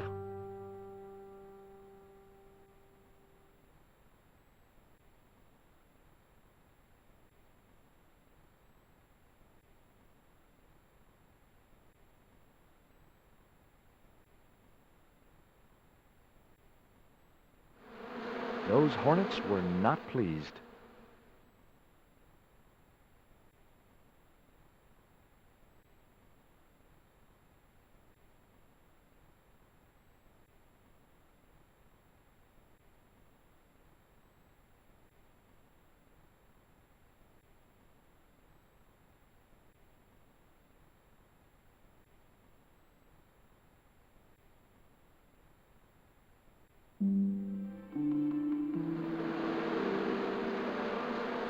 Get that camera rolling. This could be good.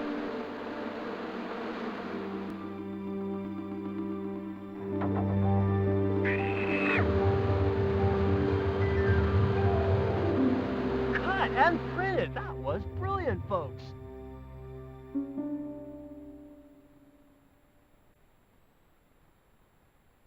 Okay, the next scene is down on the beach. This is where Hawkins finds the treasure in the Cave of the Crabs. Would those be giant killer crabs by any chance? Giant mutant killer crabs with attitude.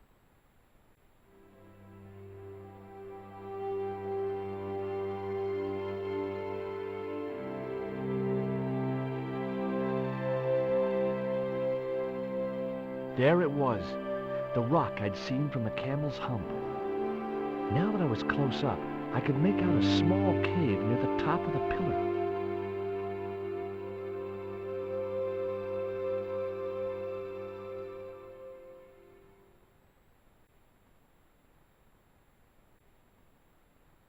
Hey, you! Trouble! Who, me?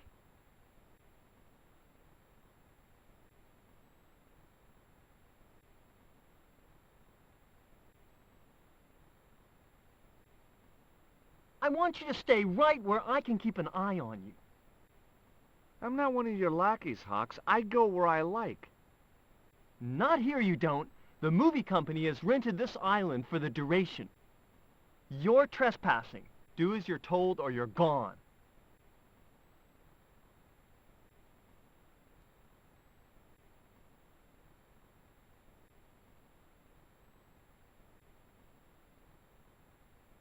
Why don't you use that cave up on the rock pillar at the end of the beach?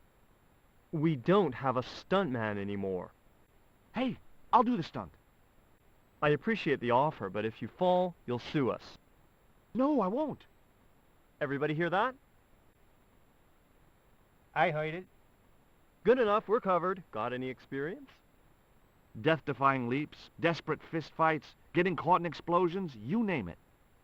Okay, people, move out. We're shooting the scene at the end of the beach. No, we're not.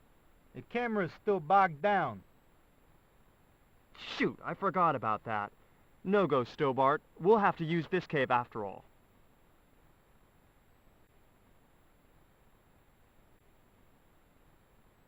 Hi, I'm George Stobart. My name's Harris. Most people call me Flash. You're the cameraman, right? That's right. Why'd they call you Flash? You used to be a stills photographer? Nope. I decided not to pursue the subject.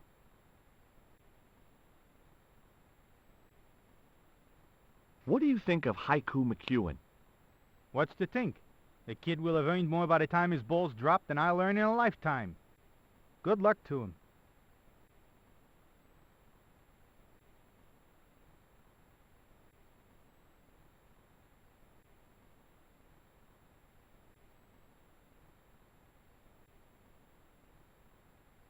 Hi, Bert. Don't you eye me. Fine friend you turned out to be. What's the problem? Huh.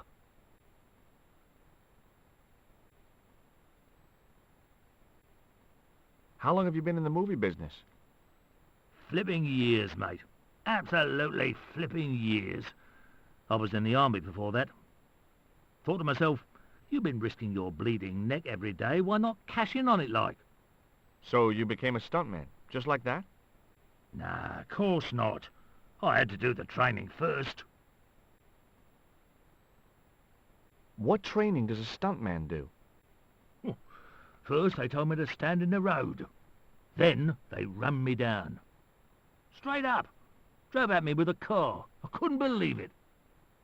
I was up on the bonnet and over the other side before I realised he wasn't stopping. Then they threw me downstairs a bit and gives me a certificate. Look, Bert, what's wrong? You got a bloody nerve. If I didn't know better, I'd have thought you gave me that pancake just so them hornets would go for me. Oh, Bert, you've wounded me. How can you think that? Well, by looking at the evidence. I don't know why you still want to be a stuntman anyway. 'Cause it's all I know, isn't it? If I don't do this, what do I do? Well, how about being a stunt coordinator? Being a what? You stand around in a big jacket and a baseball cap, telling the stunt people what to do. I can do that. Hey, you've done the job for years and you're not dead. That's gotta be good for morale. Well, I don't know. You get your own megaphone. I'll do it. George Stobart, international adventurer and roaming careers advisor.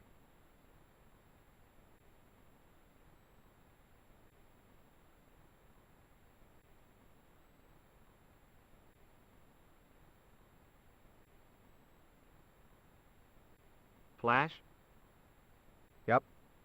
We can't film at the Needle Rock because the camera's bogged down, right? You got it, champ. So why can't we use the portable camera instead? You know, that's a pretty smart idea.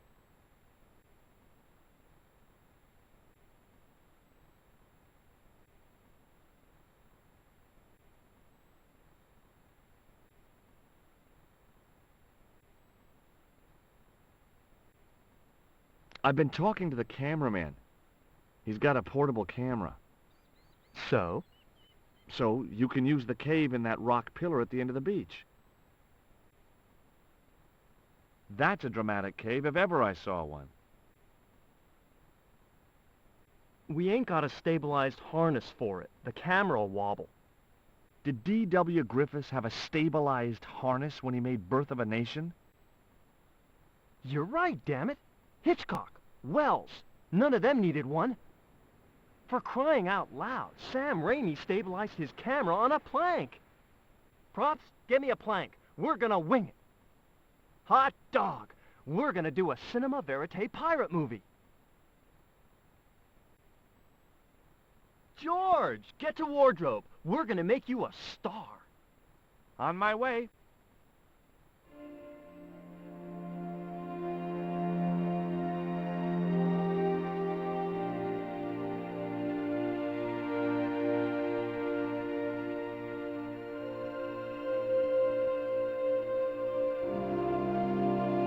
Ready when you are, Mr. Hawks.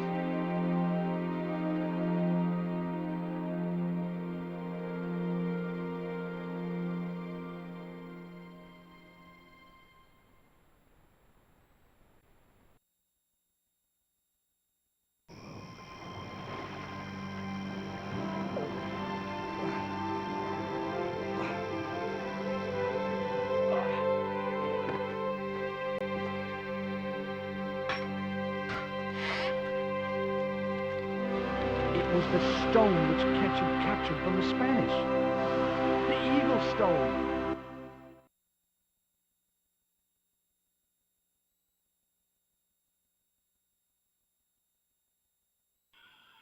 I returned to Quaramonte and found that Georges had left a message with Conchita. He'd already left for the Indian village, so I hurried to catch up with him. When I arrived, I found a scene of desolation.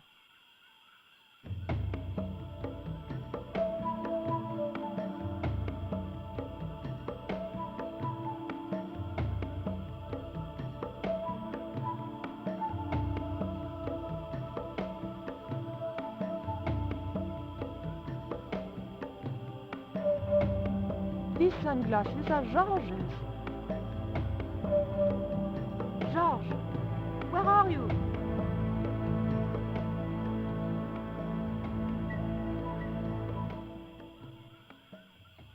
Titipoco, I'm almost glad to see you.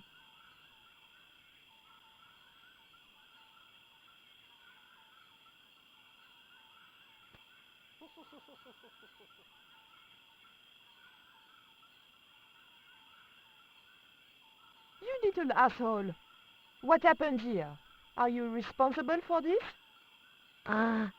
And where's Georges? Have you seen him?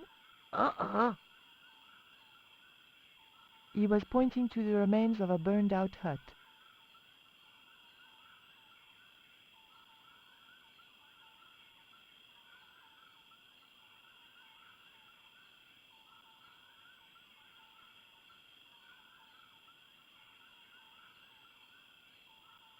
One thing I was sure of, those underpants weren't George's.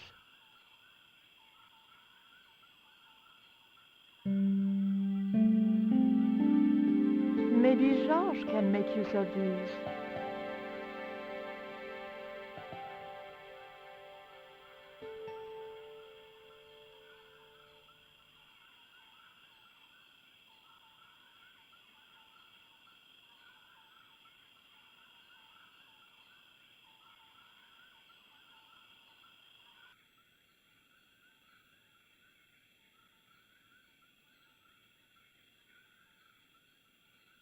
It was a very hot and blackened stone.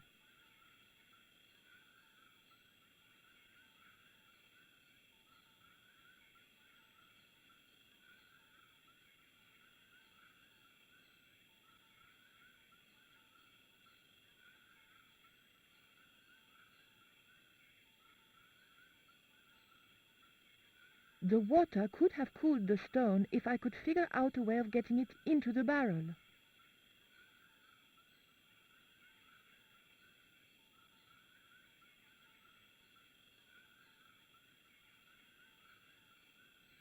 Hey, Shorty, make yourself useful and help me with this barrel.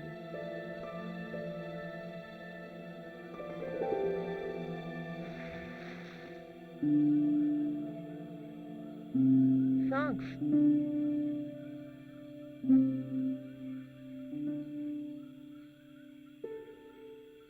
It was the coyote stone, the original stone that I found in Paris.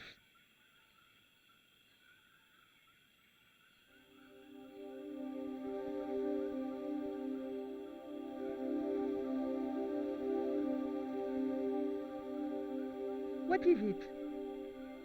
Where are you pointing?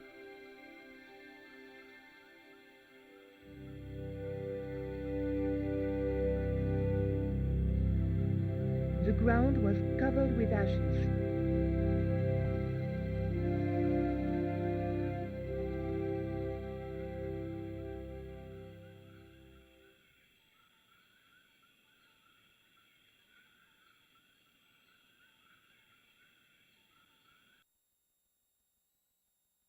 We arrived to find Georges being led up the stairs. We clearly didn't have much time.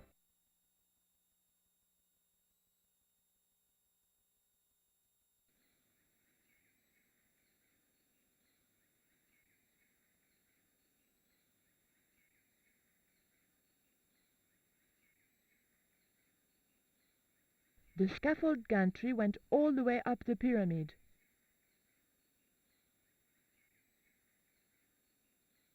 It was an old electricity generator.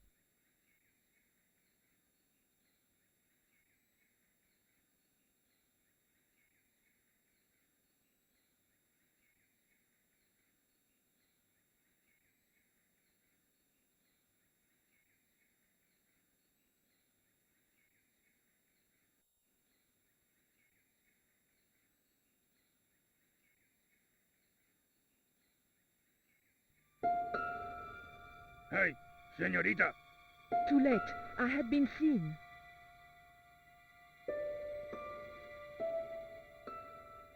Bonjour, Capitaine. Only Sergeant, pretty one. What are you doing here?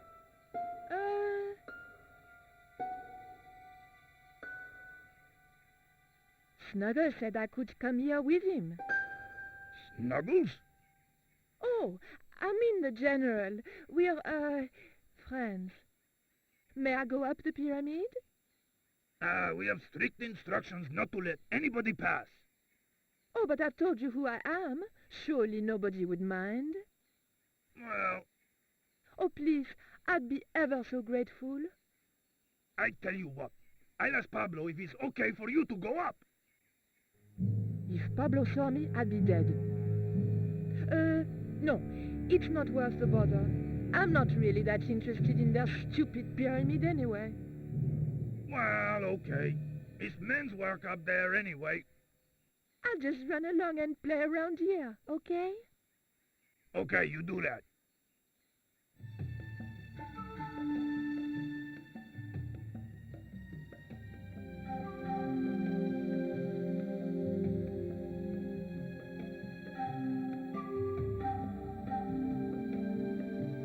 It was an old electricity generator.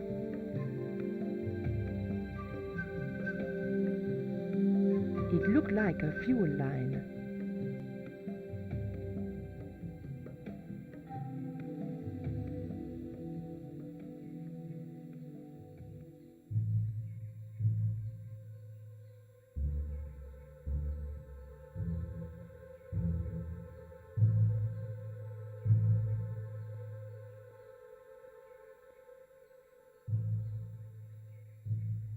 It was a small, screw-fit cylindrical housing.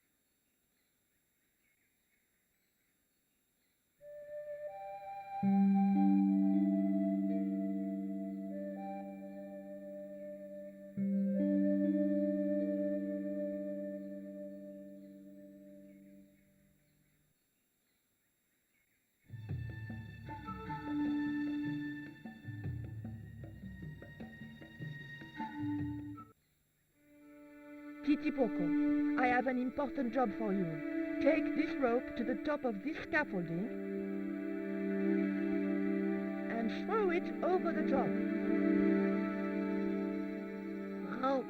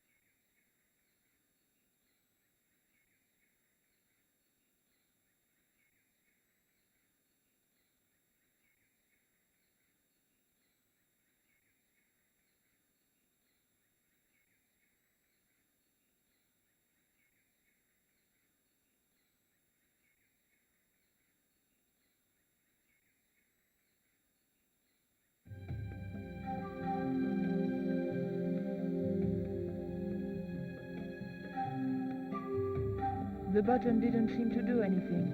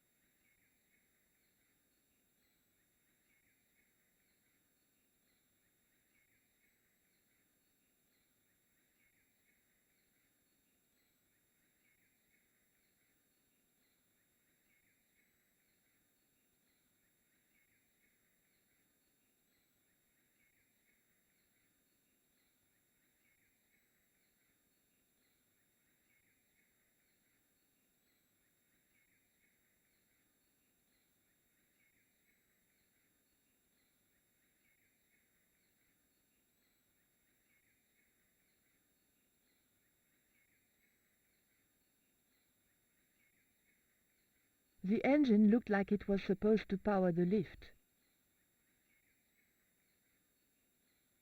It was a small but very enticing button. It was an old electricity generator. It was an old electricity generator. It was an old... It was an old...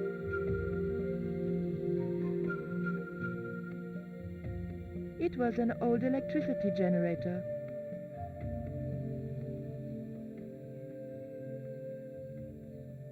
It was the cylinder from the generator, now full of petrol. The cap was attached to the lift engine by a chain.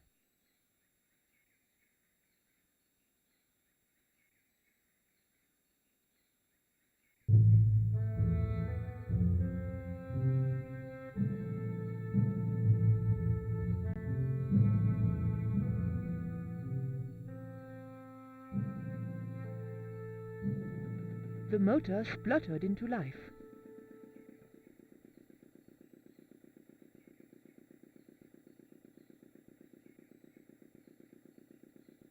Titipoco, when I tell you, I want you to copy what I am doing.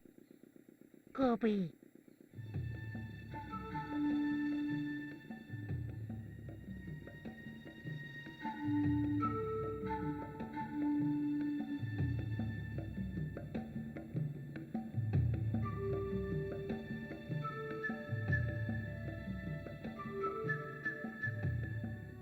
Okay?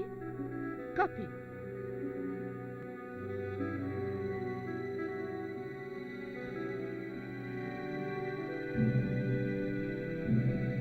Georges! I realized those bastards were going to sacrifice Georges to Tezcatlipoca. Over my dead body.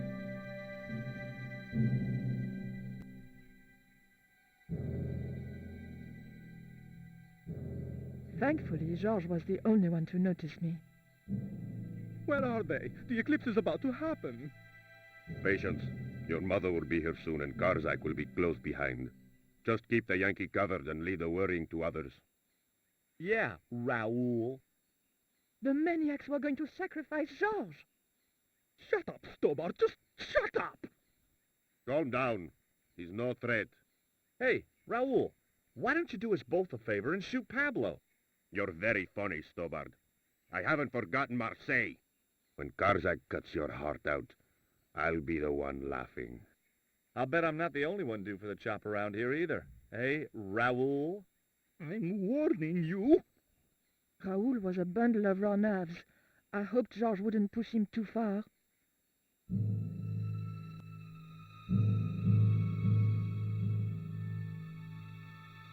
If Pablo had seen me, he'd have killed me. It was as simple as that.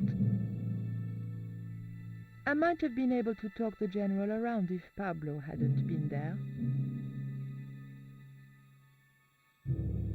I wasn't going to risk being caught walking back down the stairs. The crates and drums were sealed, and I had no way of getting into them. If Pablo...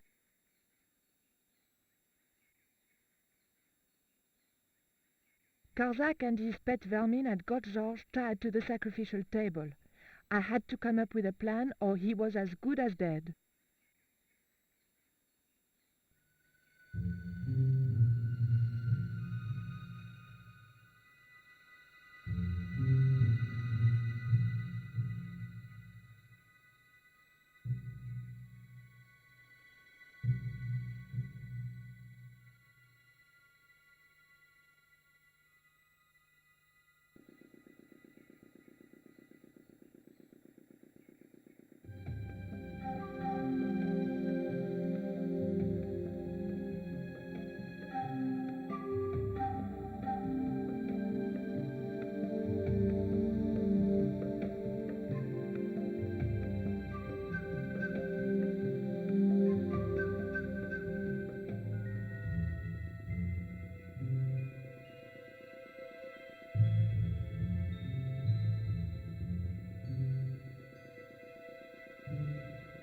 Titipoco, do you still have that lighter gun you pulled on me so amusingly?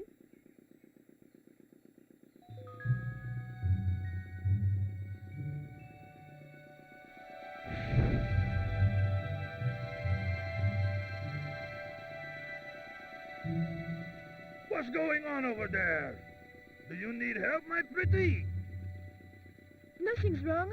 I dropped, a cigarette butt. Everything is under control. I'll have the fire out in a minute or two.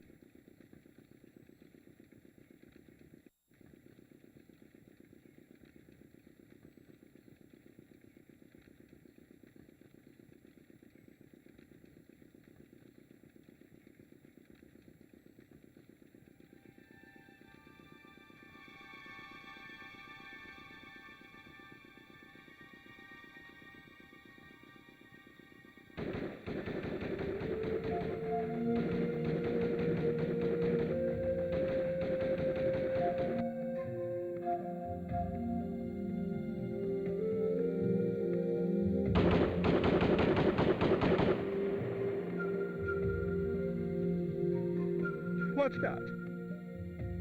What's happening? Trouble. Keep it up. The pyramid's surrounded. I'll find out what the trouble is. Watch Stubber doesn't pull any tricks. If he does, shoot him in the head, not through the heart. Why does it matter? He'll be dead either way. His heart belongs to Tezcatlipoca. That's not true. We just had dinner a couple of times.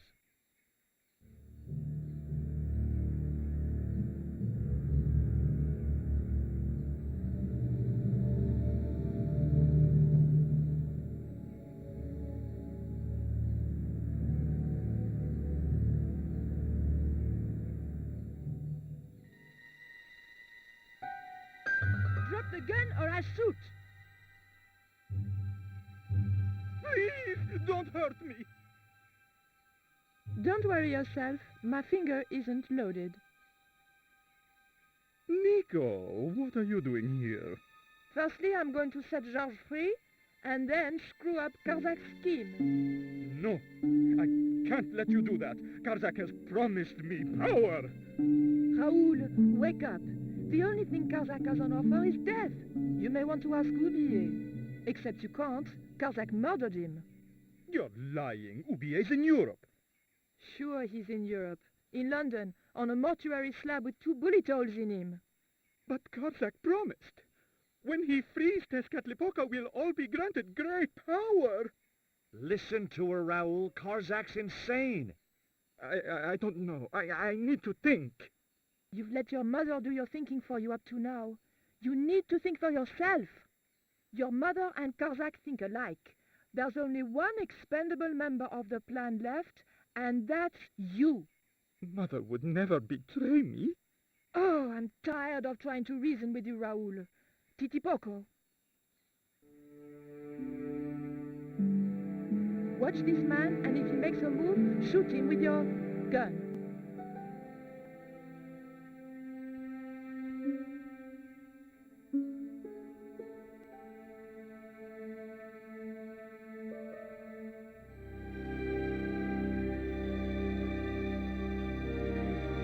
Hold still, Georges. I don't want to sacrifice you by accident.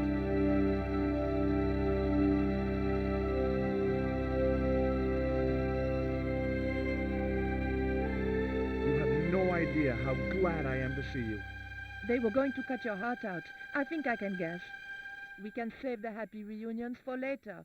We've got to move. Come on!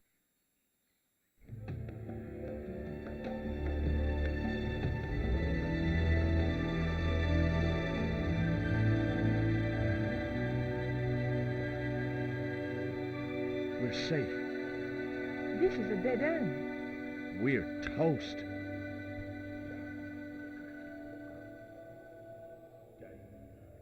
I know, Titipoco. I'm not too happy here either. He knows this is Tezcatlipoca's pyramid, the house of the enemy. Well, we can't stay here like rats in a trap. And we can't go out the way we came in. It would be suicide. I'll have a look round. Maybe there's another way out. In the meantime... Take this. It's the Coyote Stone. It might bring you luck, I hope. You managed to recover the stones from the village? Then we might have a chance after all. Incidentally, what would Titipoco have done if Graciento had moved? Titipoco? Nothing. He's given up violence.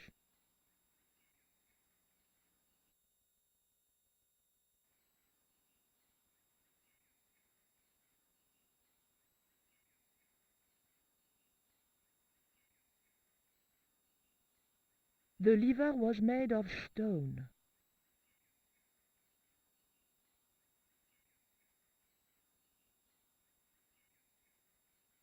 Georges?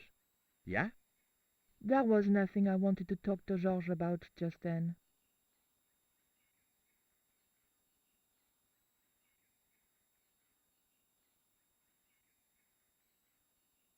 The lever was made of stone.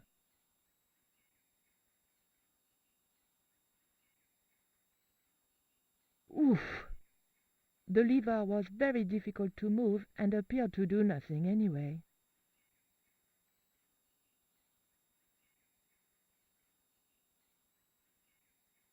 Heave! Still no good.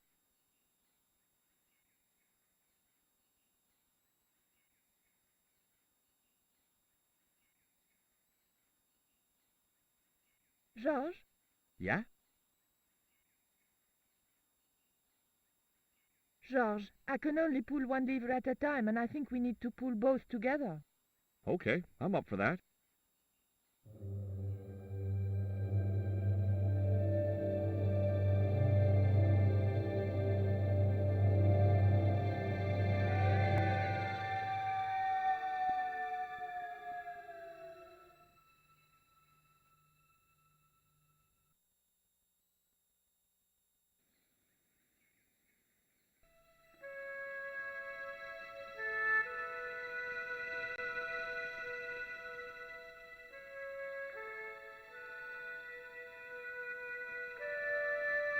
Raoul, there's something suspicious. This sacrifice! Where is it? Nico was here with Titipoco. They set him free. I couldn't stop them. You idiot! I should have strangled you at birth. Titipoco's gone soft. He wouldn't have hurt you. I know that. The darkness of this sun is almost upon us, and we have no sacrifice to appease Tezcatlipoca. Have you any idea what your incompetence will cost us? I think so, and I'm glad. What? The Mayans weren't fools. Tezcatlipoca should stay exactly where they put him. Finally got some backbone from somewhere, huh? Shame it's so late in the day. I'd rather die than see you and Karzak with that devil's power. Fine, we're still a sacrifice short. See, the eclipse begins. Pablo, kill him! Tezcatlipoca can feed upon his yellow heart. Nico was right all along, but it's still not too late. Come on then, Pablo. Let's see who sacrifices who.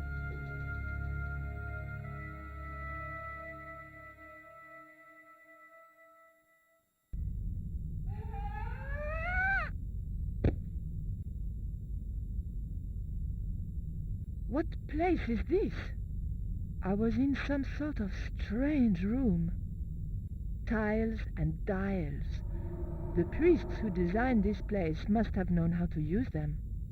I was going to have to figure it out for myself if I ever wanted to get out of here.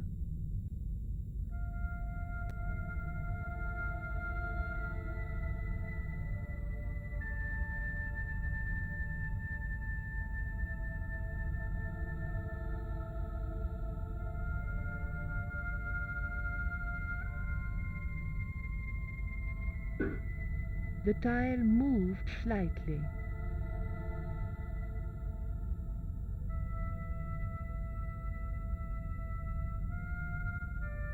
The room was dominated by an enormous device.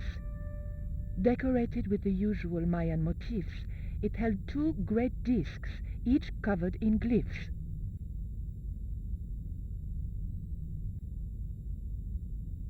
The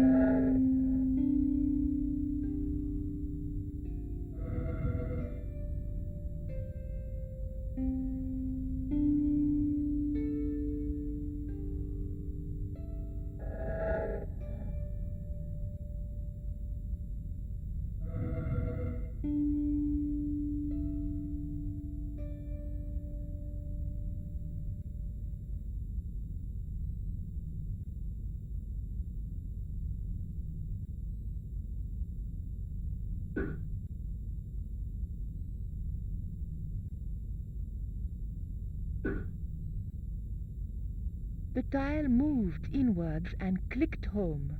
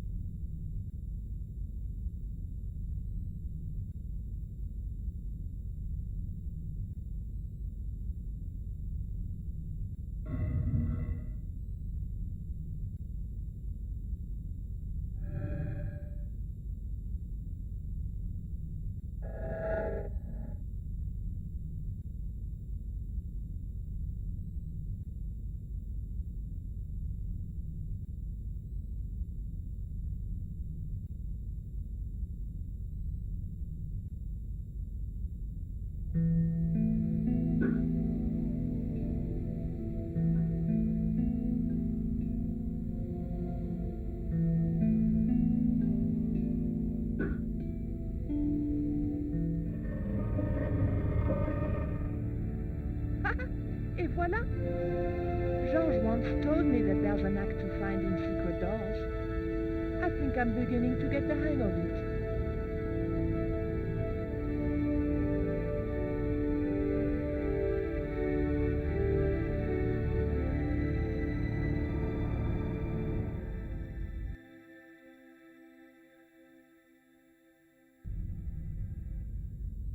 So I thought, this is it, you know? This is true love. Anyway, I have to leave for a few weeks, and when I come back, what do I find? Damn right. And with who? Labano, that creep. Huh? Yeah, that's exactly what I thought.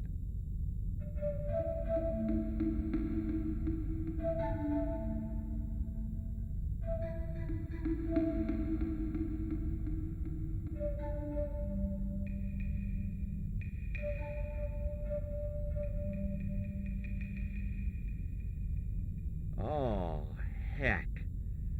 Looks like another dead-end titty poco. Any ideas?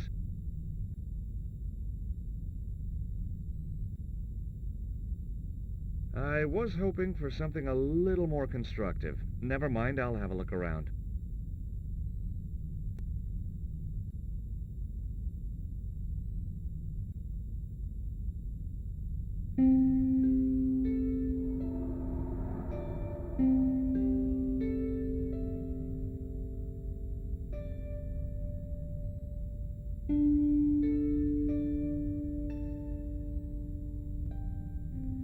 Look, I need to light this torch. Can you do something clever with a couple of sticks, or flint and tinder, or...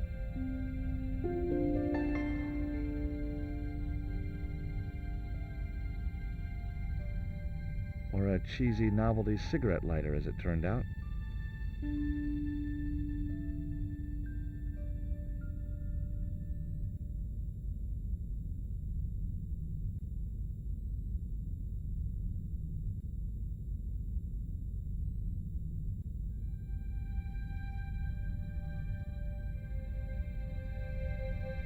Well, was nothing else to do around here, so I pulled the lever. Nothing's happened. Oh, I hate that. Don't you hate that? Hit it, Poco? Oh, my...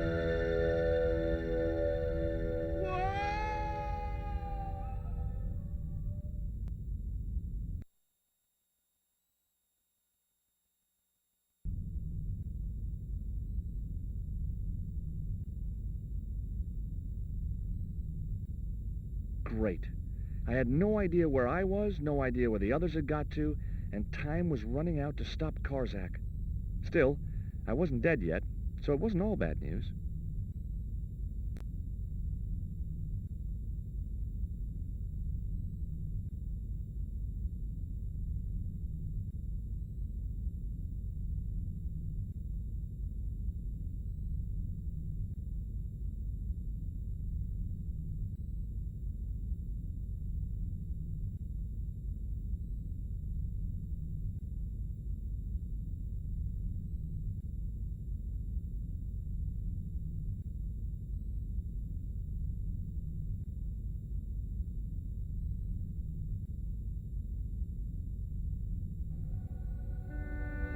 A stone slab that must have weighed tons sealed the door.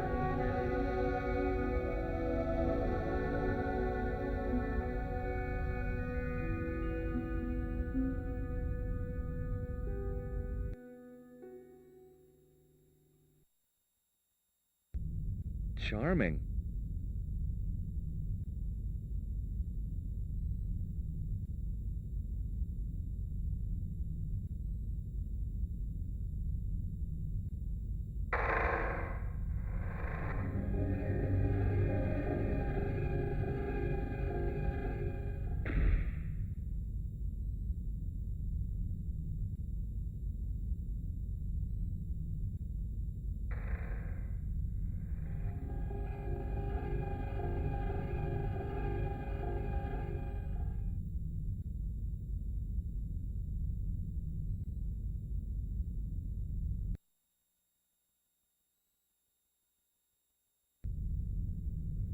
Every time I think this place can't get any spookier, it does.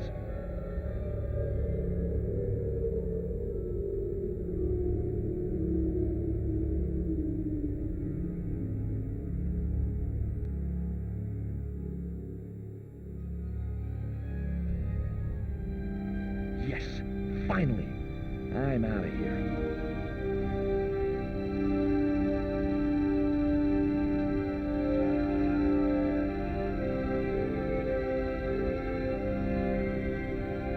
Once more into the unknown.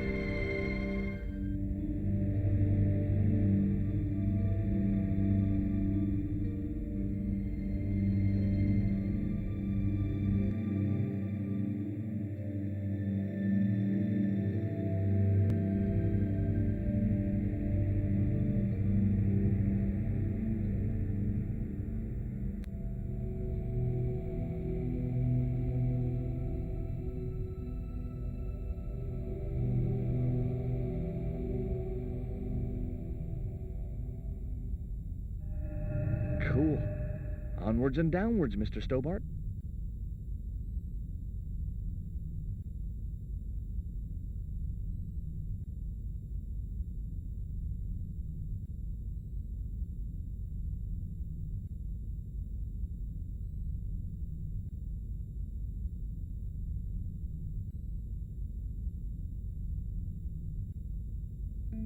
This was it. The pyramid's central chamber.